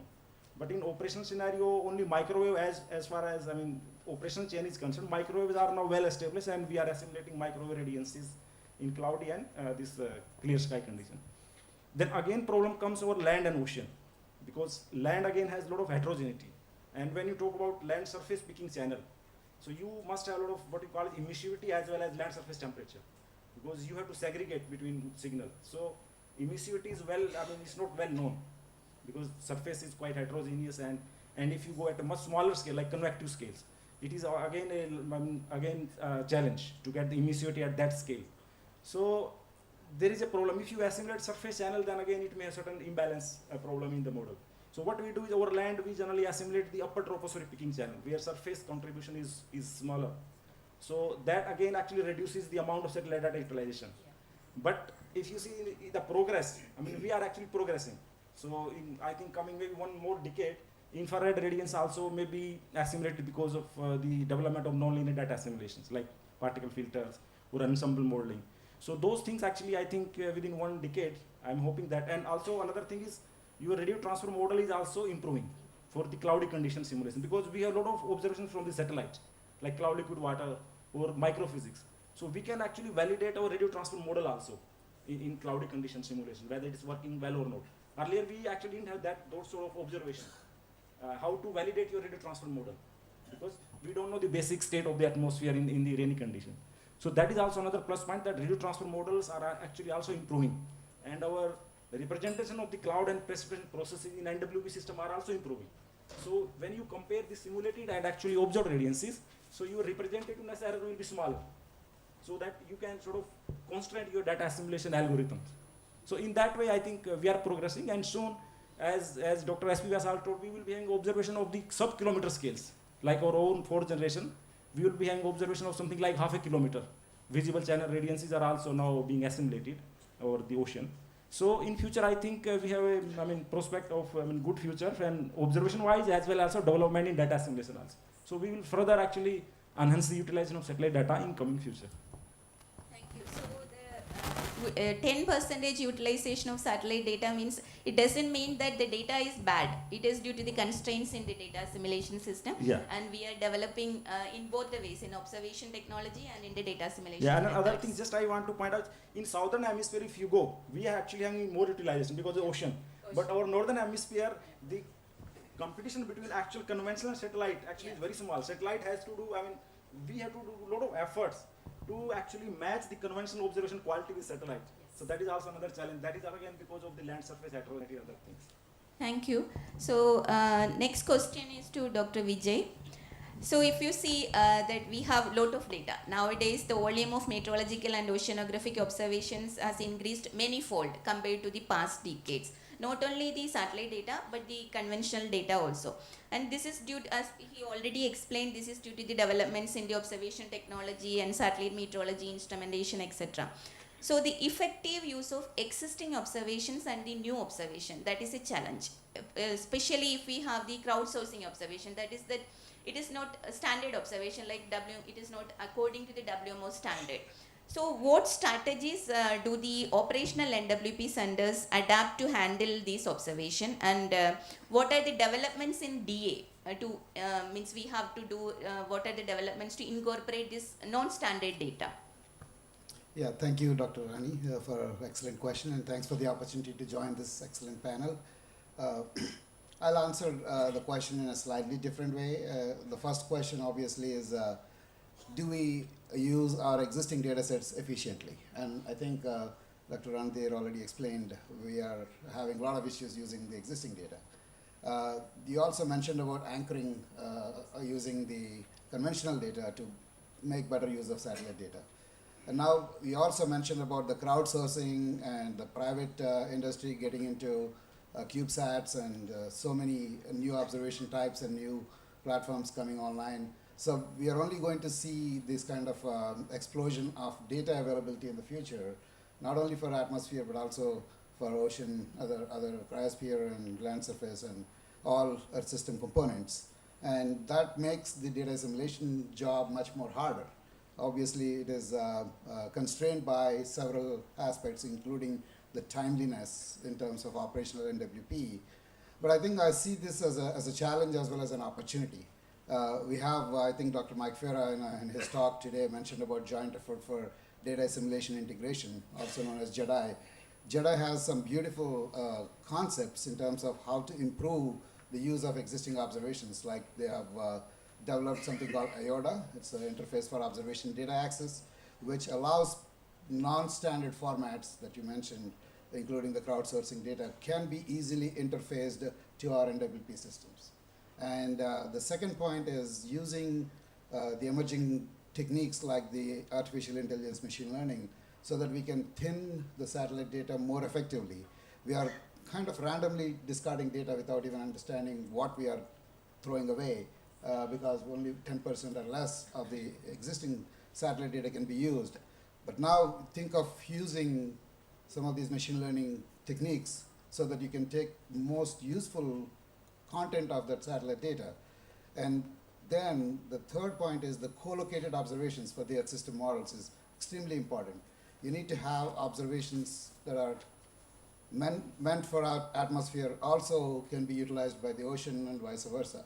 So that interface need to be measured more effectively. That means the new observing strategies should pay more attention to the co-located observations, and that and the flux measurements will take much more demand going forward. So those are still the gaps that we need to address.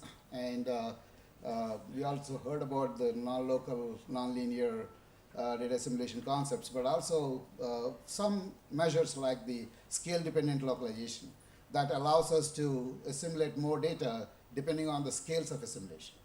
We also have multi-scale data assimilation techniques that are coming in that takes into account various dominant factors within the weather patterns that we are trying to resolve. And as we improve the science, as we improve our models, our cloud detection algorithms will be much better so that we can position our satellite data sets in much more efficiently. And lastly, we also have these radiative transfer models that are getting better and better in taking care of those discrepancies between the model fields and the observation fields. So this is going to be a continuous advancement that needs to happen. And as the ISRO scientists were mentioning, we have future generation satellites coming in. Billions of dollars are spent in developing those technologies. A little fraction of that, spend it on data assimilation, it will have a long way to use those data sets much more efficiently. And no need to worry about after the fact, like, we will have always a pressure when a new instrument is designed and launched. The pressure is on the operational NWP folks to make it use and show the impact. And a lot of times, probably you're all aware of those who are in operational NWP, a lot of times the very first attempt will be a degradation of your existing forecast because we are creating an imbalance by using something new that was not known prior to. So a lot of testing is needed, a lot of evaluation is needed, and data assimilation scientists are very scarce. They're very hard to find. So the academic sector need to pay attention to that problem, generate more people who are interested in data assimilation so that we can make better use of the existing observations as well as the future observations. Thank you. Thank you, Dr. Vijay. That I like that point because we have to encourage more academic people in this data assimilation, because I have seen very few people in the academia, they are doing the data assimilation. Thank you. So, next question to Dr. Ashish. So you know that almost all the world's leading operational NWP centers are moving towards the kilometer scale modeling with various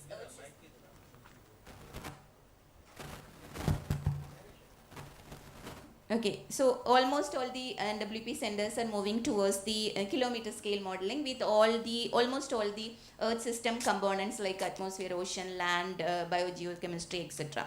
So what are the challenges in the data assimilation when we move towards K-scale modeling? So thank you. Good afternoon, everyone. So it's a very big challenge already. These are discussed, but here is a K-scale model. We are more interested to K-scale model, and NCM model already started that work in 1 kilometer WRF and UK METAP is also.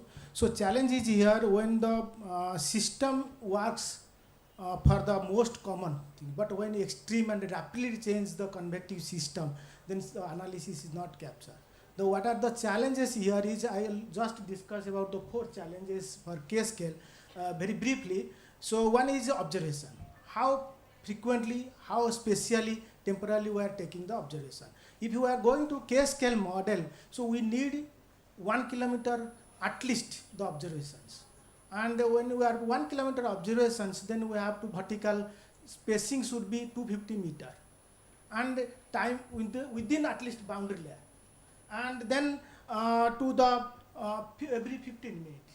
So this type of data is required. Then when it is this type of data, then we have to think about what is the observation operator, because we are adding crowdsourcing observations and non-linearity, which are not quality control and all these things. So how we have to make this observation operator of this advanced, if you have a satellite and 15 minute, 30 second data, and we have to develop our observation operator. Then second challenge will be our complex quality control package. We have to not to adopt that what we are adopting nowadays is the quality control. So we have to develop our complex quality control packages. That is very essential. We are getting lot of observation. Then what is your quality control? We cannot add all these observation whatever we are getting from. So in the quality control, if you see this radar data, we are getting 10 minutes. We are also started the assimilation, radial velocity, reflectivity in the convective permitting DA. So challenge is when you are a K-scale model, whether the parameterization scheme, whether it is producing that amount of heavy rainfall, extreme rainfalls or extreme things at the time of analysis, first case. If not, then whatever observation we are giving, then we have innovation. That is a standard threshold. So when the innovation will be observation minus background will be high, then automatically model will be rejected, whether it is observation is good or bad. So how your model is evolving, that also be aspect, even though we have a good observation. The second challenge is the handling the multi-scale scenario. Because this convective scale and all these things depend upon the your synoptic mesoscale feature and convective. So how you incorporate this synoptic information in your K-scale model, and how whether will be consider all these synoptic meso and convective. This is an open challenge for the data assimilation as well as modeling sector. So in this case, certain development is happening, blending. We have a large scale, so we will blend that information to the small scale features in the regional model. That is an open challenge and we have to work on that. Then third question is non-linearity of convective, whatever Dr. Vijay is saying, we have a lot of observation is coming. How is non-linearity? How the model is accepting that? So we have to develop our data assimilation flow dependent, background error and flow dependent and observation, all these things. So this some aspect flow dependent is developed in the global model, but it is not exactly applicable to the K-scale model. And that is a different scenario it is happening in the K-scale model convective permit. So third one is the systematic error in the model representation of hydrometers. How your hydrometers is represented in the initial cases. But I explained how your O minus B, how the threshold will be adjusted and all this.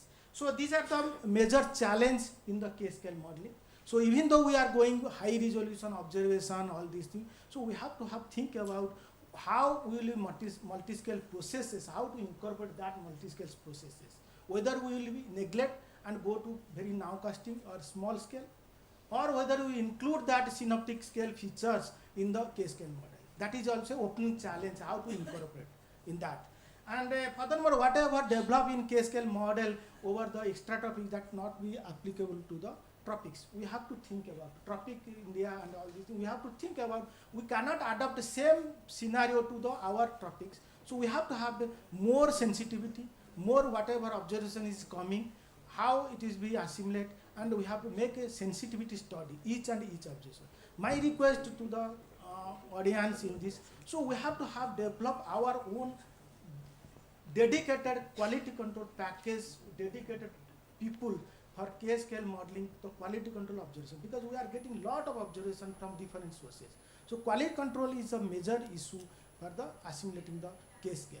So these are the aspects we have to handle and challenge for the K-scale modeling. Thank you. Thank you, Dr. Ashish. So now I thank all the panelists for their valuable time, and so then now I will invite. So now I will invite questions from the audience.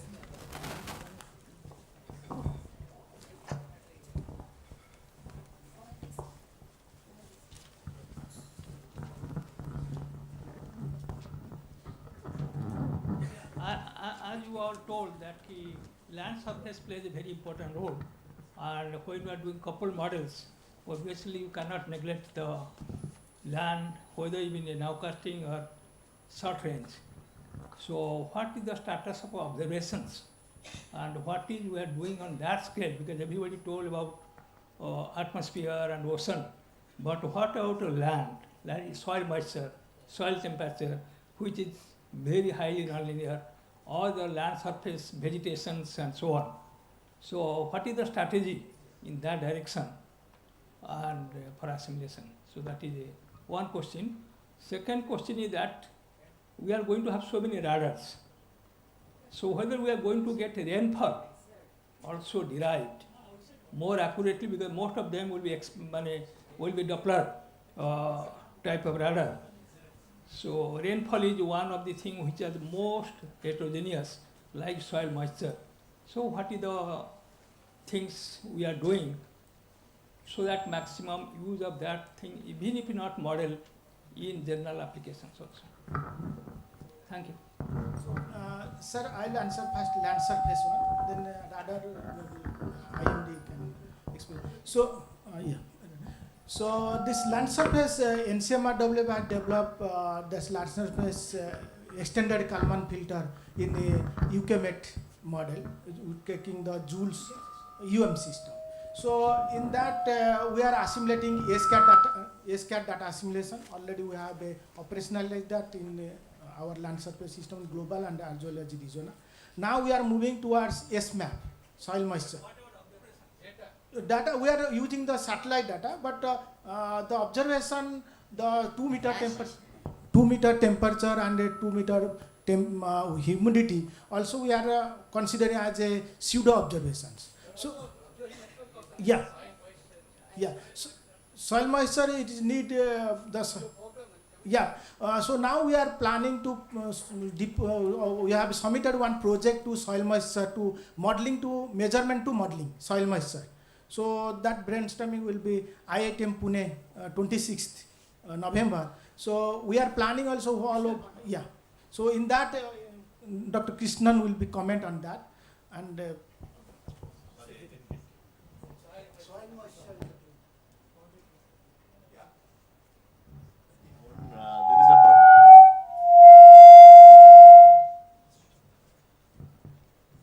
there is a proposal that is being submitted to MOES to develop a very high resolution soil moisture data set by using the IMD. They have some in situ observation, plus the some Cosmos network, plus we have the NISAR satellite now.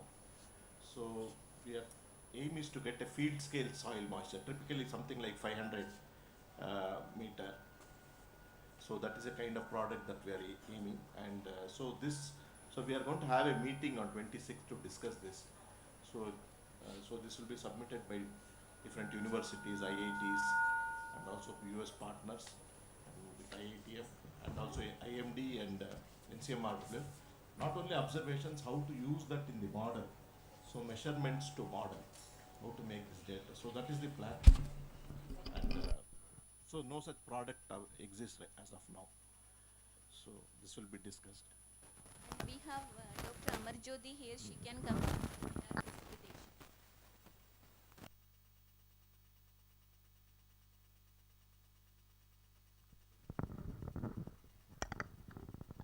precipitation. Yeah, the radar-based precipitation. Yeah, we are having a national level product where we are blending the radar and satellite product. It is at a very high spatial and temporal resolution. So once the IMD network will be enlarged, so definitely we'll have all the radar precipitation will be blended. So maybe the challenges will be at the foothills. I hope with the polarimetric attenuation and all the corrections and all, the radar data will be very useful at the temporal resolution scales which everybody are expecting for nowcasting and other perspectives. Thank you. Thank you, Amar.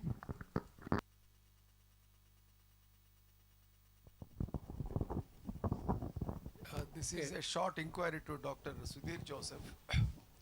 In the coupled model, we need to predict SST accurately. For that, we need to have good idea about the turbulent heat fluxes across the Earth's interface. I remember a few buoys in the Bay of Bengal were fitted with these direct flux measurement sensors. Can you please tell us what is the current status of those measurements? In fact, as part of Rama, they were there, but as of now, we are not getting those fluxes. That is getting fixed. Direct fluxes. So that is only one buoy has been deployed for a direct covariant fluxes to measure. Okay. In Bay of Bengal, they have measured for more than 1 year, and the same buoy is going back to US to refurbish, and it will be deployed in the Arabian Sea. Thank you. Thank you. He was talking about covariance. Okay. Yeah. There were some short wave and other long wave fluxes from Ramabui. Those are. Yeah, that was there earlier.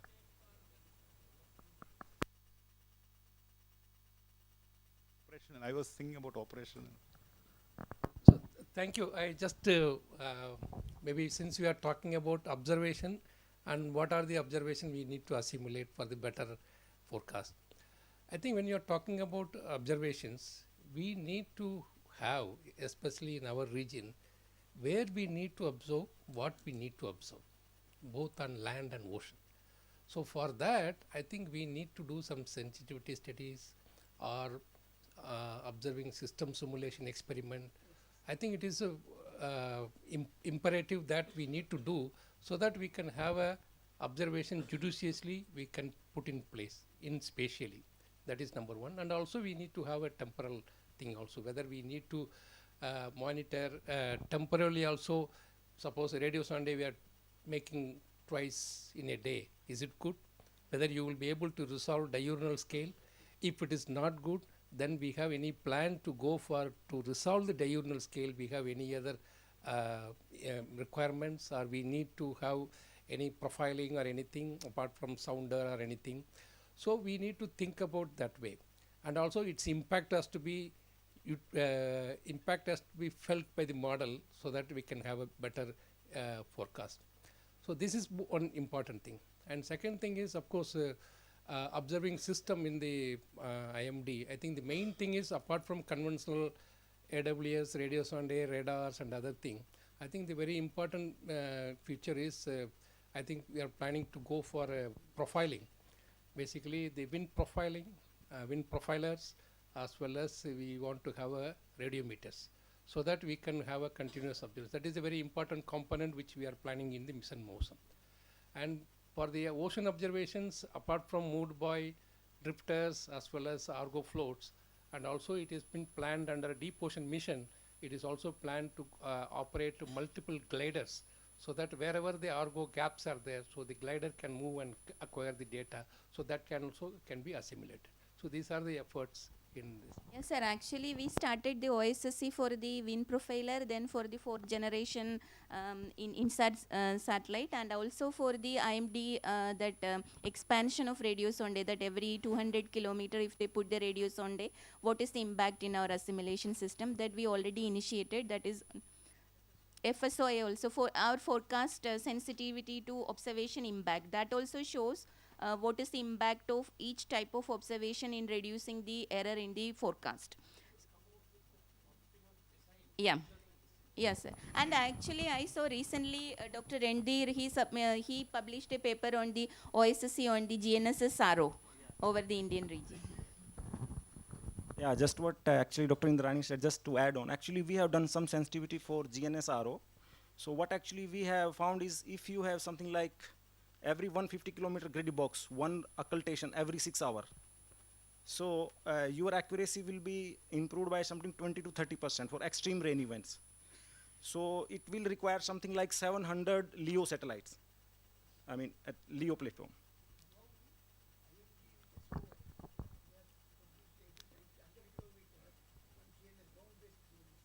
Yeah, GNS. Yeah, GNS is like per day is one, or every 6 hour one, or per day one occultation. Yes. Yeah, that's Spire. Yeah. Yeah, ground base is different. See, one is the radio occultation, that gives the profile basically. Another is the ground base, means the integrated water vapor. So if you have both, because this occultation actually won't give the boundary layer sort of information. Yes, so if you combine both, so it will be a very deadly combination over the tropical region. That is one thing. Another is if you go like conventional remote sensing, like your infrared radiometry or microwave based. So if you go for GNS kind of thing, where precipitation and they are insensitive basically, you can get profile even in the rainy condition. So that is the actually future. GNS is reflectometry over the ocean to give the wind speed, and also the soil moisture also basically over the land, and the occultation. So if you combine this, and then you get wind from some, let's say AMV or wind LiDAR. So that is the actually future. Yeah, reflectometry will give over the ocean surface, and soil moisture over the land. So that is that. And another thing what we have done is the wind profiler. So if you have boundary layer wind profiler within 4 kilometers of the surface, that will have much larger impact than your upper troposphere. So we can also sort of deploy the ground-based wind profiler. That is what we are planning. Yeah, in that mission study we have already done, so results are available. But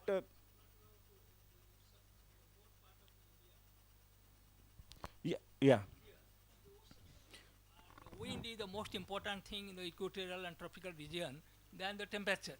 Yes, the yes. temperature is almost a smooth one, but maximum variation is the wind. Yes, yes. So we always demanded whether from satellite we can have a wind profiler so that it can cover not conventional area but non-conventional ocean area. Yes, Sir, actually AOLS, that satellite is there, that is giving the profiles of horizontal winds that we used, and under mission Mausam we are planning another AOLS repeat with that the original developers, that is also there. And I heard NIOT is also planning the buoy based LiDAR, so that we will get the observations over the ocean also, particularly wind.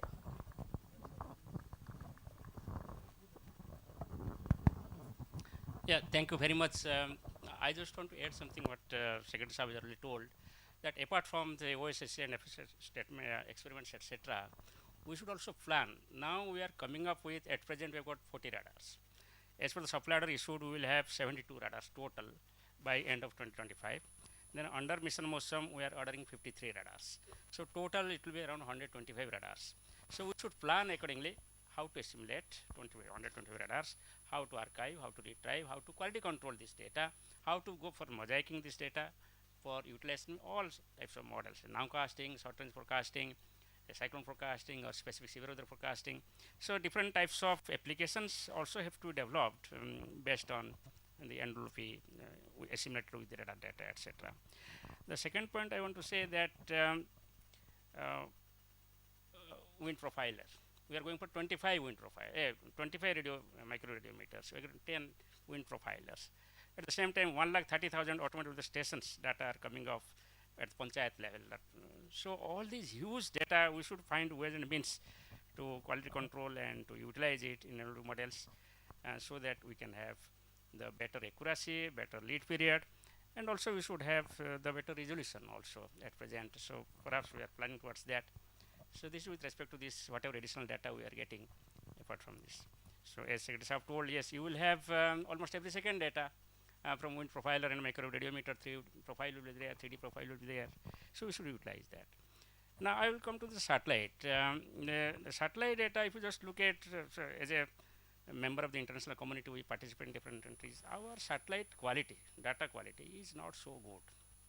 People outside do not appreciate and do not trust, they do not utilize this data. So we should have more effort to ensure the quality of our satellite data, be it the temperature profile or be it the wind profile what we are getting. And if you compare the, apart from quality, if you compare the resolution of the current satellites with the satellites available even with the KMA or JMA, or it is with UMETSAT or with US, we are lagging behind. We are still at 1 kilometer resolutions where people have gone up to 500 meter resolutions. And so there are enough scope to improve the satellite data and satellite products. On the other hand, I just don't, but Agrawal Saab is not here. I feel very sorry to mention here. Why should ISRO issue weather forecast to public? Is it the nodal agency to issue weather forecast? Is it their mandate to issue weather forecast? Why should they issue lightning warning or lightning forecast for Northeast India? Is it serving the people? When IMD is issuing the service, when IITM is providing the Amini airport, if information is going through this, if another source is being provided, people will be confused whether disaster manager will take action based on IMD or based on ISRO or based on third party. So it becomes a little, among the government agencies, it becomes a little, I will say, ridiculous. So I will request, let us confine ourselves within our mandate. If we are going beyond our mandate, it may create problem. And we are willing to collaborate, we are cooperating. Whatever development has taken place, its best example is the relationship between Space Application Center and IMD. Entire development goes on smoothly and we adopt it, and also in NWF. We work together to ensure that CMV is validated. Both IMD and NWF work with them. And after the 2013 INSAT 3D came, you know, after 6 years, the wind data could be utilized in our model. But now also we know what is the status. So therefore, I will request that let us not venture into the area where somebody else's domain, and let us work in our domain to improve our products for utilization in others' domain. So we have had a very good collaborative relationship.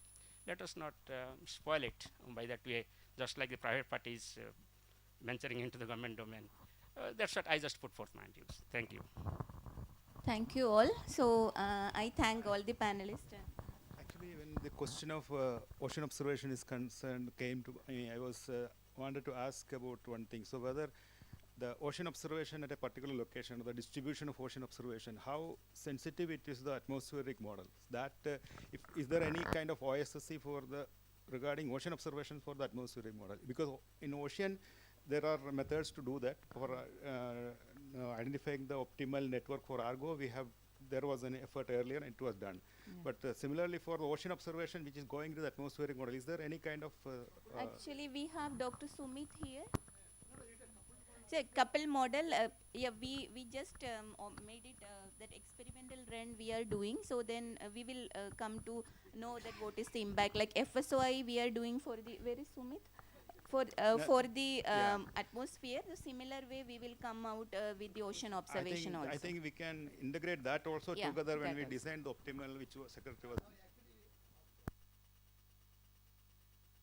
Okay.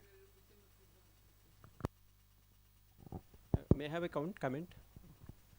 Yeah, here. Yes, just one more question. Really more of a comment and a question. As you pointed out, you're looking for an optimal distribution of all of your Earth system observations, whether it's satellite, surface, ocean, land. We can't afford all of them. Especially satellite data is ubiquitous, but it's also very expensive.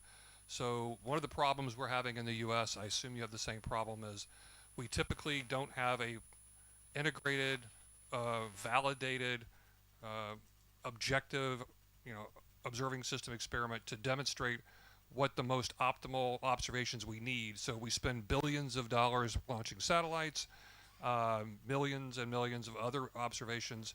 In the end, I don't know whether we're spending the right amount of money to get the best prediction. So one of the other problems we have is to run those observing system experiments. We have to use the same exact people who are developing our models, and they don't have time to do it. We don't have the HPC to run all those model runs. So looking to the future, as you have your big project that's coming up, a lot of that money is going towards new observations. Are you planning on trying to build in part of that new funding to do these sensitivity studies to really demonstrate what the right observation mix is? Also, you can't, it's like, if you only have 10 million more dollars to put in observations, where would you put it? We can't answer that question, can you? Yeah, actually in our mission Mausam, when we were discussing the DPR and all that, it is the first thing is that we have to do the observation system simulation experiment for each type of observation that IMD and IITM are planning to implement. So that we are planning, and we started the OSSC for the wind profiler, that what IMD is planning, and for the radio sonde also, and the fourth generation that is similar to AHI and ABI. So that also we initiated. Then other experiment, other observation like crowdsourcing, all those things, that those are in the pipeline. So slowly we are doing. So that I agree with you that even if we are spending lot of money for the observing system, we may not be using all the data in the assimilation system. But there are other applications like extreme weather nowcasting, all those things are there. Thank you. All the panelists for their time and their valuable sharing the experience. Thank you. I would like to thank the moderators, Dr. Indira Rani, rapporteur Dr. Upal Saha, and all the panelists for carrying out a very engaging panel discussion. I would call upon Dr. Raghavendra Ashrit, scientist GNCMR WF, to present the panelists and the moderator with a token of our appreciation.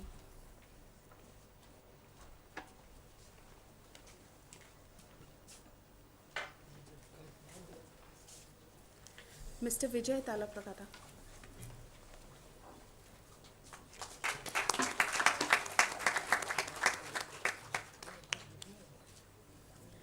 Dr. Randeep Singh.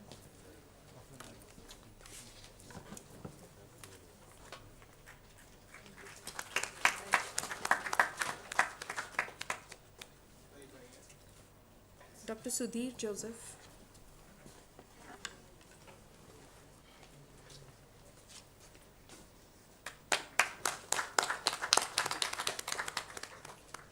Dr. A.K. Das.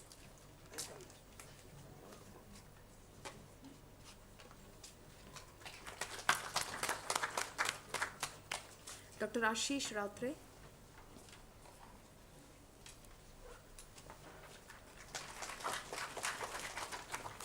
And Dr. Indira Rani.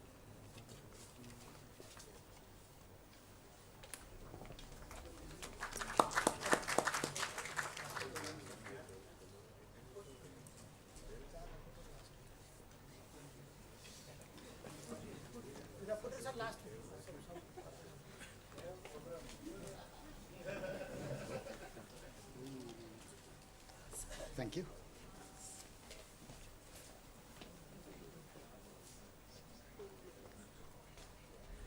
Now we move on to the second panel discussion for today, which is describing the future roadmap for modeling.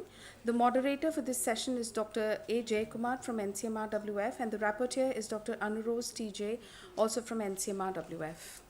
Dr. Jayakumar and Dr. Anurose.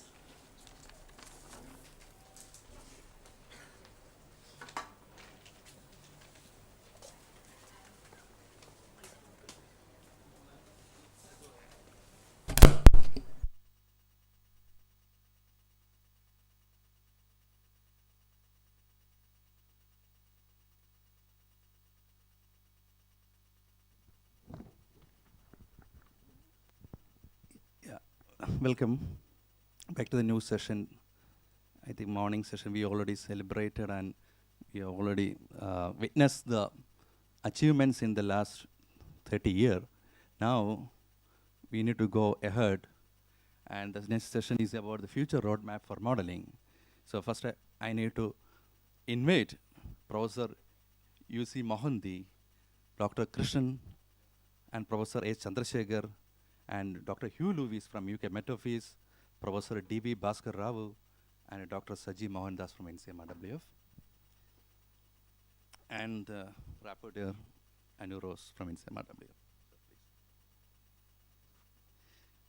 With the time constraint, we know that it's running very delayed, so sorry panelists, I will give a very short bio. I think you don't mind if I give a very short bio about that. And starting about the panelists, from Professor U.C. Mohanty is a distinguished professor at Shiksha or Anusandhan University, and is a very eminent scientist and a recipient of multiple awards.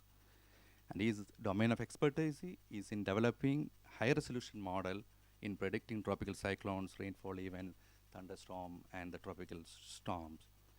And as mentioned in the morning, in 1994, he is the head of research divisions of NCMRWF, and he and his teams were the first in India is responsible for the implementation of operational NWP in India. So, sir, welcome, sir, for this session. Yeah, next one is our Dr. R. Krishnan, sir. He is the director of Indian Institute of Tropical Meteorology, Pune, and he's a developer of IITM Earth System model, and which is participated in the coupled model intercomparison CMIP 6 for the IPCC 6 assessment report, AR6. So welcome, sir, to this session. Next one is Professor H. Chandrasekhar. He is the outstanding professor, Dean of Earth and Atmospheric Science Department of Indian Institute of Space, Science and Technology, Thiruvananthapuram. And his major domain of expertise in the numerical modeling of atmosphere, data simulation, mesoscale modeling, and the land-atmosphere interactions. Welcome, sir. And this was Dr. Hugh Lewis is the head of the regional model evaluations and the development area at UK Met Office, and he is the UK lead of WCSP, that is Weather and Climate Science for Service Partnership, and his area of research is in development of kilometer scale region coupled model and the exploration of application of kilometer scale models on global scales. So welcome, Hugh Lewis. And next one is Professor D.B. Bhaskar Rao. He is the Professor Emeritus of Andhra University. His domain of expertise in the tropical cyclone predictions, convective parameterization, and the cloud microphysics. Welcome, sir, also for this panel discussions. And finally, not least, Dr. Saji Mohandas, my mentor, and he is the group head of model development of NCMRWF. He has a vast experience in the development of global and regional model, convections, and microphysics. So that is about our panel. I think I will put some questions, I think, and starting with Krishnan sir, as he is the expert in the climate modeling. So, sir, which is having the predominant role in improving the skill of NWP model? Is it adding more complexity in the model, like you did this in the interactive aerosol scheme, land atmosphere coupling, cryosphere, water cycles like river forcing, groundwater, or ocean biochemistry? Or is it an increase in the resolution in the horizontal and the vertical? So as per your this much of vast experience, so which can we give a NWP prediction skill improved? Yeah. I will not give a very direct answer to that question. So one thing is, because what we are realizing, we have reached certain skill in the weather forecasting. Now when we see some of the events that are happening, these are compound extremes, they say. So we had this 2022 in Pakistan, heavy rainfall and flooding. And if you see all the antecedents, of course there was a monsoon depression that brought a lot of rain, and there was water vapor transported from the Arabian Sea, from the Bay of Bengal. And so with climate change, the ocean temperatures are increasing, so more evaporation, so more moisture transport will strengthen into those precipitation regions. And also, prior to the monsoon season itself, during the pre-monsoon, the temperatures had gone up in the upper Indus Basin. So temperatures had crossed more than 40-50 degrees. So the ice starts melting at that time, and the glacier starts melting. So it's a compound extreme. And so when the heavy precipitation occurs, the flooding increases. The floods are exacerbated. So when you start seeing these impacts, you need to really look from Earth system perspective, not just look at only the atmosphere. I think Secretary aptly mentioned this morning. So when we are looking at the weather problem and its impact especially, we have to take an Earth system approach. And that would be my one of the points I want to make. And second thing is, and of course each one, atmosphere has a heat capacity, land has, ocean has, they're all different heat capacities. The time scales of response are different. But when you want to address this problem, you have to really look at from an Earth system perspective. And recently, very recently, just few days back, there was a paper in BAMS, and it is called Earth System Reanalysis by Detlef Stammer and people. They have produced this wonderful paper. So their logic is basically just going on increasing the resolution. It will take you up to a certain point, that's all. And no matter how much you increase the resolution, biases are going to be there compared to the real world. So when you compare with the real world, biases are going to exist no matter what resolution you do. So then how do you deal with the problem? How do you improve the models? So what they are proposing is, they are telling if you want to do the Earth system reanalysis, you have to use a model of sufficiently high resolution. And then you also have to have all these observations to do a data fusion. You have to bring in ML techniques to improve model physics, for example, subgrid scale process. Because if you are just going to conventional way of improving the physics in the model, you may take forever. You may improve in one place, but some other place it may not work, and the errors there will propagate. So how fast your errors are going to grow? So they're all interconnected. So that you have to keep in mind. Here I may have a perfect one-dimensional model, but you're putting into an interactive, fully interactive three-dimensional model where transports are involved. So your errors are going to propagate. So the only way is, one way is they are suggesting is, you have the data, a lot of observations from satellite, in situ observations, radars, and then bring in the data fusion techniques like machine learning in your data assimilation, improve your initial conditions, reduce the uncertainties in your initial conditions. That is going to be the way for the improved prediction. And so they're not only advocating for the coupled earth and ocean and atmosphere, they're also telling bring the cryosphere and the biogeochemistry. So it's an earth system reanalysis with data assimilation and using the observations, enhance the utility of the observations, and bring machine learning to improve your initial conditions and the forecast, whether on the weather scale, on the seasonal, sub-seasonal time scale. So I think that makes a lot of sense to me. So up to what extent you will be able to increase the resolution, I'm not sure. So that is because it has computational complexities. So it's very nice, kilometer and sub-kilometer scale, it's very wishful thinking, but we have to be practical. So one thing is this Earth system reanalysis approach for the weather and climate prediction is going to be very, very important. That's what I think so. Yeah, from the panel, anybody want to give any comments on the same questions, or you, Louise?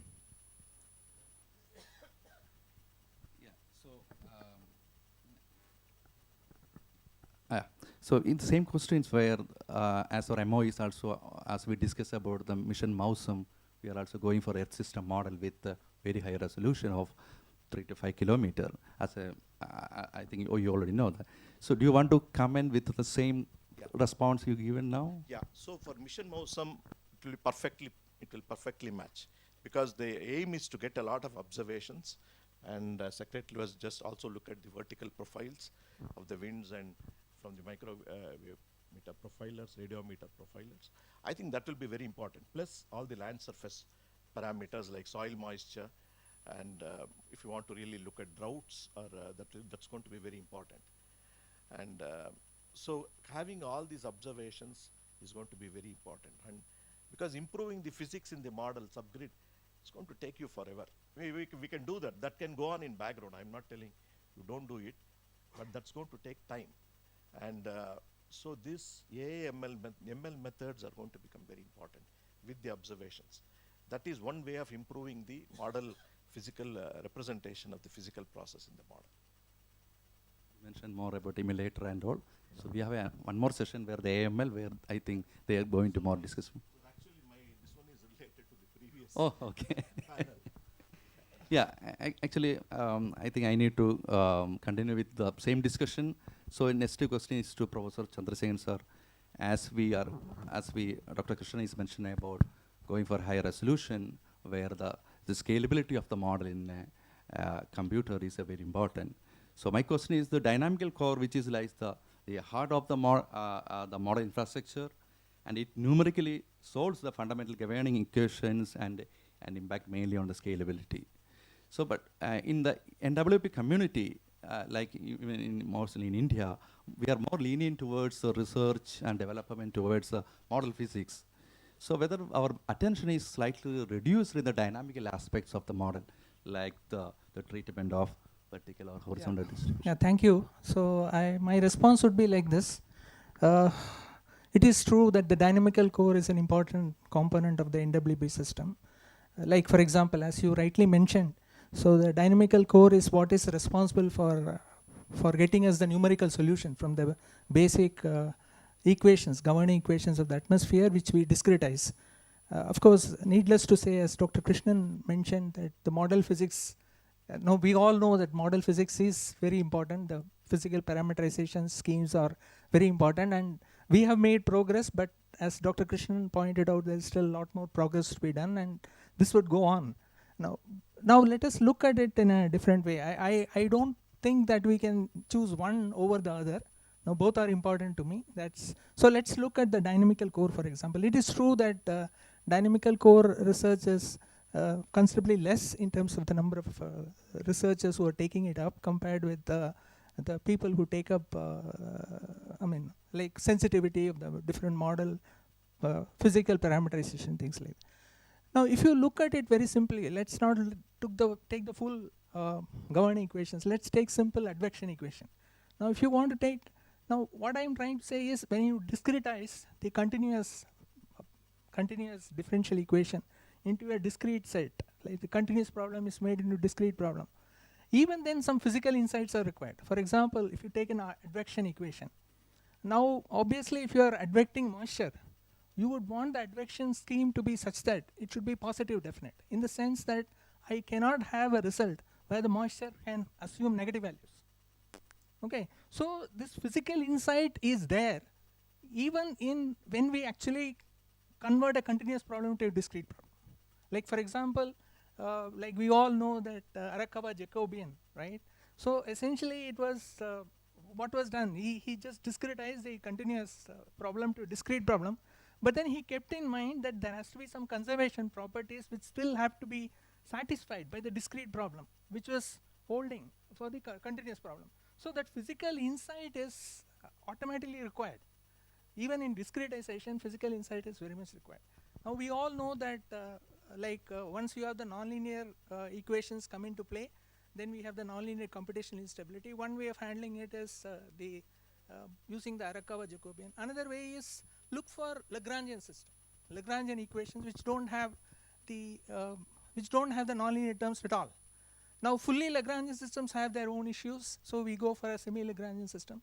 So essentially our progress is determined by some physical insight. That's what I'm trying to say. Like for example, we all know that this Galerkin methods were known for a very long time. Like they are known for similar to the method of finite differences, but they were never really used in atmospheric science until 1940 when the transform method came, because they all know that this Galerkin method they are much more accurate than the finite difference method. This is known to everyone, because what we do in finite difference method is we approximate all the derivatives, the first derivative, second derivative, every derivative we approximate, and then we have an error associated with everything. But in a Galerkin method, you retain the number of terms in the expansion, and then your derivatives become exact. So obviously, we are ultimately all our governing equations are equations involving derivatives. So obviously, if you are going to use a Galerkin method, your derivatives are exact. So to that extent, it has to be a more accurate solution than your finite difference solution. So then obviously then once you have nonlinear terms which are inevitable in our atmospheric model equations, you end up in a situation where you have to multiply two series. And that's where we landed up in a problem until the transform method came out and provided us a solution, workaround solution for that. So what I'm trying to say is, even in discretization, there is always some physical insight which goes into it, and that really helps. So those discretization schemes which, like for example, the staggered grid. Like now we all know that why do we use staggered grid? Staggered grid obviously simulates geostrophic adjustment in a much better way. We have serious issues with non-staggered grid that everyone knows. So wherever the physical insights are really providing us a better discretization scheme, we should be going for it, and we are going for it. Yeah. Thank you. Your response, I feel like I'm reading a basic of atmospheric science books where the Chandrasen sir books.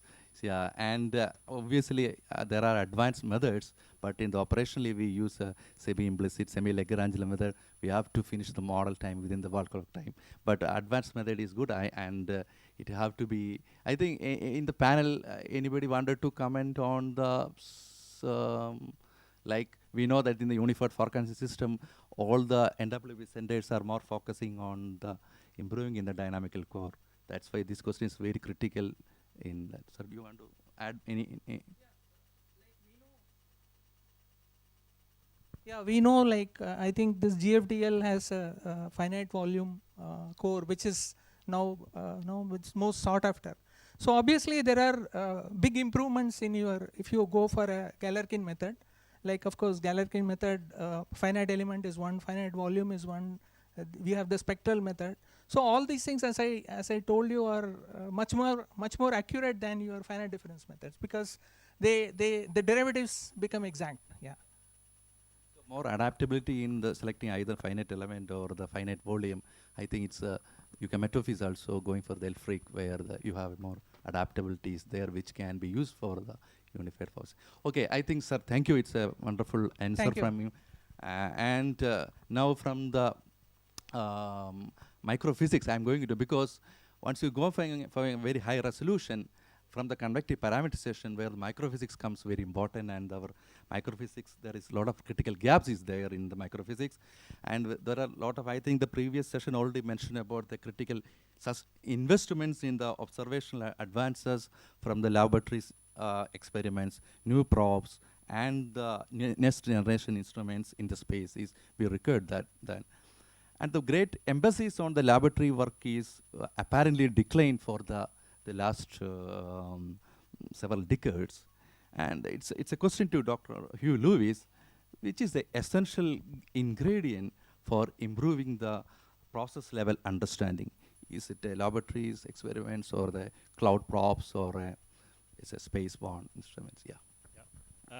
Good afternoon all, and first just to say thank you for the invitation to contribute to this day, and fantastic to be back with so many friends and colleagues from NCMRWF and the wider Ministry of Earth Sciences organisations. I might also take Dr. Krishnan's lead by offering not to directly answer the question, so forgive me for that. But I hopefully will offer some comments on the wider use of observations, in particular for process understanding and their importance. And so it was great to hear this morning from Dr. Ravichandran about the importance of understanding as one of the core pillars for model development and application within IMD and within MOES. And just to echo that fundamental basis, almost however our operational systems are and climate simulations are developed, having that core grounding and understanding is imperative.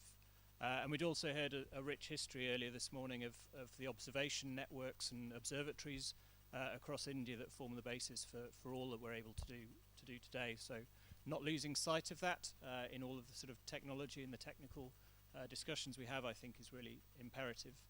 So I really wanted to pause and acknowledge the fantastic resource that's really the envy of groups around the world that's now sitting here in India, specifically through the atmospheric research testbed that's being established and will be enhanced through the mission MAUSM, and due acknowledgement to IITM for leading on a number of these aspects. So as I understand it, we're looking at a high altitude cloud laboratory which has been operational for some time, and really providing unique observations that help to develop the microphysics parameterizations.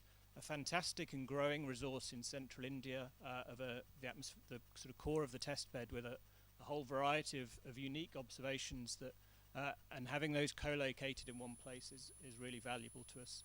And then as part of the work of my group looks at developing with yourself urban scale simulation systems, and having something like the Mumbai X-band radar network both for process understanding but also for model evaluation is really, as I say, world class as a facility. So I really wanted to highlight that just this afternoon to echo how much we are looking to make use of those, both for model evaluation but also process understanding.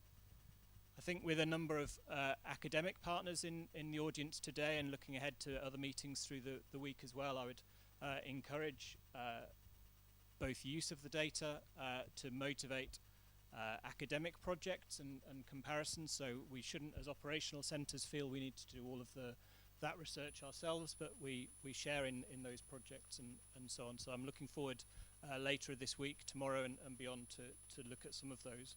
And similarly for the UK, we are looking to invest UK academic project work into taking advantage of the atmospheric research testbed and applying to some of these process understanding and model evaluation questions.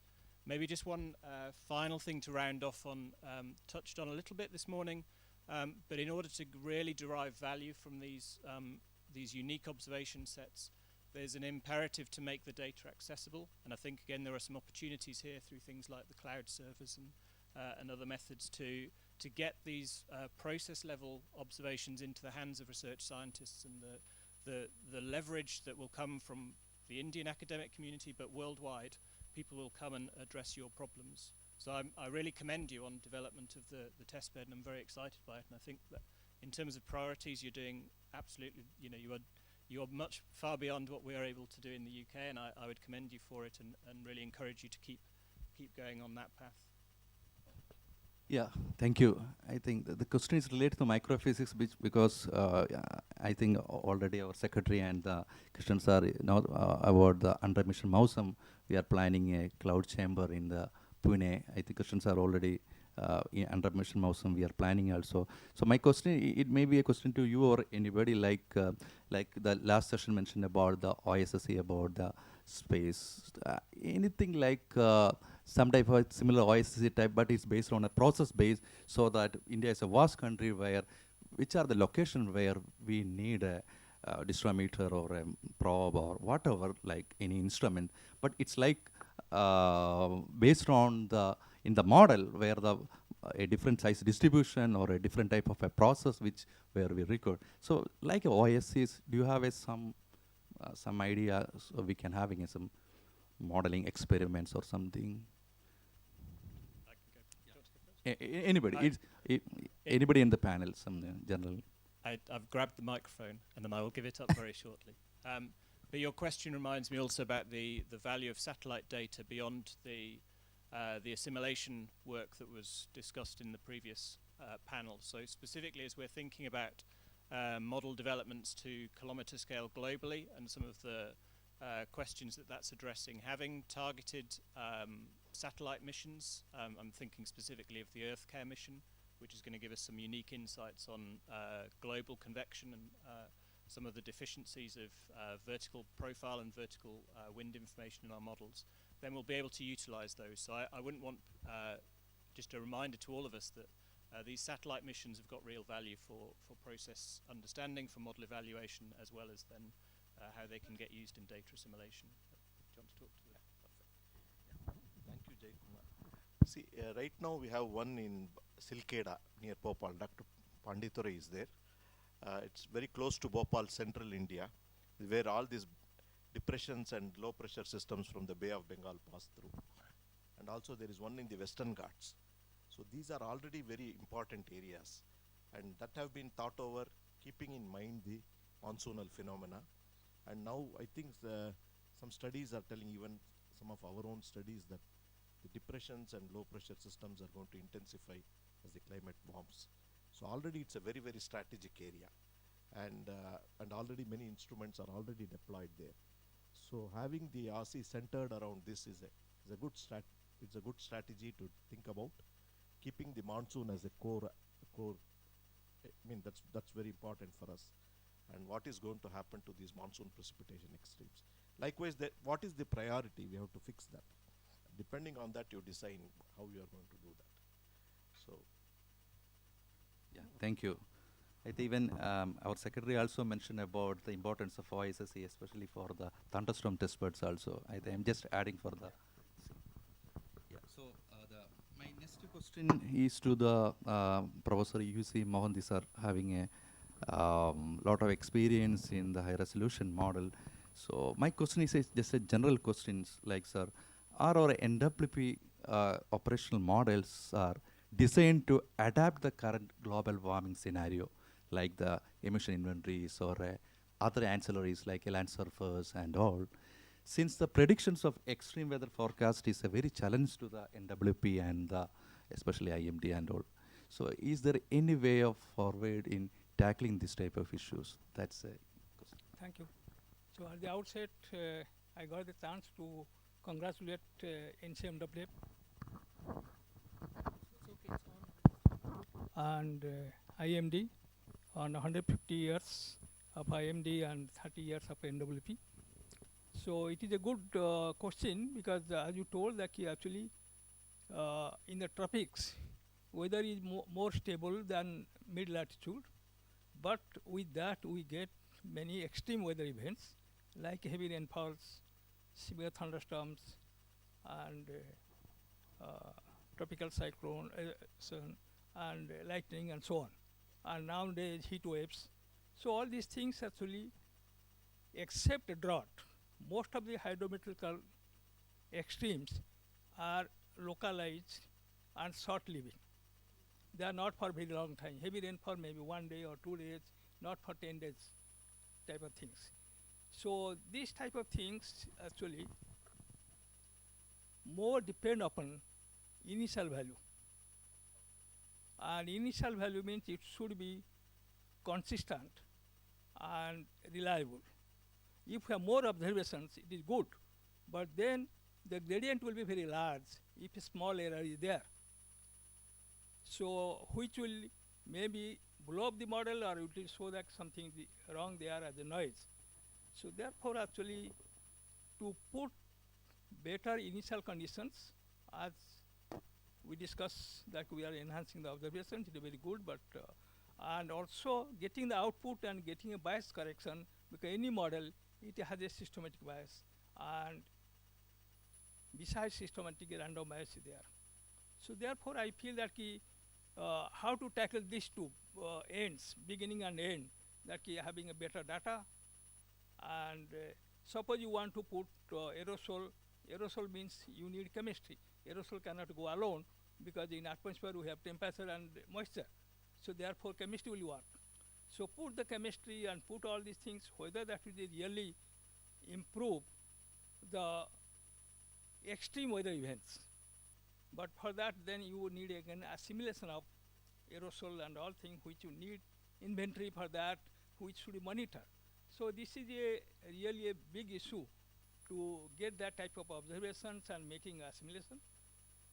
And what we are doing assimilation also, as we go finer and finer, we have to see that it's a consistent quality.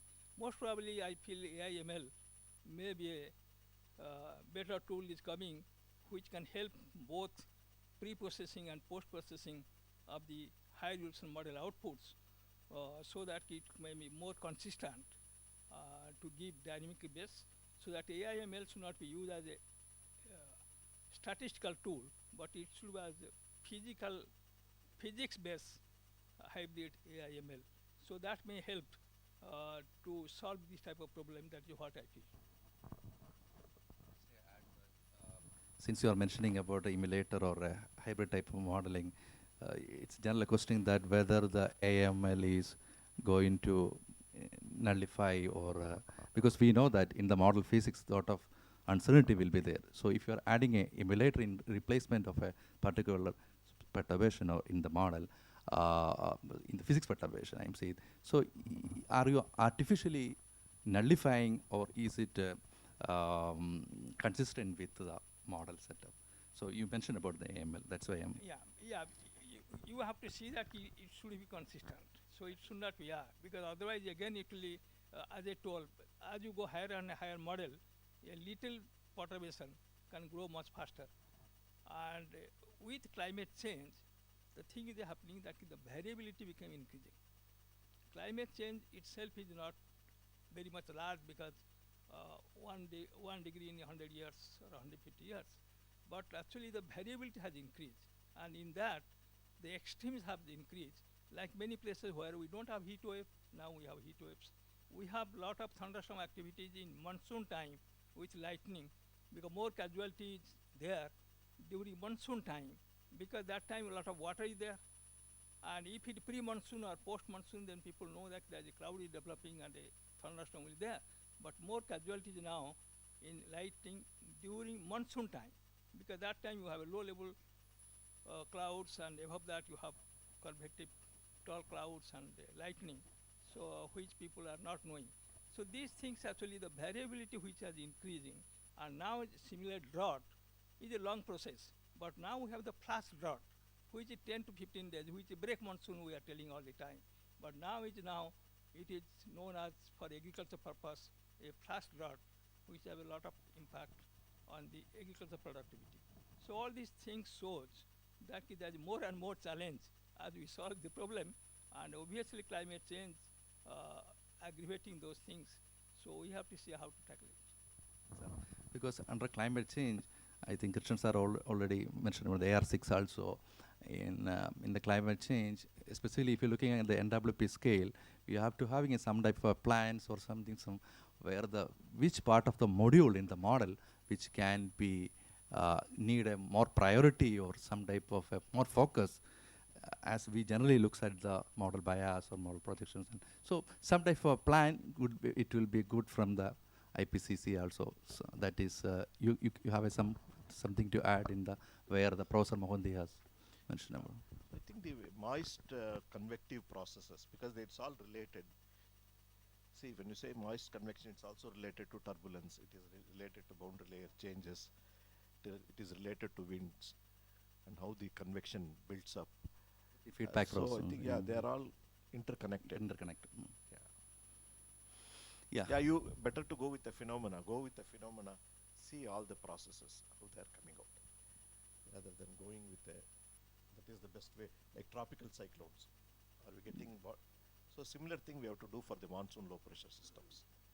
Okay, so since you mentioned about the tropical cyclone, my next question is to Professor Bhaskar Rao sir, because you have a lot of research and sir, tropical cyclone skill in the NWP model has been improved in the last decades, as you know that. And is it our approach, are we reaching a predictability limit in that tropical cyclone prediction? I think Mahavadra sir will not accept that. Still I am putting that as a discussion.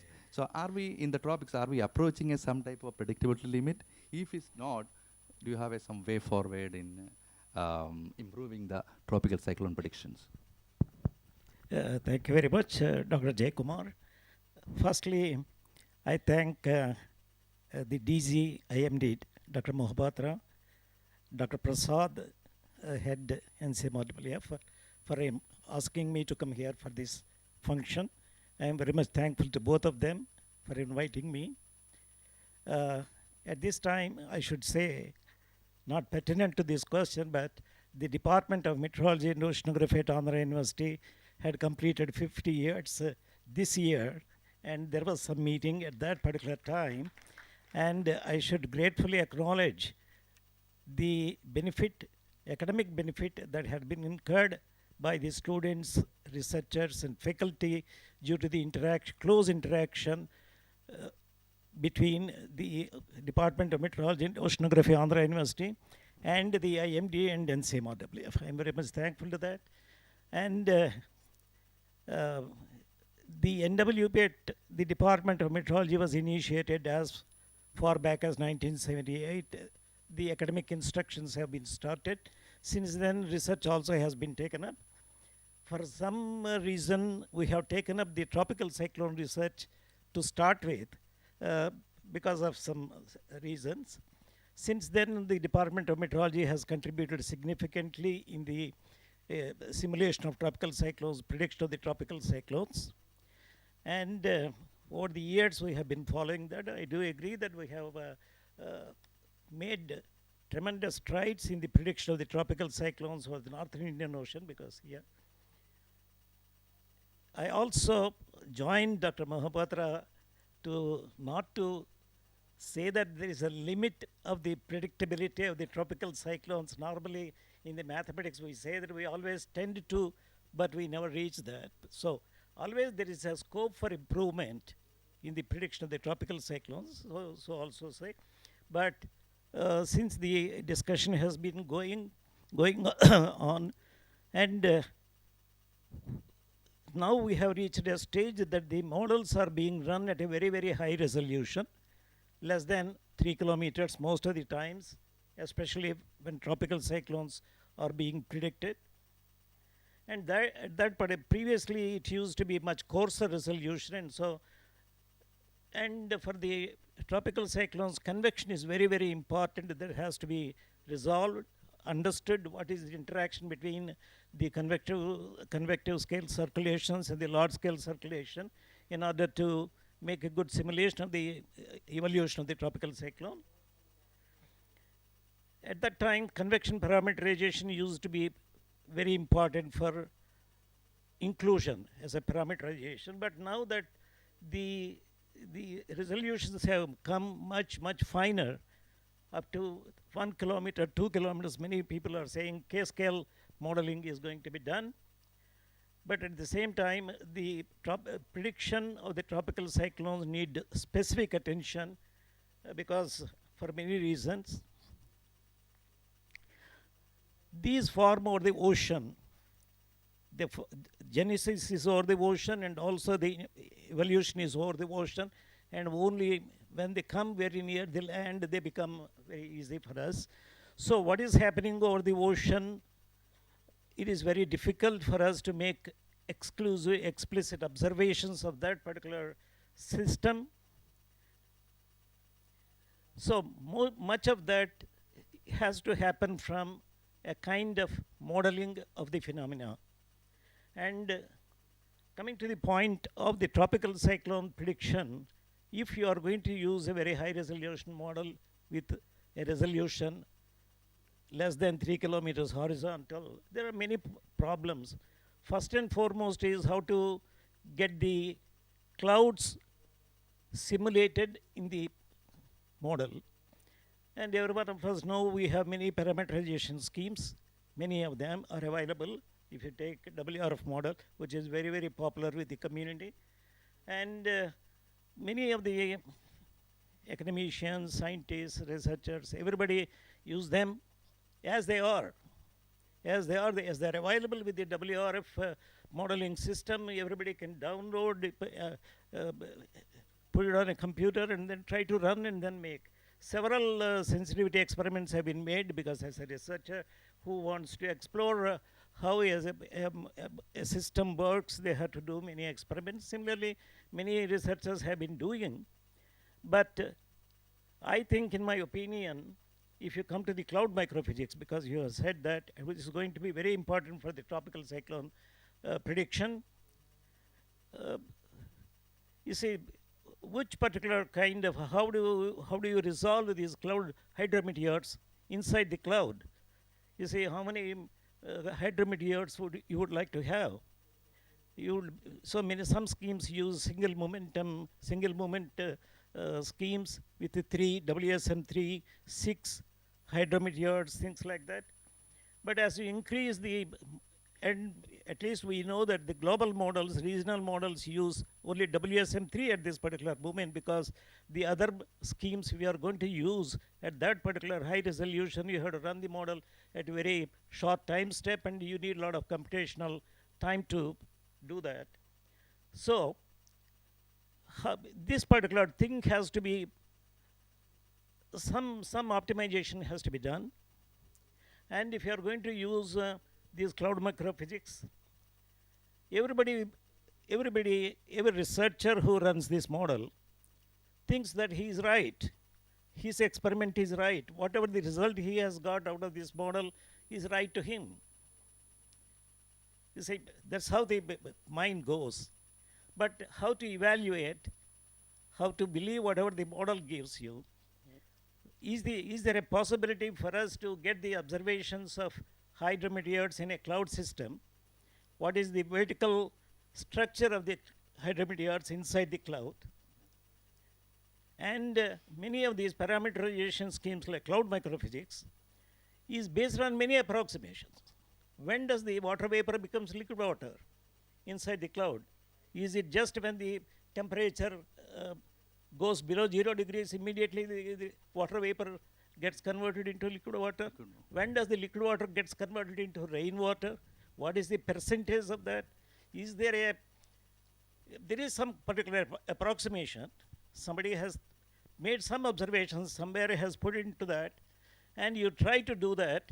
And I think in the Indian scenario, that particular kind of sensitivity experiments with the cloud microphysics has not been done. Yeah, I think, sir, it has not happened. Oh, yeah, I'm just adding your same. It's a very valuable in the sense that you mentioned about especially the recurvature system, where that's a more challenging system, where we also did some of the, where the most of the secondarized process in addition to in the mixed phase, where you exactly mentioned in sensitivity to the recurvature systems improved.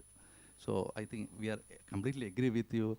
We need a more type of research, specifically the hydrometer distribution. If you are going for a double moment size distribution and mixing ratio of graphite or the other hydrometer species is very good. Sir, thank you. Sir, you want to add anything more in? Yeah, a little more, if you permit, if you have time.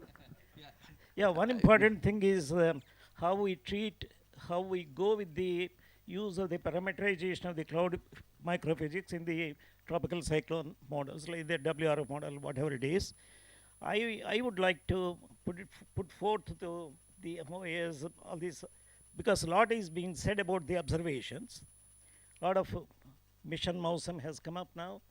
Is it possible for us to have some particular kind of a field experiment where inside the cloud could be some measurements could be made inside the cloud, and a possible understanding of the vertical structure of the hydrometeors inside a cloud over the Indian region could be possible. You see, first over the land or also over the ocean. So I don't know, it is for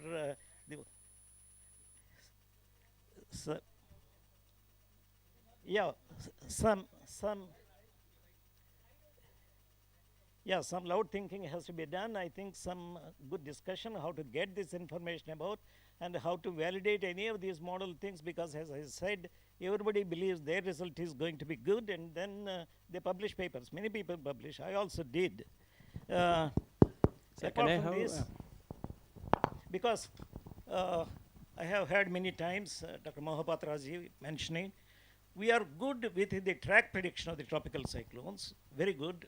Track prediction is being done, but the intensity prediction is still going to be an issue all over the world, not only within Northern Ocean, but also the other ocean basins. So in that particular context also, the treatment of the cloud microphysics, because they are going to be so sensitive, some of the approximations that have been incorporated into these schemes are so sensitive. If you just change how much by a small fraction of the conversion factor, then it's going to make a lot of influence on the intensification, because some sensitivity experiments have been done, whether Graupel is going to be there, because that's a solid ice inside the cloud, ice, snow, and graupel or hail, whatever there is forming inside a cloud. So that particular conversion, those things, if they can be understood properly, I think the tropical cyclone prediction would go a little bit beyond what we have today. And one thing, last thing I would like to add, artificial intelligence, machine language models are coming up, where I think it may become possible for some of the parameterization schemes could be replaced with AI ML models. If that would come up, I think it will take us a long way, because you need not spend more computational resources for the prediction of the tropical cyclones. So if you mix the dynamical models as well as the AI models together, I think that's the way we go forward. I think that's where the future is going to be. Thank you very much. Yeah, one quick question, I think. My name is C.V. Srinivas. I would like to add one point to Professor Bhaskar sir just mentioned about how to improve our prediction regarding the tropical convective systems. One instrument which can give more information about the clouds is the Doppler weather radars. And in the context of dual polarized radars now becoming available more and more, and this vertical structure of the clouds can be observed in our Indian region, and such kind of observations can be highly useful in validating our cloud microphysics schemes. Of course, we have done lots of numerical research on the tropical cyclone predictions with explicit simulations, where cloud microphysics plays a very important role. And a few schemes, like for example KM-British or Goddard schemes, a few schemes are found to be working very well. But as rightly pointed out by Professor, it is to be evaluated in our tropical Indian context. So for that, these observations which are already available with India Meteorological Department and many other departments like Department of Atomic Energy and Space, they can be used for this joint effort. We can have joint work. Yeah. Sir, you want to respond to, or I can go the next? You want to respond to that? No, I agree with Dr. Srinivas, but I am not aware of any of the vertical structure of the hydrometeors inside a cloud system. If those observations are available with your group, then probably it would help the community. I'm not sure about that. Actually, this gives about the size distributions of the hydrometeors, one aspect. The dual polar, our Pandit Rai also can comment, because they have a similar system located in the central India and also on the west coast. I think I got an alarm from the food committee, so I need to. So the more detail will be in our So my next question to Dr. Saji Mohandas, I think that's my last question. There may not be any lot of questions from the audience because of the time constraint. So finally, as we all are going through the seamless modeling paradigms and the divisions between the NWP and the climate models are currently narrowing down, and what is the future modeling roadmap and the strategies for the climate and weather modeling community? That's my last question. Thank you, Dr. Jayakumar. It's about a long-term vision. Because it is wiser to invest in a long-term vision than a short-term targets like that. So I believe that all the global NWP centers roadmap converges to a single concept, that is digital twin of the Earth system. So digital twin of the Earth system is not a simple forecasting system. It is a holistic environment Earth system, which is continuously being updated using real-time data to represent planet Earth, virtual Earth, so which can predict natural process as well as human impact also. So it will be a hybrid system which take full potential of the AML and exascale computing, etc. And it will be used for to understand the improve understanding of the Earth process, as well as use it for the prediction of the climate adaptation. But it requires huge advances in observational it's a very formidable target because it requires huge advances in observational, computational, and modeling techniques. So in that respect, if you say that it's a huge target, and a lot of before achieving that, we need to have a lot of challenges to be addressed and lot of milestones to be achieved. So I will come to those milestones. First milestone is that, as Dr. Krishnan told, we should have a Earth system modeling framework which couples atmosphere, land, ocean, waves, cryosphere, hydrosphere, etc. And it should be able to simulate evolving active ocean circulations, this ocean circulations and cryosphere, and all these components like the biosphere, land biosphere, cryosphere, hydrosphere, and balanced budget of energy and carbon. So also human behavior changes. So it's a for achieving that, another milestone we need to achieve is that kilometer scale global coupled model. So many people are talking about this kilometer scale global coupled model, and advantage is that kilometer scale coupled model can simulate the local and regional impact on the climate change. So it is having the largest uncertainties due to the model uncertainties as well as the changing climate. The natural variability also.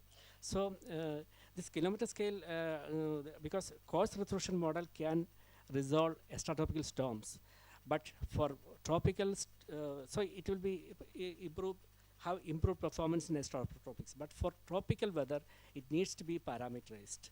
So there it is having uncertainties and assumptions and inherent uncertainties, which will create a lot of errors.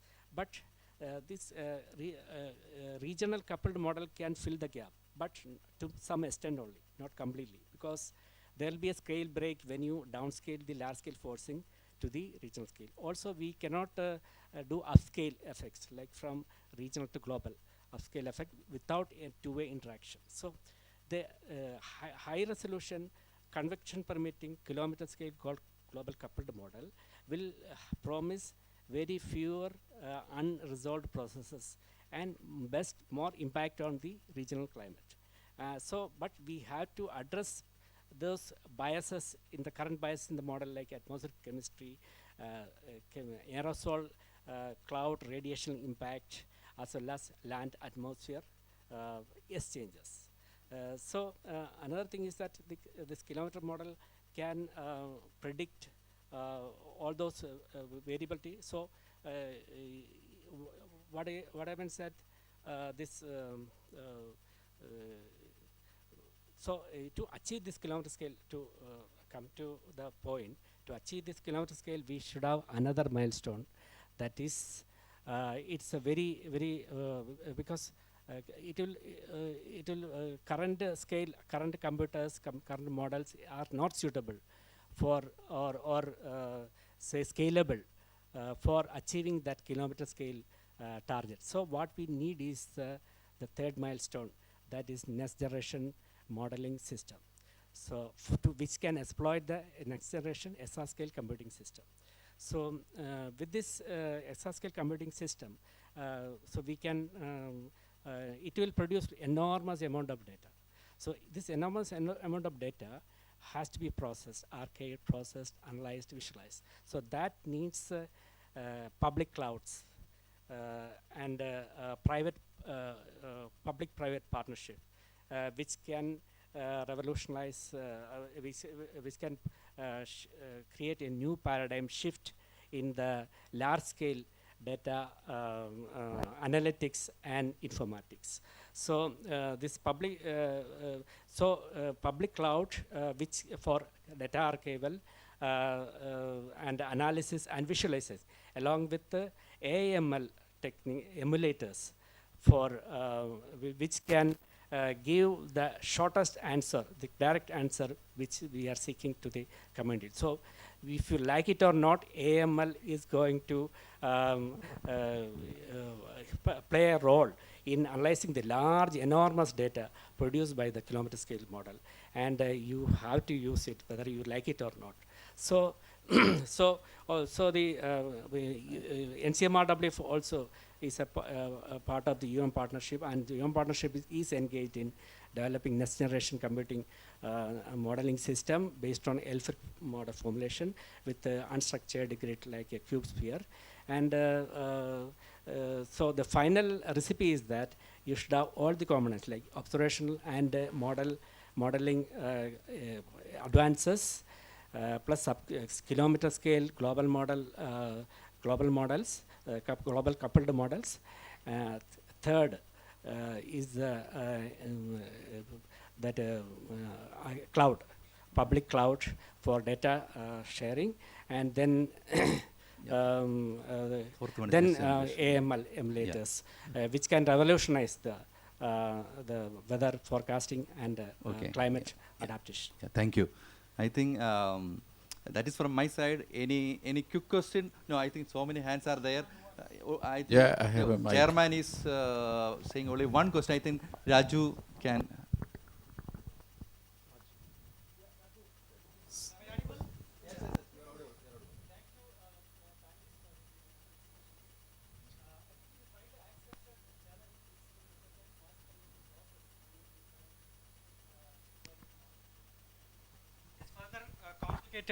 When it comes to the mountains such as Himalayas or Western Ghats, what are the ways one can at least attempt to improve this moist convective process? What is the good start? I just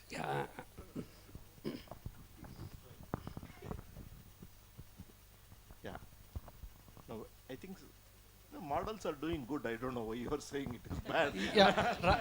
Okay, so maybe I think we can discuss outside. So I just quickly So maybe one question. Questions are here also. Yeah, one thing. Sir, one quick comment, not question actually.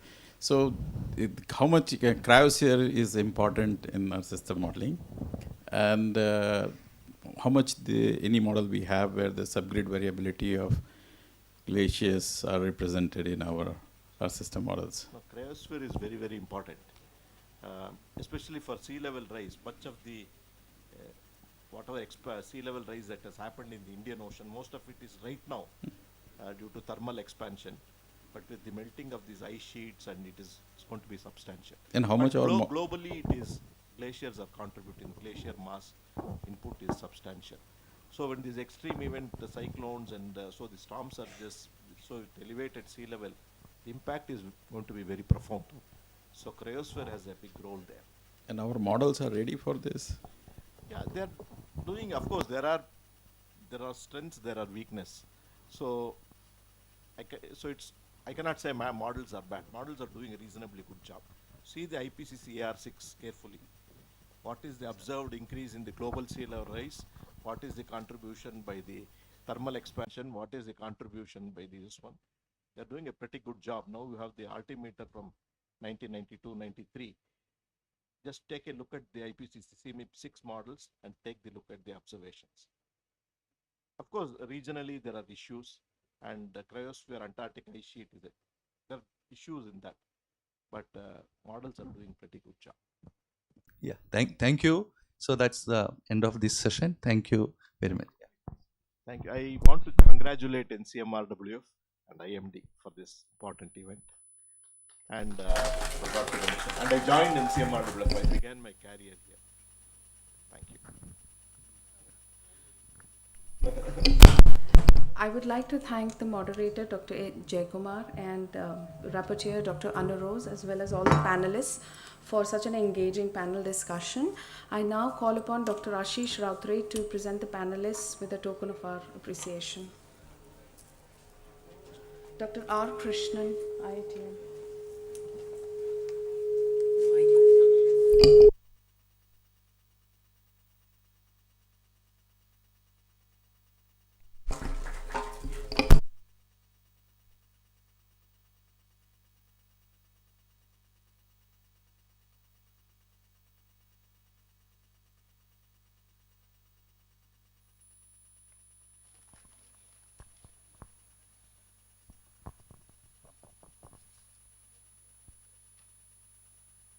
Dr. Hugh Lewis.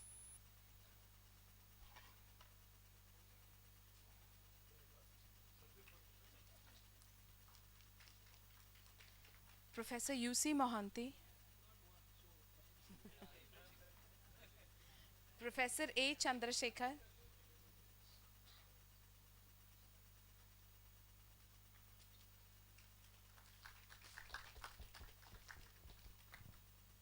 Dr. Saji Mohandas.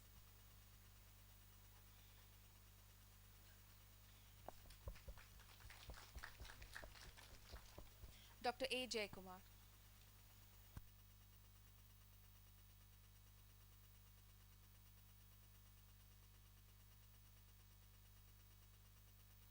We have a very short tea break, after which we will assemble again for the next set of panel discussions. Thank you.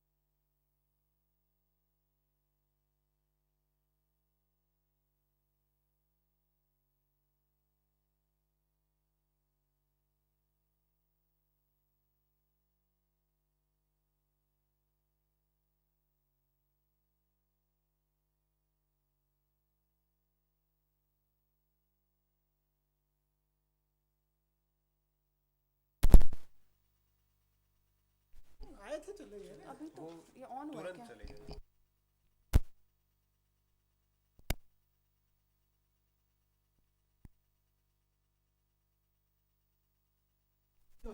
ये लो तुम्हारा pen.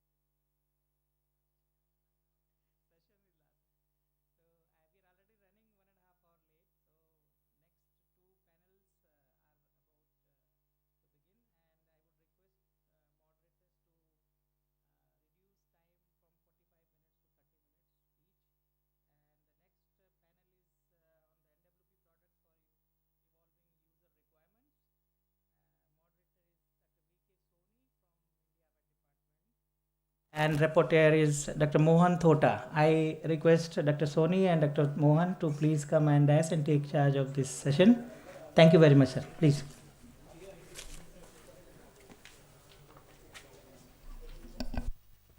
Thank you, Akhilesh. You have reduced our time significantly, but so we have 6 panelists, and I would invite Professor Balaji Ramakrishnan. Professor Balaji is Director, National Institute of Ocean Technology.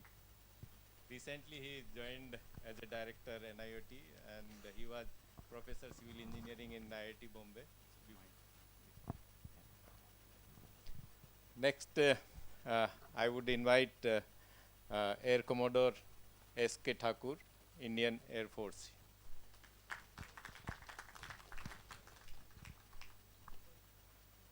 Our next panelist is Dr. Chin Chu Fong. He is Deputy Administrator, Central Weather Administration, Taiwan.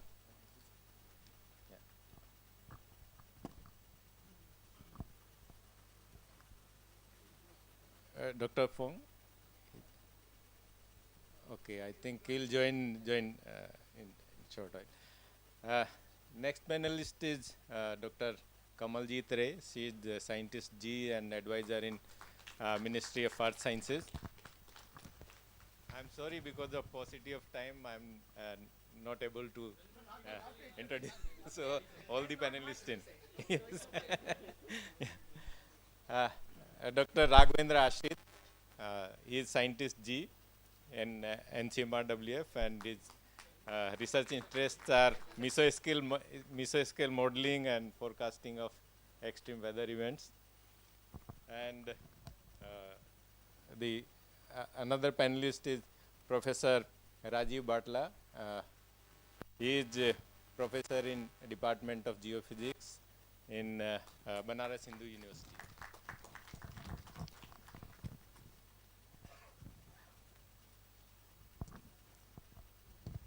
So we'll have this panel discussion on NWP products for evolving user requirements. In the morning itself, we have touched upon that there is no sector which is not influenced by the meteorology.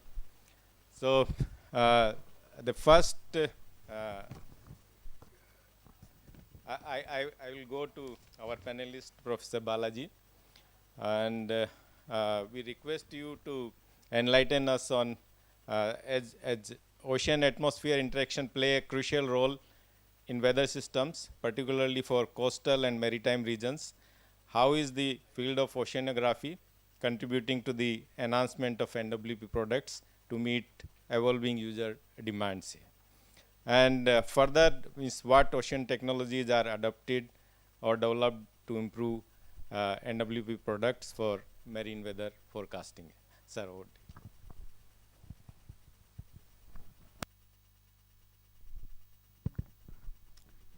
Good evening, everyone, and thanks to Dr. Prasad for having me on board of this, not only this today's event, but also on board of this panel as well. I think my job was, job is basically simplified thanks to all the previous panelists. They have spoken a lot about the need for observation. I think in my opinion too the same, the observations are backbone of all the numerical estimations. I think we basically talking about the numerical models. I always say that in the classroom as well as to my colleagues in the NIOT campus, that models are basically built on top of set of equations, so the fundamental equations. And then there are a lot of empiricality attached to these equations. I think and these empiricalities are actually a function again of different region. It may work actually in the Atlantic, may not work in the Arabian Sea, and so on and so forth. So I think it is important for us to have a comprehensive in situ observations. And I'm also a strong advocate of judicial use of all the observation systems. We have satellite information, which is fairly covering in the large scale, but then may not be covering temporal scale the way that we wanted. And in-situ observations are always, costing us a lot. I think all of our effort should be optimized so that, we save some time and effort there. But nonetheless, I think the observations are key, and how judicially we mix up the use of the advantages of the satellite as well as the in situ observation. This is what we also believe in. And NIOT in particular, I think you must be aware, we have been having a very strong team of ocean observation systems. We are sole institution responsible for installation of all the buoys, data buoys, conventional data buoys, as well as the tsunami buoys. And we also are kind of responsible institutions for deployment of the drifters that INCOIS has been controlling the data from their archives and so on. And in NIOT's perspective, apart from the conventional data buoy measurement system that we already have in place for more than 2 decades of time, now thanks to the mission Mausam, we are also trying to spread our wings, and we wanted to be a little aspirational than the conventional systems. And like somebody was mentioning, that the measurement of the wind profile in the open ocean is very important.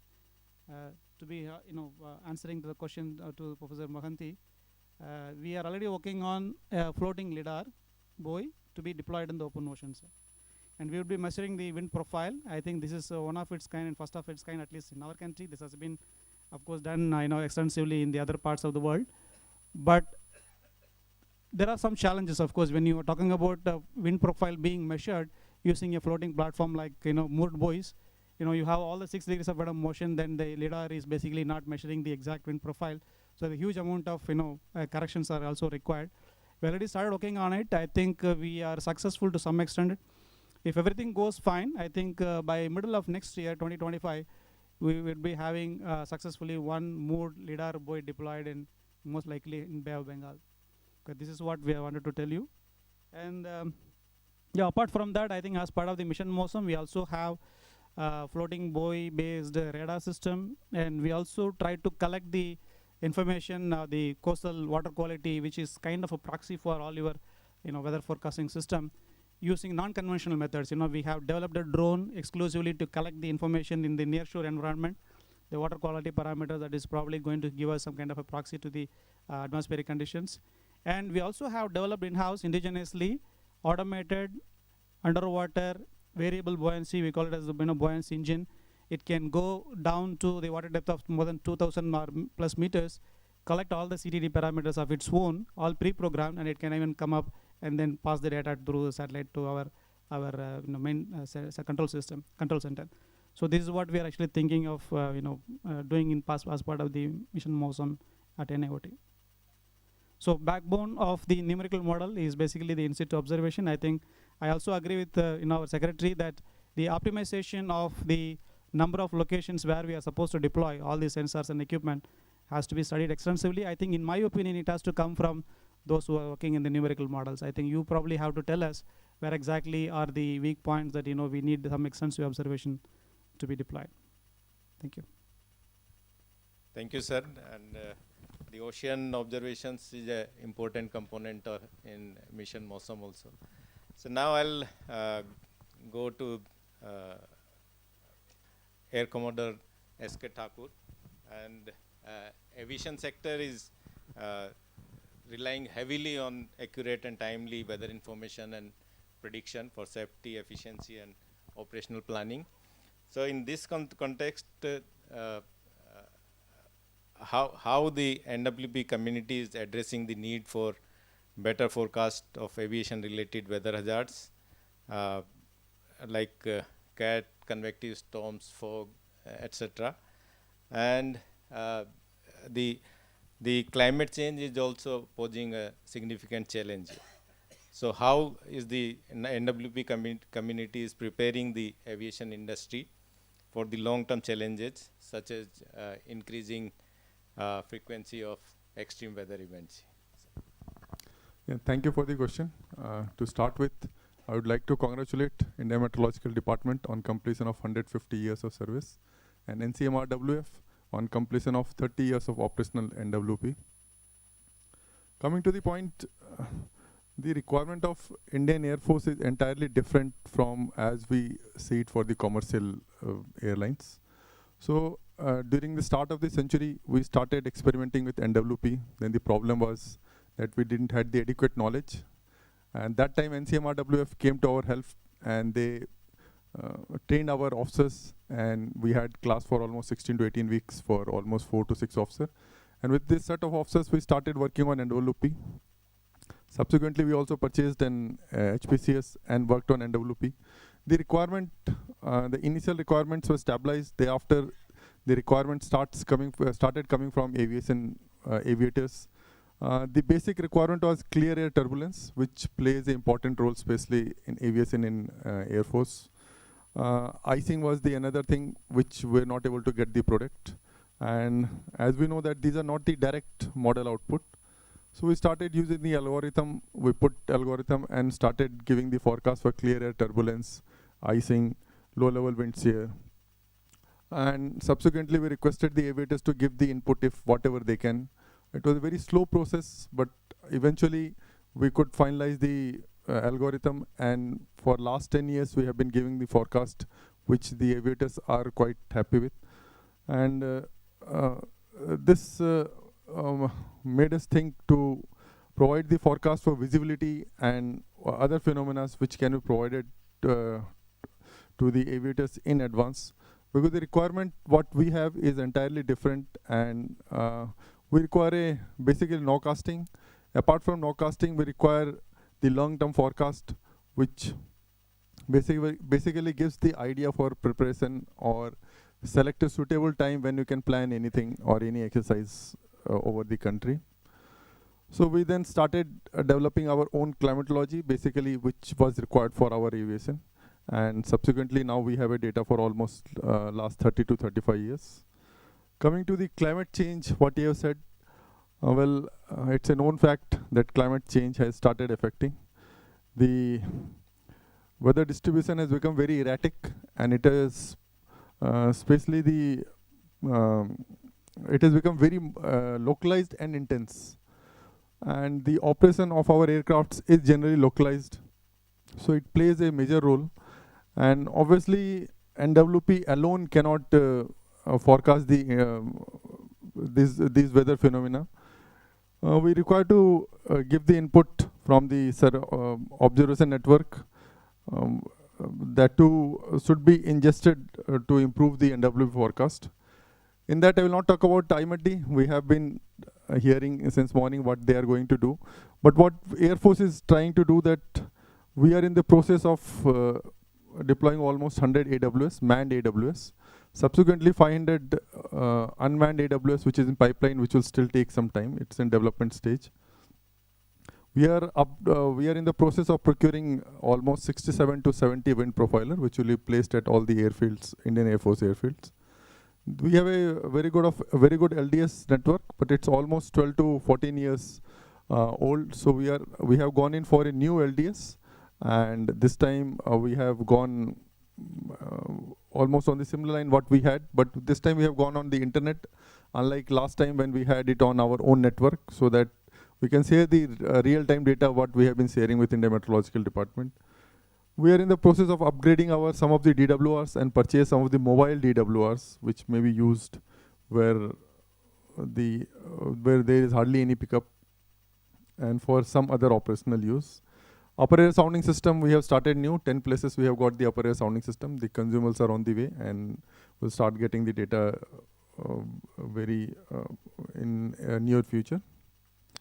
So the enhanced infrastructure will instrumental in the safe air operations on one hand. On the other hand, the data gathered by the sensors would also be assimilated in the model for a better short range or nowcast forecast.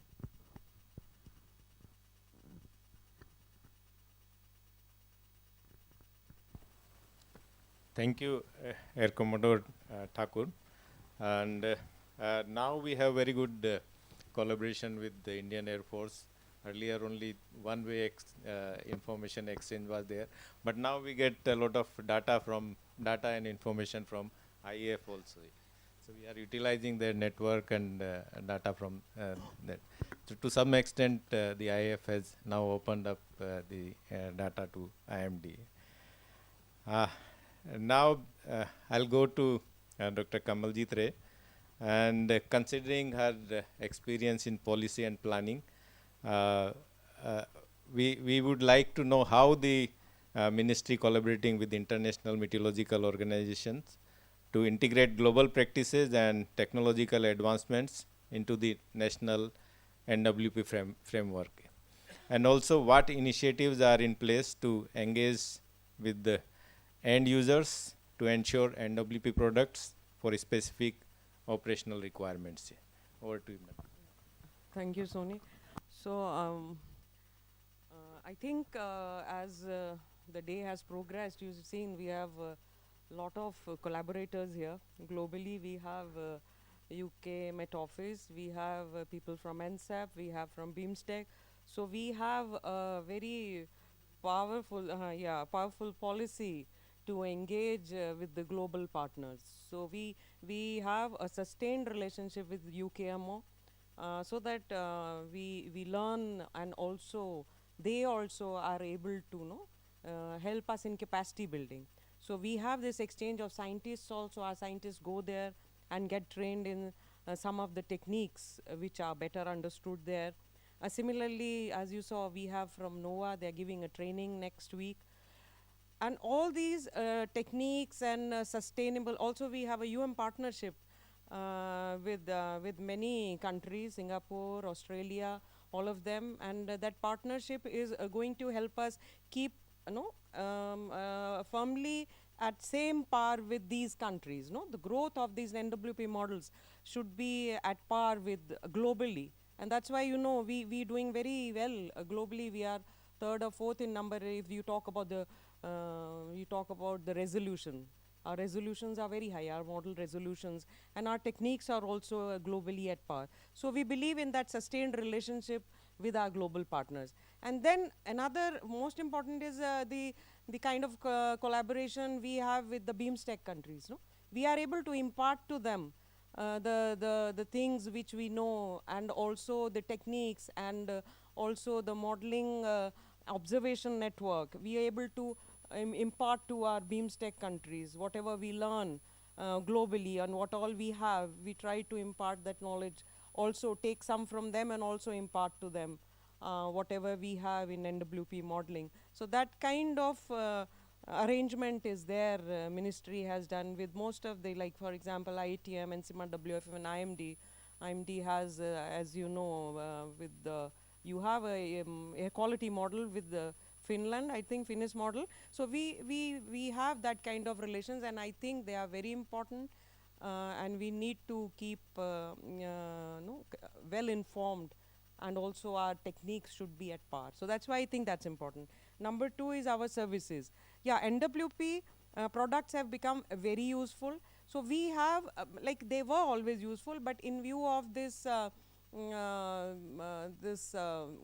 climate change thing happening, we need to have, we are getting a lot of demand from the renewable energy people. So there are a lot of public, private partnerships which we have engaged in. We have signed up MOU with many of these companies where we take their data. They have a lot of these wind instruments and also solar energy and also those observation network, AWS. We take that in data. We also help in their capacity building, and also we have a policy for we sell that data. So it's not that we're not getting some revenue out of that. We have this our NWP model data. We're selling to the private partners, but we're sharing with the government also. And so this is a give and take thing which we are having with the public-private partnership kind of. And that is surely helping us and helping our models to be better and skillful, and that's really a two-way relationship which we believe in. Thank you. Certainly the lot users are coming to now Ministry of Earth Sciences for their and sharing their requirement and asking different kind of products. So now I would go to Dr. Raghavendra Ashrit, and he is having a very good experience in NWP modeling. So Ashrit, how can NWP products better communicate uncertainty to users, especially in disaster management? And then also I would request you to enlighten us. Are there emerging standards or best practices in the field of weather prediction for conveying the probabilistic nature of forecasts? Thank you, Dr. Soni. Yeah, this is a very interesting topic in the sense like we all very well understand that NWP has been here for such a long time and it is being used in so many sectors and very well appreciated. And still we are forgetting the fact that we are communicating only one aspect, one prediction, which is deterministic prediction, and completely blind to the fact that the uncertainty is, we are not looking at the uncertainty. It's as long as we are sticking to the deterministic forecast, we are completely blind to the uncertainty and other possibilities. So that is where like even it was realized much early, more than 25 years ago, ECMWF started, NCEP also started the ensemble forecast system and to generate the probabilistic forecast. Translate your ensemble system in terms of different parameters to communicate the uncertainty. Still, like in my opinion, because we have been dealing with many of our users in different products, there is still a lack of appetite for the ensemble system. Somehow, it's like even many people have also talked about. It goes with the very fundamental nature of the thing that we are tuned to understand the deterministic stuff. I have a friend or I don't have a friend, right? I don't have probability of 80% of having a friend, right? This is something more fundamental where we fail to communicate to the general public. However, some of the decision support systems and automated systems in some sectors like insurance, where risk is more fundamental, understanding and quantifying risk is more fundamental, there it is possible. Like they easily absorb the probabilistic information and the uncertainty. There is a lot of value for uncertainty also. So that is something which is very much there, like with interaction with some of the industry partners that we know, they do understand. But in general for public or for translating to anybody, that still seems to be like not a very popular one. Like anybody wants to see a forecast, I give them a probabilistic information immediately, like, no, tell me one thing, yes or no. So that is still very much a trend. So the only option is like we have had some lessons with our collaboration with Met Office and Center for Ecology and Hydrology and all. They are designing different kinds of sort of games and things like that to communicate the uncertainty, like clearly bringing out what kind of decisions leave you best benefits, what kind of decisions, of course this kind of options you don't have from deterministic forecast.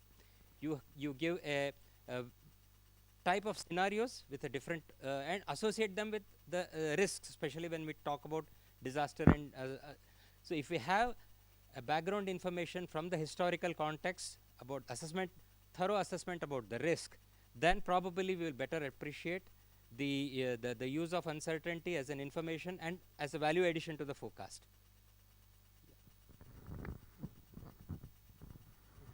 Thank you, Ashrit. And now I'll move to Professor Bartla, and he is having very good experience in research and teaching. Many of our scientists are getting guidance for their PhDs under his guidance. So, sir, can you provide examples of successful partnership where research at your institution has led to practical improvements in NWP products or services?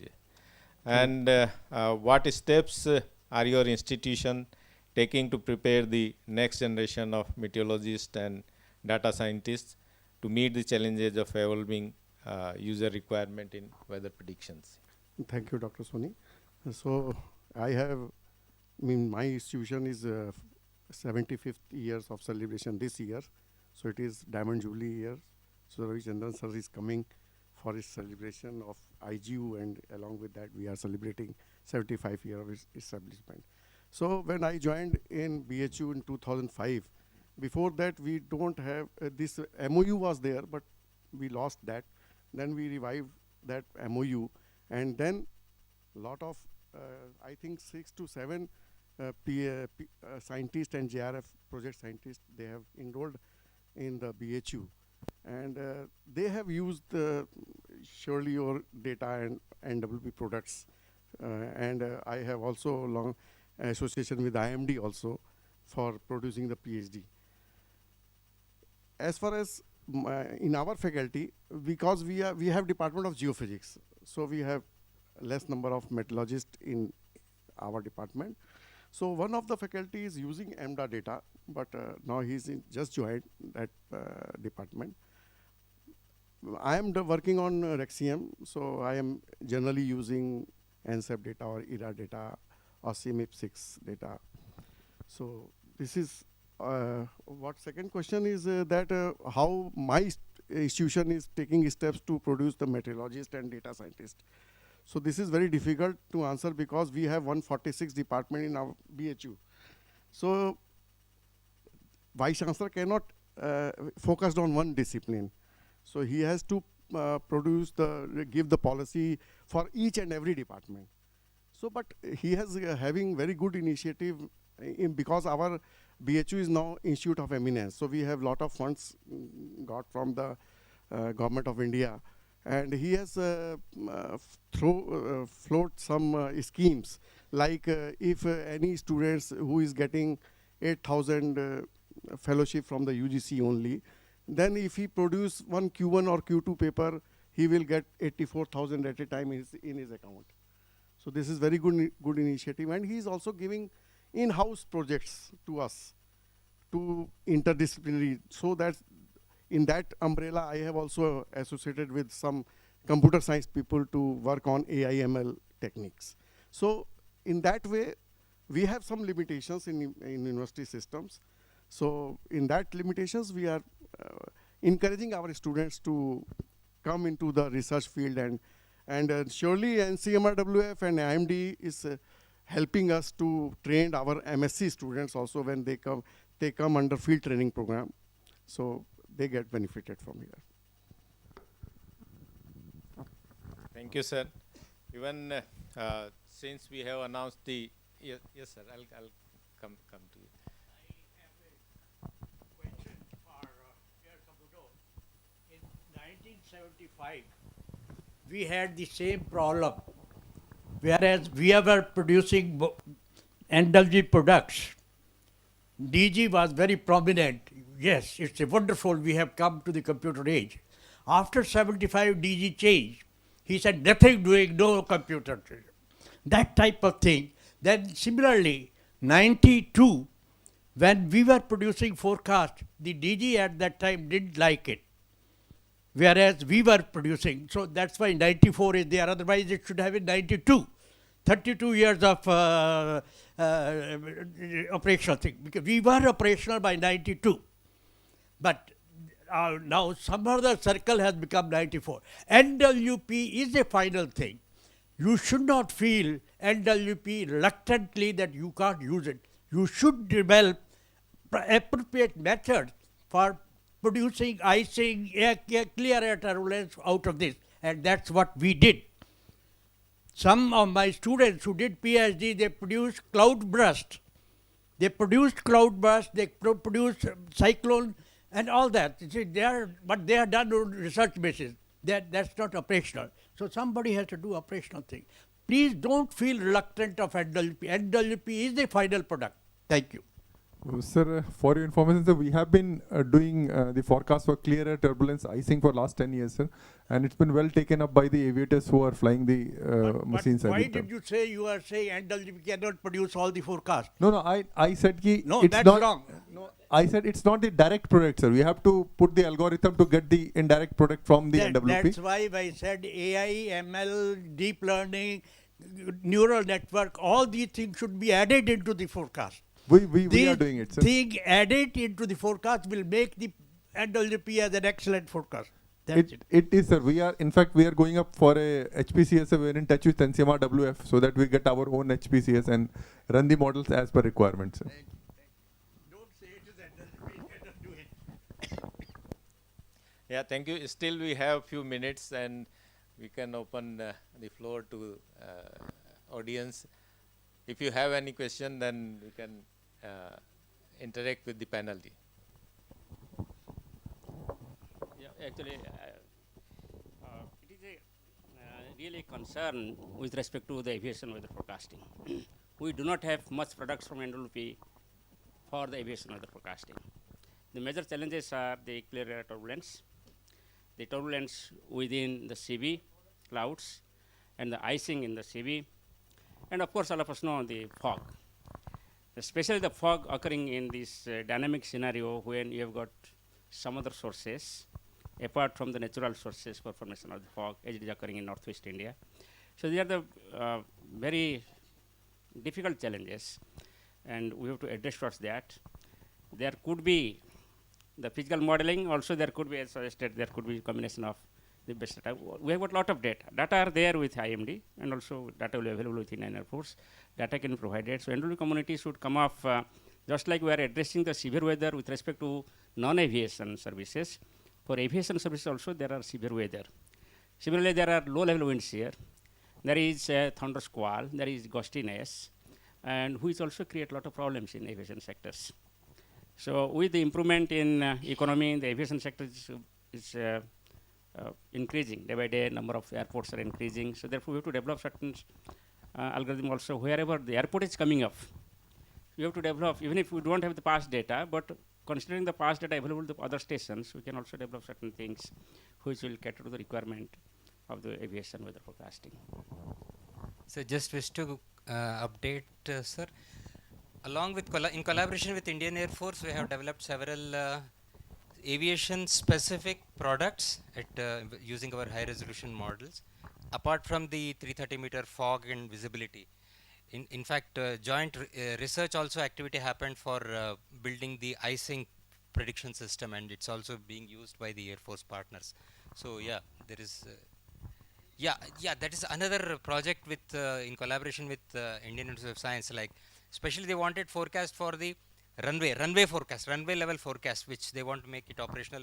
They have a project from Airports Authority of India. So this actually demanded much beyond our present high resolution capabilities. They wanted actual runway for all the runways in the country.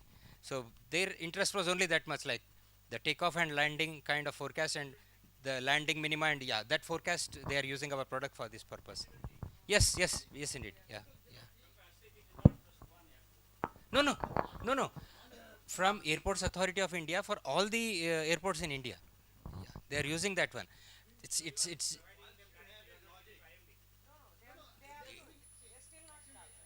is being tested. They have not made it operational.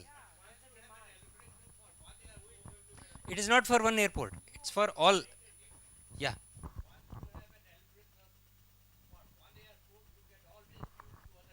Right. Yeah. Right. Yeah. Absolutely.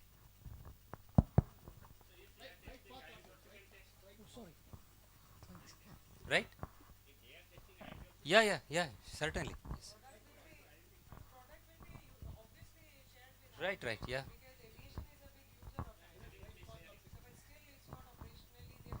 It's not yet operational. It's being tested. Yeah. Absolutely. Yes, sir. I was. Yeah, not just the runway, but also the entire destination and starting point, that entire path they take. They also have the demands of 0 degree isotherm. And I was just wondering, we had no discussion on the renewable energy. Yeah, we just touched upon it during her discussion, so I didn't want to repeat it. We have. But you can take some feedback if somebody is there. Yeah, certainly. We have our partners from Nuclear Power Corporation of India Limited. They have been our longest users for more than 10 years. They use our data for their emergency warning system as a mandatory regulation. They use it. They are one of our very star users. Yeah. They use NWP output. No, NWP output. Yeah, even I was thinking of putting that question, but now the time is because we are serving to new and renewable energy sector in a big way. So, but we'll discuss this sometimes. That will need another panel session. Yes. So I really thank our eminent panelists for today's discussion. Now I think we have finished almost in time. Thanks to one missing panelist. Thank you very much, sir, for your prompt question. And may I now request Dr. John P. George to come on dais and honor the panelist and moderator for their active participation in the panel and conducting this as a token of appreciation from NCMW.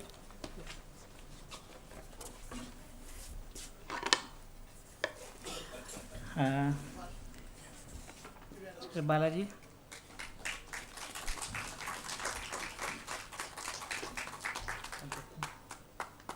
Air Commander Dr. S.K. Thakur.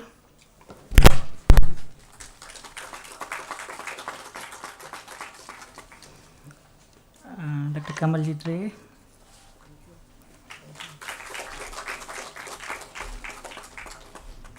Dr. Raghu Ashrit.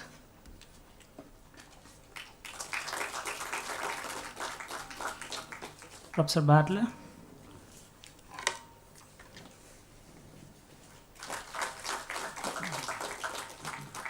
And moderator Dr. V.K. Soni.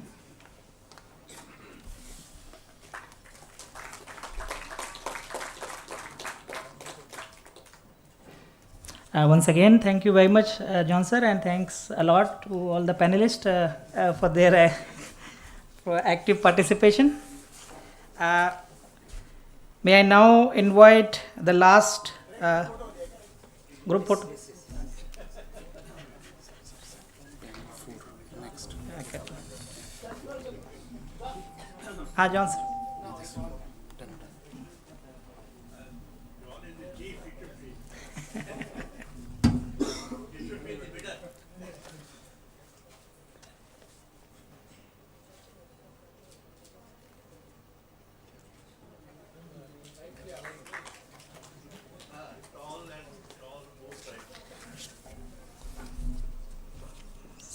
So the topic of the last panel discussion is very interesting, but we have limited time. So I would now invite Dr. K. Amarjyoti to moderate this session on scope of hybrid methods in data assimilation and weather forecasting. Dr. Amarjyoti, please. And rapporteur for this session is Dr. K. Niranjan Kumar. Thank you, Akhilesh. Welcome to the last session of today. And the last session is like scope of hybrid methods in data assimilation and weather forecasting. Because time is very short and we are already late, so I'm going to call Dr. K.J. Ramesh, former IMD DG, to on stage, and his specialization is into the various aspects we all know. And I would like to call Dr. Sandeep Sukumaran from IIT Delhi, Associate Professor. And I would like to call Mr. Raghavendra Srivatsa from NCMRWF. So he is the pioneer for that 6-kilometer operational at NCMRWF. And KC Gowda from CSIR 4PI. Thank you. Please be seated. And Dr. John P. George. And Dr. Zan Zhang from NCEP. Oh, he's not. Okay. Sorry for not introducing much about you all, and I hope all the audience are aware of.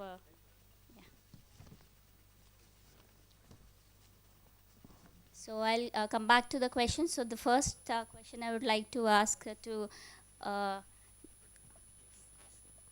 Dr. John P. George, and we know that he is the key man for the data assimilation.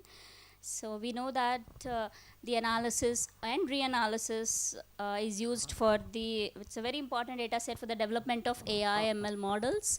So it's the other way around, but how AI ML models can support the data assimilation and produce an improved reanalysis. Okay, thank you. Good evening. Yes, as already you mentioned that in the new era of AML, all this reanalysis data will become more and more important. So we require very high resolution, more accurate reanalysis.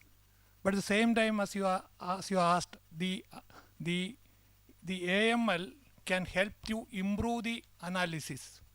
So how, see, in any data simulation system, the aim of the data simulation system is to produce the best possible state of the system. For example, in atmosphere, the best possible analysis for the atmosphere. So that is the aim of the data simulation system. So for that one, the current data simulation systems, the main ingredients, one is the observation from various sources. It can be from the in situ observations, it can be from the remote sensing observations, including the satellite, radars. So all those type of observations we assimilate. So that is the one major ingredient. Another ingredient is the observation, because we have to define the observation error properly. Then only we will be able to use the maximum use of the observations. And another important factor is another important information from our system about the, for example, atmosphere is coming from the model itself, the short forecast. That is the model forecast. So that is also we are using. And along with that one, we should know what is the error of our model. So all these four informations are being used in our data simulation system to create the accurate state of the atmosphere or ocean.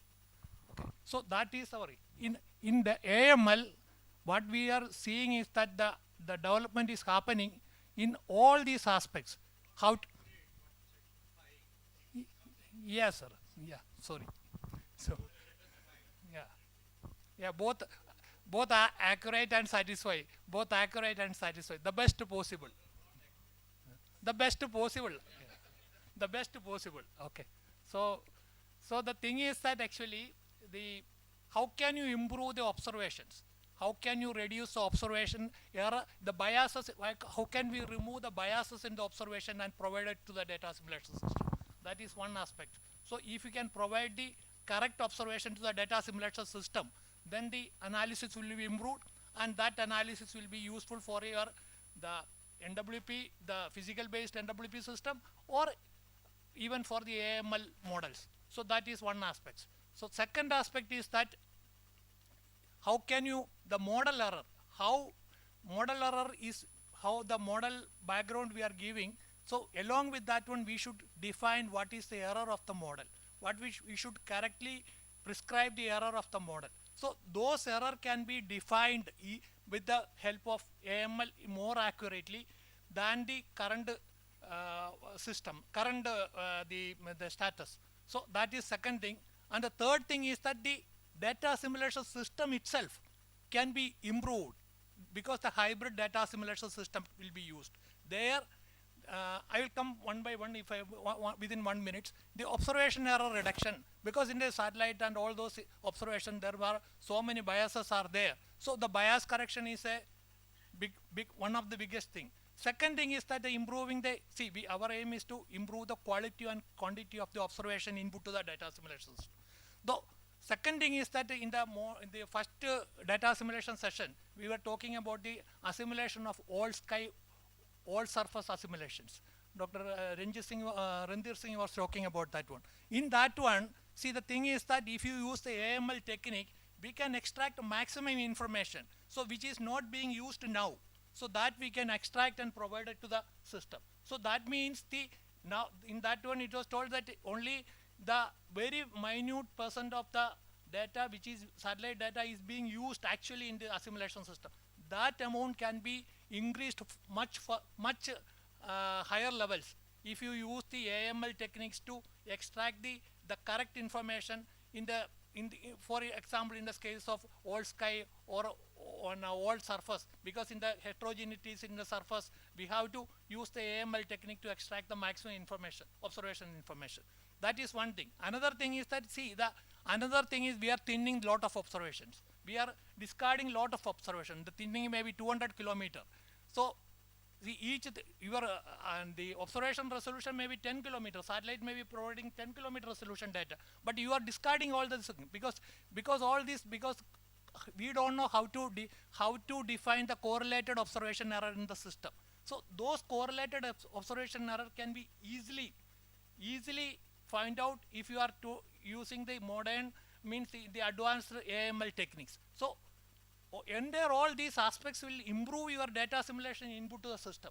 So so that means observation input to the system will increase much, what you can say, greater way when you use the AML techniques in the observation processing.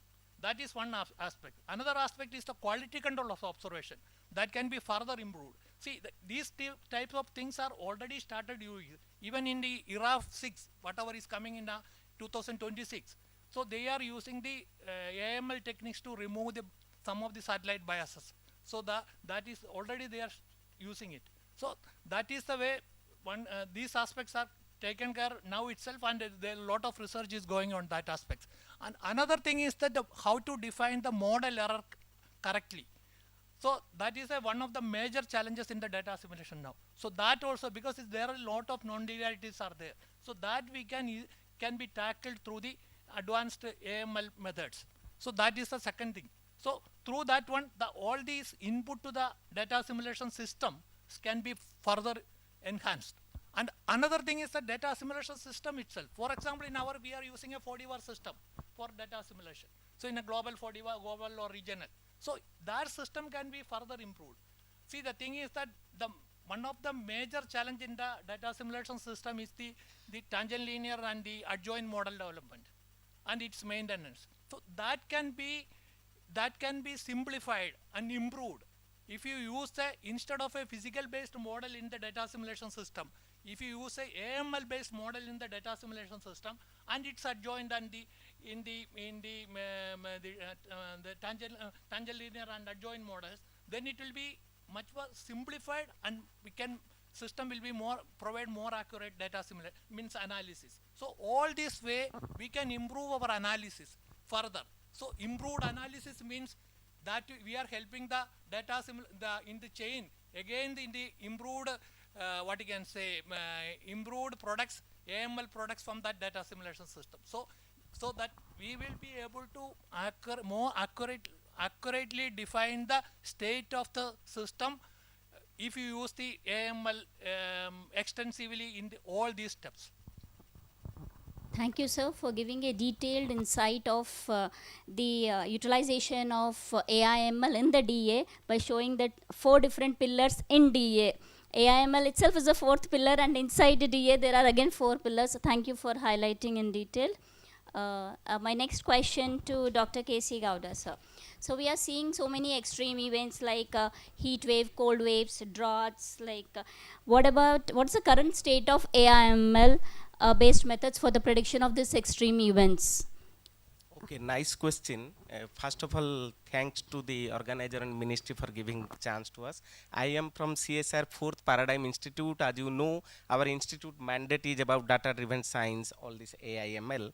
And I like your question because it is on time. Yesterday, while coming to Delhi, I just read one paper, which, sir, you may be like this, because yesterday's paper says hybrid physics AI outperforms numerical weather prediction for extreme precipitation forecasting, and she is asking about the extreme and current status. So coming to the point, basically what I believe, starting from the first talk today till the previous suggestion, as you told, you should use the hybrid physics. So then I was just writing one line there sitting. We can say ML offers potential solution by capturing complex spatio-temporal patterns, because the benefit of our Earth system data is it can capture the patterns well, integrating diverse data, because in other panel we saw we have data from multiple sources. So AIML engine can take all the combination of diverse data saving and introducing approaches like spatio-temporal convolution, which can possible through the data-driven approach,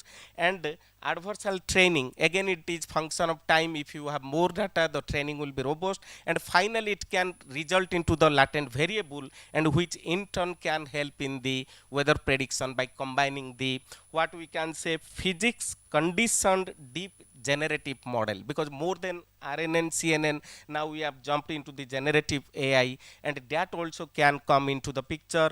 And today morning, the slide of our NSEP director was showing about the digital twin. That is also experiment is going in different parts of the globe. So I think that thing also we can very much improve us in the prediction of extremes. Now coming to the very good news today morning, what I got is about the Mosam mission, because all the answer lies whether your data driven approach can help for the extreme or not is about the availability of data. For example, data is there is gridded data, but when you do the traditional extrapolation system, that may not capture the spatiotemporal variability, which can be reduced by the AIML. Just last month one paper published where they have done the climatological extremes by using the different they have just used CNN technique, but with convolution they have integrated the high resolution aspect rather than the traditional method. So this way it can have latter means a lot of scope where we can go and improvise the extreme, like either it is rainfall or temperature prediction. Yeah, thank you. Thank you, sir. Thank you for giving the insights that hybrid modeling and data driven to the latest publications, a lot of information. Thank you. My next question goes to Dr. KJ Ramesh, sir. I'll be asking two questions, sorry. So one is like the machine learning methods are having profound impact in NWP and climate predictions. So how much prediction skill can we expect from AI/ML models to forecast this weather and climate? And my second question is, are these models are able to perform better than physical models? So my question is from operational perspective too. Yeah. Thank you so much for this very important question. At the moment, operationally, ECMWF is running 5 AIML tools and putting out the forecasts on day in and day out for last 1.5 years or so. On weekly basis, at least as a part of RHYMES, I had an opportunity to look into those model products performing in a different way. Out of the 5, Pangu model and forecast AIML tools are generating multi-level parameters and other wind fields, temperature fields at different vertical levels, whereas AIFS is the artificial intelligence tool implemented by ECMWF itself. It is called AIFS, and the FUXI model of CMA and the GraphCast of Google AIML tool. These three products, these two tools are generating even rainfall, accumulated rainfall and other patterns. So when you look into these rainfall patterns generated week after week, even when cyclones are there, when monsoon depressions are there, heavy rainfall associated with the land low pressure systems leading to local floods are there. When you analyze all this, so in general, when light to moderate intensity precipitation cases are there up to 10-12 centimeters in 24 hours, GraphCast outperforms AIFS and FUXI models. And in general, if you see, AIFS and the GraphCast compete with each other case to case if you examine. But when you come to a case of a cyclone, 2-3 cases of cyclones are analyzed. So there the problem of heavy precipitation more than 12 centimeters when the actual observation suggests post landfall, those kind of quantitative predictions are not captured by any of these AIML tools, at least in operational so far. But in general, what skill and potential benefit of AIML tools is spatial distribution of rainfall, particularly spatial extent of rainfall is captured wonderfully in all these applications, and continuously they are undergoing development, and it all depends on the deterministic forecast which are driving those AIML tools. So as and when the skill of deterministic forecast improves by 5%, you may get a benefit of additional 10% from AIML tools when they are properly trained. At the moment, all the models are trained with ERA reanalysis products of ECMWF, but they are at 0.25 resolution. So now they also suggest that when they go to high resolution IFS to 5 kilometers very soon, and then update with the 12 kilometer ERA 6 models, training of AI/ML tools, we may expect much more quantified intense precipitation events in years to come. At least 1 or 2 years, perhaps that kind of improvement is visible. Promise is already there. Thank you. Thank you. Thank you for giving the insights of the operational scenario in how it's performing for cyclones, and for good to hear that it's performing well for precipitation. My next question to Professor Sukumaran. He is actually an associate faculty at TRD School of Artificial Intelligence. We are happy to have you here. So by keeping your expertise, I would like to ask, what are the main opportunities and challenges for machine learning in weather and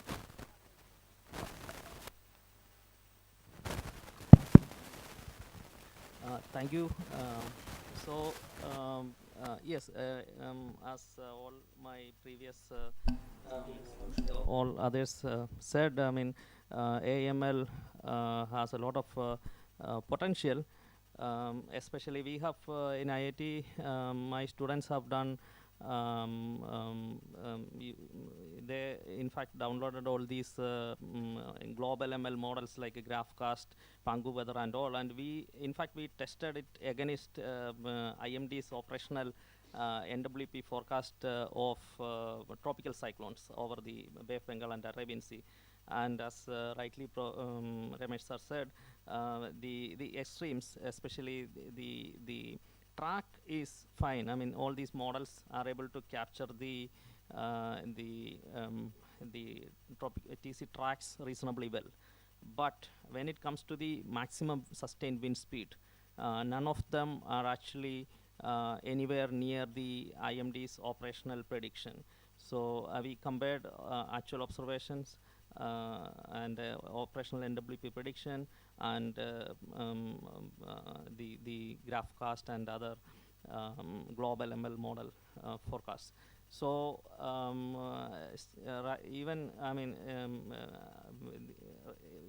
when it comes to the extremes, yes, at this moment NWP models have they have an upper hand, but eventually I think with more data and more sophisticated training, the ML models may catch up. The advantage of ML models is the cheap computational cost. So for a 10-day forecast, what we have seen is that on a single node of GPU, it takes like a quarter degree resolution. It takes like 3 seconds. So it's computationally extremely cheap. And when it comes to the opportunities, I think we have a lot of opportunities. As I mean, we know that it's data is the key here. So IMD has a I mean, we are in fact sitting on a treasure trove of data. Actually, we have a long history of data. IMD completed 150 years, which means we have a lot of data. And I at this moment, we may not be using the whole data. So when it comes to the data, I'm not talking about just the radio sonde or the other in situ observations. So for example, we can think about the synoptic weather maps.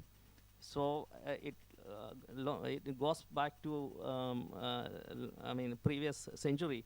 So I don't know how many of you know that SICASAB has actually tracked the low pressure systems from 1883, 1880 to 2003 manually from the synoptic charts. So these charts can be, I mean, if we digitize that and use it for ML training, so I think we can advance our synoptic scale prediction substantially using ML. Yes, so we have a lot of opportunity here. Again, physics, I mean, we cannot write off the the physics-based numerical weather prediction models. So when it comes to the climate projections, I don't think that the ML models are anywhere near to replace our coupled models. So there the key is to replace the parameterization, which is actually producing a lot of errors with ML, so that we can actually it's a win-win situation actually. So the physics-based and at the same time we are also taking advantage of ML techniques. So I think that is the way to go. Thank you. Thank you for giving a lot of information of the digitization of the tracks, which will be useful for ML, especially where sir has highlighted that it is failing. So thank you so much. Now let's come to the Raghavendra sir. My question is somewhat related to what it was posed by DG sir in the morning. Many companies and entities are venturing into the development of AI-based models for weather forecasting. And because many of those models require less computing power, I think in future there will be a flooding of forecasts from AI/ML based forecasting systems. Will this forecast need to be controlled? It's regulated. Good evening and thank you, Dr. Amar Jyoti, for the question. And it's relatively a complicated question. It's not a straightforward answer. So, hello. Yeah. So it's not a straightforward yes or no. So before I say yes or no, let me just thank actually here summarize. Dr. John actually has already given a very good idea where AI/ML can be used for data assimilation and this one. Dr. Gowda actually expressed about actually various physics actually informed networks, and Dr. Ramesh actually already talked about actually various models that are there. Mind you, these models are coming from ECMWF and very, very highly, they are institutional backed up. What regulation we are talking about is something slightly different, which I'll come. That is the reason why I'll say yes or no at this point. And then Professor Sukumaran has already highlighted actually the cost of this. So given this entire scenario, yes, the computational cost is very low. So why not? So, but are the NWP models being regulated? That's the first thing we should need. If you look at it, yes, WMO actually, and then the very fact that actually all these NWP models actually have a huge development cost, huge computational cost, that itself is a regulation, way of regulating things. So they come up with actually this one. Plus you have a lot of standards that come into picture. Similarly here actually with AI/ML, most of the, what actually Dr. K.J. Ramesh actually has mentioned, they have come through with a quite amount of actually intense this one. But at the same time, we should know that actually NWP developed actually relatively gradually. Whereas what you have seen actually with the AI/ML models actually in the last 24 months has been an explosion. So that is a huge actually. When you have such a scenario and when you have actually like a situation like this, regulation needs to be there. And I'll give you a classic example. These days actually Swiggy and Zomato actually are practically actually having their own observation networks, and they are actually using a data-driven actually model to give you a location-based forecast. Now will IMDb actually be in a position to actually deny that? So that being said, actually that is Dr. Vatra can say further on that, because the scale at which actually this can be done and where actually it can be done is very different from what actually IMD is capable of, where NWP models are capable of. And one of the biggest reason actually why I'll support yes to regulate this is the data provenance and data privacy. The number one reason why actually I'll opt for regulation, even though I'm not big on regulating, is this. Second, regulation is not required actually or mandatory for foundational models. There are a lot of actually AI models which are foundational models for which you don't, they are, the development cost and the computational training cost is huge. They themselves actually act as a barrier. But you have actually small data-driven actually models that are actually able to tell you yeah, there is a rain actually across the speed breaker or in that street. You either have to take them actually at their face value or See, that is the scale at which actually like where IMD and NWP models and other, they cannot be able to, or they will not be able to give outright. But this is the thing that is actually generating their operational, this one. So there has to be some sort of regulation, but the regulation actually should be that this is just a guidance. It's not a forecast. So we need to make that very clear. So that actually like there's a single phase for forecast, rest is all. I think before I close this, actually like there was a very classic question and a very classic answer actually recently in Professor J.C. Shukla's talk. Dr. Saji actually asked actually about the AIML thing, and Professor Shukla actually said, when it comes to AIML, there is skill. But, predictability is not there yet. So maybe foundational models will develop further, or your physically informed neural networks, or sorry, physics informed neural networks, or you actually have even solvers actually for solving your partial differential equations. So you will probably actually have a hybrid solvers, dynamic solvers. So such things, actually improvements, might actually give a better meaning to predictability in the coming years.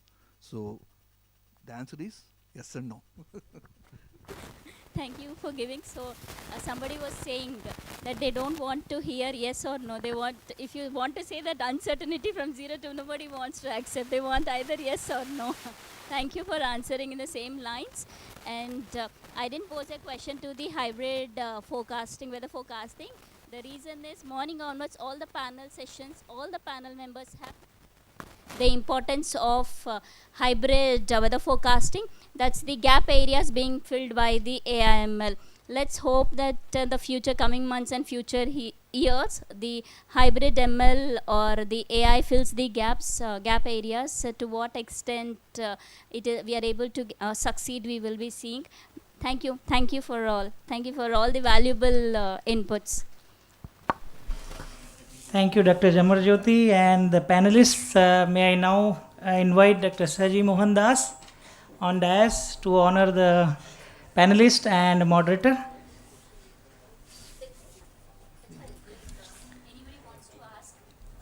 Anybody wants to ask any question to the panel members? So because it was very late, so I didn't want it to, but then so this is the hot topic which was being discussed since morning. So, and the fourth pillar, Secretary Sir has coined a word, fourth pillar of NWP. Any question? Yes, yes, sir, yes. Raghu sir. No, without sounding cynical, I just wanted to know, anywhere in the world, any of the hybrid approaches have successfully demonstrated predicting an unseen event, like a Mumbai, because NWP or any NWP are frequently posed with this kind of question. So to assess any approach, we should have same standards. So as far as I think there is potential, because during the COVID time, that was possible, there was some possibility, but I still do not know if a Mumbai kind of an event or a Chennai kind of an event, without including it in the training data, has it been demonstrated in any of these models?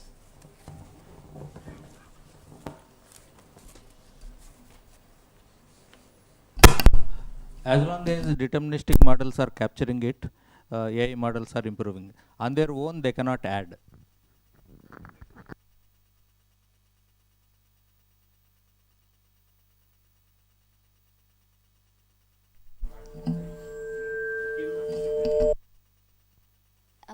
Anybody else? Yeah, yes, somebody else. Yeah, so it's, for me, it sounded like AIML is overtaking maybe NWP, at least for improving perspective. So my question is, what is the key limitation for this AIML stuff as of now? Is that only data or something else? It is basically observation. Okay. For example, she asked about extreme. So we may have 150-year data, but the point when you go and train those kind of data with a 0.25 degree resolution, it may not capture that pattern. Okay. So therefore, again, I will emphasize and advocate the MOSAM mission and the observation what they are going to implement. That will surely enhance the predictability, because as secretaries have told, observation and Ramesh have told the deterministic model. So it is a Venn diagram of A, B, C, A intersection B intersection C. So that middle part is our target, I think, which we will achieve by 2030 at least. Yeah, thank you. I think it should be at least balanced. NWP and I think AML should go hand in hand, so that we can see the further improvement. Because if without having enough data to train the models, and I don't know if we can expect a lot of improvement from this aspect. I don't know how far we can success. No, promise is there when Prasad says when he goes for 5 kilometer, 6 kilometer coupled model in medium range scale, then reanalysis would start with that model. So then perhaps once 20 years data of reanalysis is available at 6 kilometer, perhaps we can address this on. Yeah, okay. Thank you very much.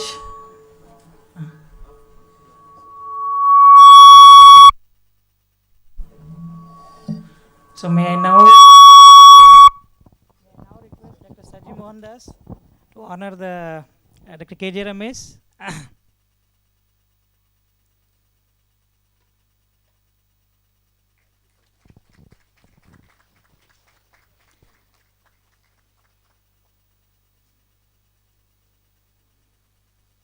Dr. Gowda, please.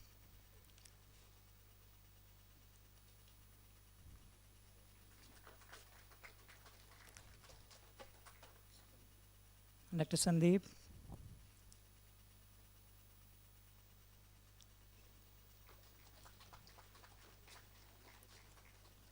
Dr. John.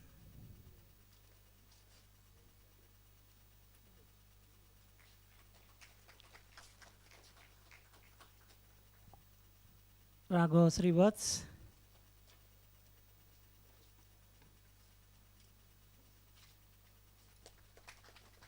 And moderator Dr. Amar Jyoti.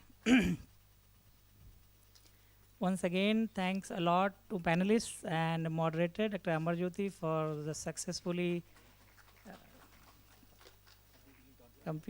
finishing this thing in time. May I now invite the rapporteur from previous sessions to come on dais.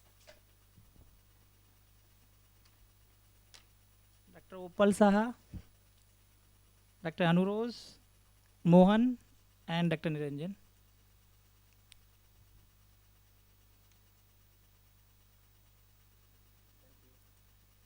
As a last item, I would request Dr. Saji to honor the rapporteurs of today's panel discussions, Dr. Upal Saha, Dr. Niranjan, Dr. Mohan, and Dr. Anurose. Is she there?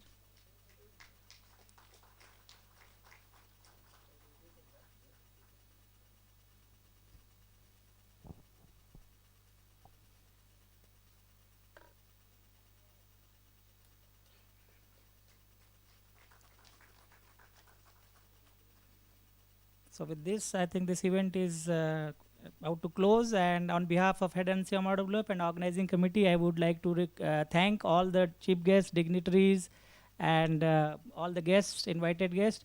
And we are now requesting all the scientists, invited guests, and LOC members to proceed for the dinner. Location of the dinner is shared in your in a pamphlet in your bag. And I hope those who are staying with us will have a comfortable stay, and those who are returning back to their home will have a safe journey. Thank you very much, and have a good night.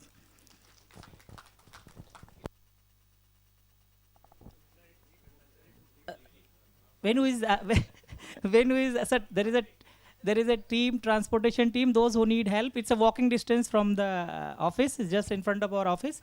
But there is a transportation team that will help if you need transportation. And it's at downtown 62 in front of our office in the Bing Central. Oh, the back, madam.